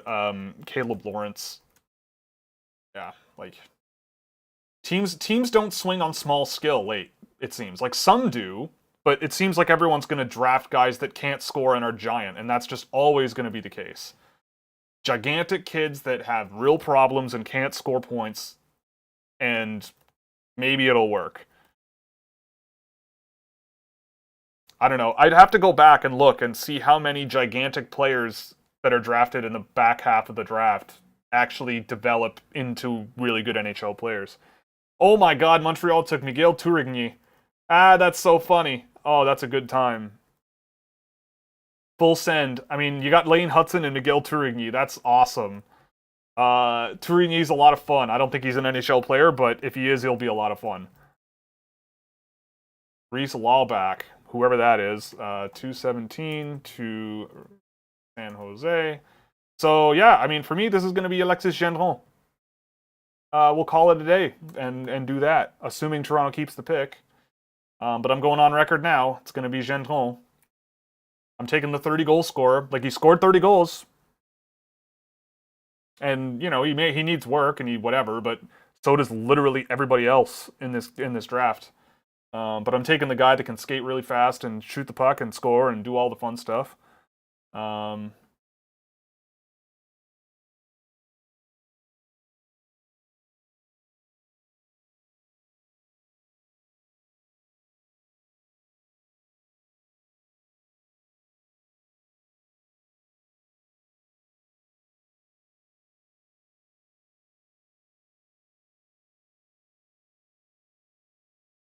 The Devils draft. The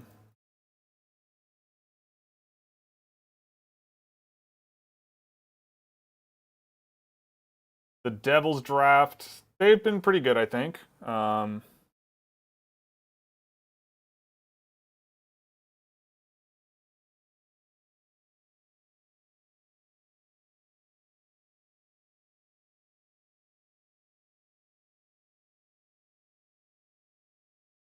Yeah, so the Devils here, I don't know. I think they've done okay. Oh, the Leafs took Brandon Lazowski, the other 30-goal scorer. Okay. I mean, I had a feeling that Toronto might go that direction. But good pick. Personally, I saw him and Fraser Minton a lot, and I liked Lazowski a little more, personally, but they got both, so that's nice. Yeah, so that's it for them. And that's it for me. So let's add that to the stream here. Alexis Gendron.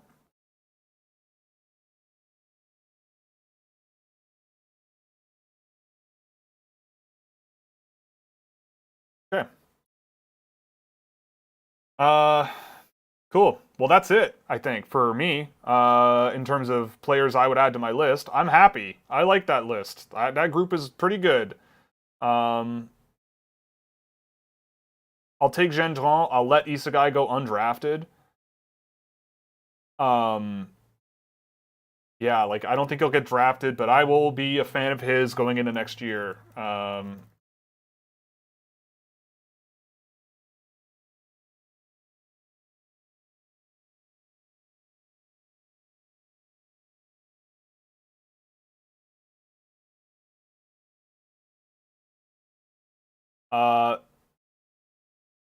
No, I do not have my own NHL franchise, but I wish I did.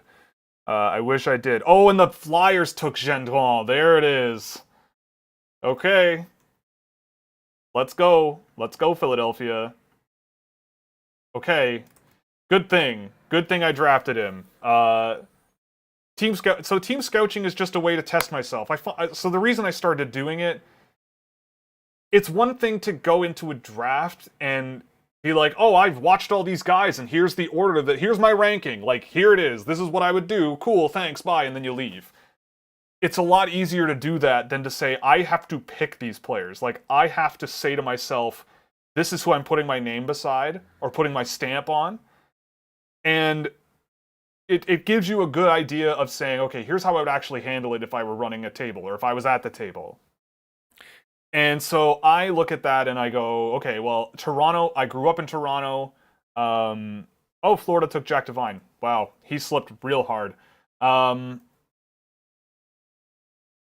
surprised. I mean, that's a good pick for where, I mean, I had him ranked in the middle. Like, it's not like he was ranked way higher than this. I mean, 221, it's a good, reasonable bet on Devine. He drove pretty decent results for my work and everything, and nothing to complain about. Yeah, Reese Lawback is one I'm going to have to check up on for sure. Yeah, Jack Devine goes. What are the Oilers going to do here? It's going to be fun.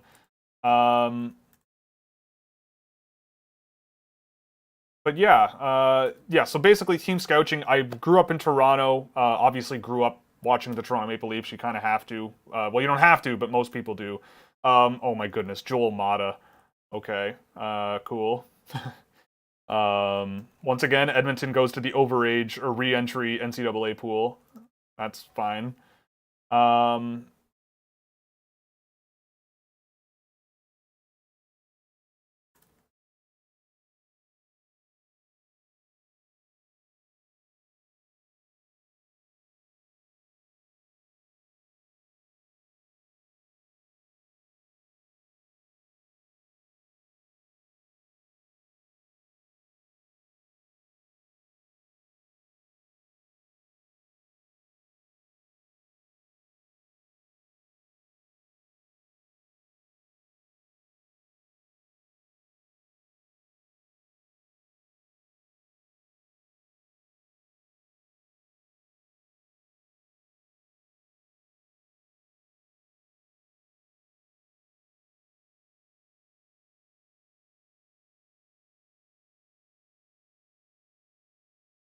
Dylan Gill. Okie doke.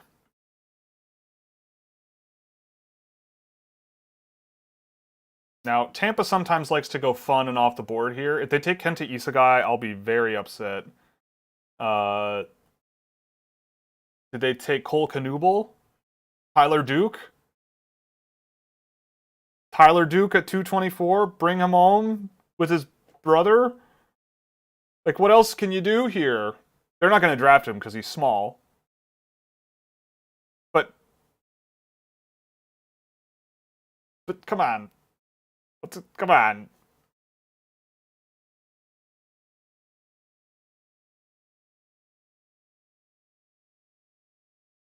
I don't think I heard Tyler Duke.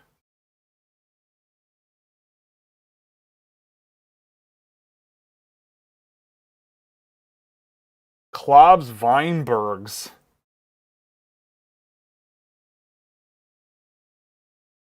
Who's Klobs Weinbergs? Plays for Dynamo Riga. Right? Oh boy. Okay. Well, he's big. He's big. He's a big boy. Yeah, knew they would.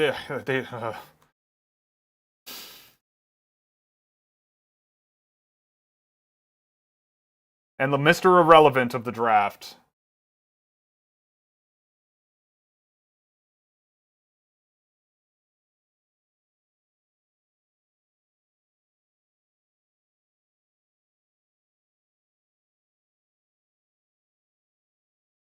Ivan Zhigalov. and the Avalanche get jiggy with it. Wow, could you imagine sitting in the stands all that time? Unreal. Last pick of the draft. That's a good, Zhigalov's fine, I guess. Sure. Okay. Well, we're done. We're done. We did it. Why did Edmonton do that? Because they're an NHL hockey team, Ray, bro. You're gonna lose your mind. If you want to see the previous team scouting, yeah, let me just get it up, load it up. I'll update it for you live on camera here. Where am I doing? Oh my goodness. Okay. Ivan Zhigalov, getting jiggy with it. So, team scouting shortlist. I mean, I got guys off my shortlist pretty much at every pick. Lane Hudson at, well, it turned out to be 38. So I'll just add them here. 2022 team scouting. So here's all the names. I'll just go through them once I add these ones. One moment. Go there, go up. Let's see. It was, and we got how many players here? 5? Yeah, so 5. 1, 2, 3, 4, 5. Okay, Lane Hudson. Who else? Vladimir Rudinin. Tyler Duke. Joel Janssen. Alexis Gendron. And we got them at 38 in 2022. Rudinin was 95 in 2022. Duke is 122 in 2022. 135 in 2022. And 218 in 2022. And then I just take these. Drag it up. Take these. Drag it up. Is D? Yes, yes, and yes. Okay. And so we're gonna let's walk through team scouting together. Let's do that. So the first year I did it was 2016. I wasn't public yet, but I was doing this back then just to play around and use it with my data as well. I really relied on my data in 2016. I'll say that. 2016, select all there. Okay. So in 2016, I took Austin Matthews at 1, Jonathan Dahlen at 31, Adam Fox at 62, Frederick Ayard at 72, Taylor Radish at 57, Noah Gregor at 101, and Ty Ronning at 182. That's now you've got 1, 2, 3, you got 4 NHL players out of that. The Toronto Maple Leafs got 1, I believe. 2017. I took Timothy Liljegren at 17. Then they didn't have a pick until 110, where I took Kyle Olson, who didn't work out. 124, Igor Shviryov, who really didn't work out. Nick Campoli at 141, who really didn't work out. And Jacob Totora, who disappeared off the face of the planet. So that didn't work out either. So 2017 sucked. That was bad. That was a bad time. I had a bad time. 2018 started with Joe Veleno at 29. We'll see. Kalen Addison at 52. He is doing okay. Alan McShane at 76. I don't know. I'm kind of sad at how his career has gone. Linus Karlsson just coming to North America now. He's coming along pretty well. Linus Newman, I'm still a believer in Linus Newman. Liam Kirk at 156. Philip Kral at 149, who's in Toronto's system. And then Jerry Turkalainen at 209, who I will ride or die forever. And Carl Vasenius, who is, I think, playing in Norway now, but he was a late round flyer. Then I started really getting serious about like watching hockey and really evaluating them clearly in 2019. Nick Robertson at 53 in 2019. Mikko Kokkonen at 84. He's coming along. Levi Aaltonen, who, we'll see, but he's come along slower than I expected. Rhett Pitlick, I love Rhett Pitlick. Hoping that he continues to get better at college. Yegor Sergiuk, I still like Igor Sergiuk, but he didn't come along the way I wanted. Billy Constantino has come along and done pretty well, but you know he's again 7th round pick and kind of on a long road, and there were other things that caused him to fall. So again, it's been a bit of a mixed bag outside of 2016. 2020 I thought was great. Rodion Amirov at 15. Nobody really expected him to get cancer. What else? Jean-Luc Foudy at 64. I'm happy with that. I took Daniel Gushchin at 59. Did I do this wrong? No, yes I didn't. Okay. 59, I took Daniel Gushchin. 106, Anton Johannesson, who I still support. Alex Pashin at 122. Victor Mancini, 137. He just got drafted. Who else? What's after 137? 168, Pavel Chutnev. He's kind of stagnated. Ethan Cardwell at 177. Thank you very much. Yegor Suchkov at 189. Still ride or die. And then I took Nikolaev in 2020 here. And Anton Lukachev was my panic pick at the end of the draft when Toronto added a 7th round pick last minute. I don't think... Actually, I did do... did I do 2015? I did do 2015. I forgot about this. I got Mitch Marner, Rasmus Anderson, Kyle Capobianco, Mitch Van de Sample, Kirill Kaprizov, Dmitry Timashov, and Cooper Merity. I mean, Toronto with Rasmus Anderson would have been a heck of a pickup, and they drafted Travis Dermott instead. Capobianco is kind of playing for the Coyotes, I guess. Kaprizov, I mean, there was risk and everything, but yeah. But yeah, so pretty good that year as well. And I mean, I think also the efficiencies in the NHL draft have kind of gotten harder to pick out. I mean, it was hard to see Kirill Kaprizov or a player like that slipping to as far as he did in the draft. But I mean, here we are looking at Alex Pashin and looking at who else? Igor Suchkov and everything. Who knows? And then 2021, Simone Robertson at 57. I still will support Simone Robertson. I think he's had a bit of a tough year, but I still think there's a lot to like there. And then Tiacek 153, Gustafsson 185. I like both of those players. I still think there's a lot of room for them to get better. And now in 2022, I mean, I'm happy with my 2022 picks. I am. Hudson at 38, Gordina 95, Tyler Duke 122, Johnson at 135, and Genton 218. So, you know, it's reasonable. I don't think it's too crazy. But anyway, that's how things have gone. So anyway, let me just fix these, and then actually I'll do it later. I'll just fix them later. So yeah, so there goes the broadcast.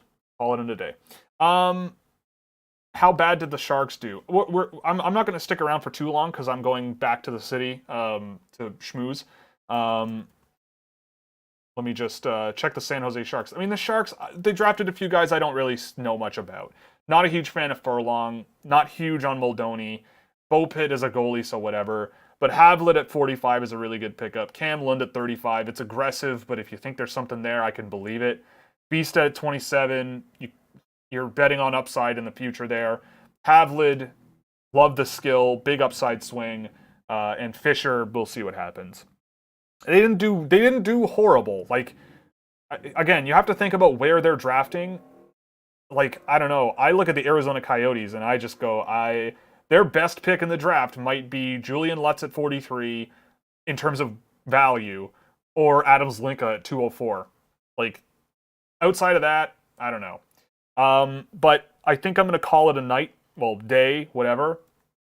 Thank you so much for joining me. I mean, this is incredible. This is what we do all year long. This is the work we try to do. It didn't, obviously things don't go how I want them to. I am just one person, and the NHL is this conglomerate of massive people who have been doing this for decades and decades and decades and have their own way of thinking about things. And I am fully willing to admit that I don't think about things the same way. But thank you so much for watching. This was the biggest year I think we've had to date. If you want to donate to Global Medic, please do so at globalmedic.ca. They're doing great work internationally, especially dealing with the crisis in Ukraine. I will be matching all the donations from this video or live stream, whatever you want to call it. I hope you had fun. We'll be doing recap videos when I get the chance to go through some of these guys and comb through the results and think about it a little bit. And once I get the notes written up, which will take a little bit of time. So in the next couple of weeks, hopefully those will be out. If you're a patron or a YouTube member, you will get access to those early. If you're not, you'll get access to them regardless at some point. And then I'm taking a break. I'm going on vacation with my girlfriend for a little while. And I'm now going to get changed and head to the city. So thank you so much. This was a lot of fun. Last night was a lot of fun. Thank you if you said hi to me at the Bell Center. I want to come back to Montreal. I loved the Bell Center. The fans were great. The environment was unbelievable. I highly recommend going to a draft if you ever get the chance. And I hope to see more of you maybe around town tonight if you're in Montreal. So thank you very much for coming along and watching all my work over the week. It's really, or over the year, I should say. It's been really incredible. Big year. Maybe not the most exciting draft class, but we'll see what happens. Let's see if we can get in a time machine and see where we're at in 5 years. But thank you so much for joining me on all of this. And we'll see you next season. Well, we'll see you in the recap videos, but in terms of live shows, this is it for the rest of the year. We'll see you maybe in November or December for live stuff. But thank you so much. I hope you enjoyed. Hope you enjoyed the draft. I hope all your dreams came true with your team. And I hope that all of your teams win the Stanley Cup next year. So thank you very much. Thank you for the donations, and we'll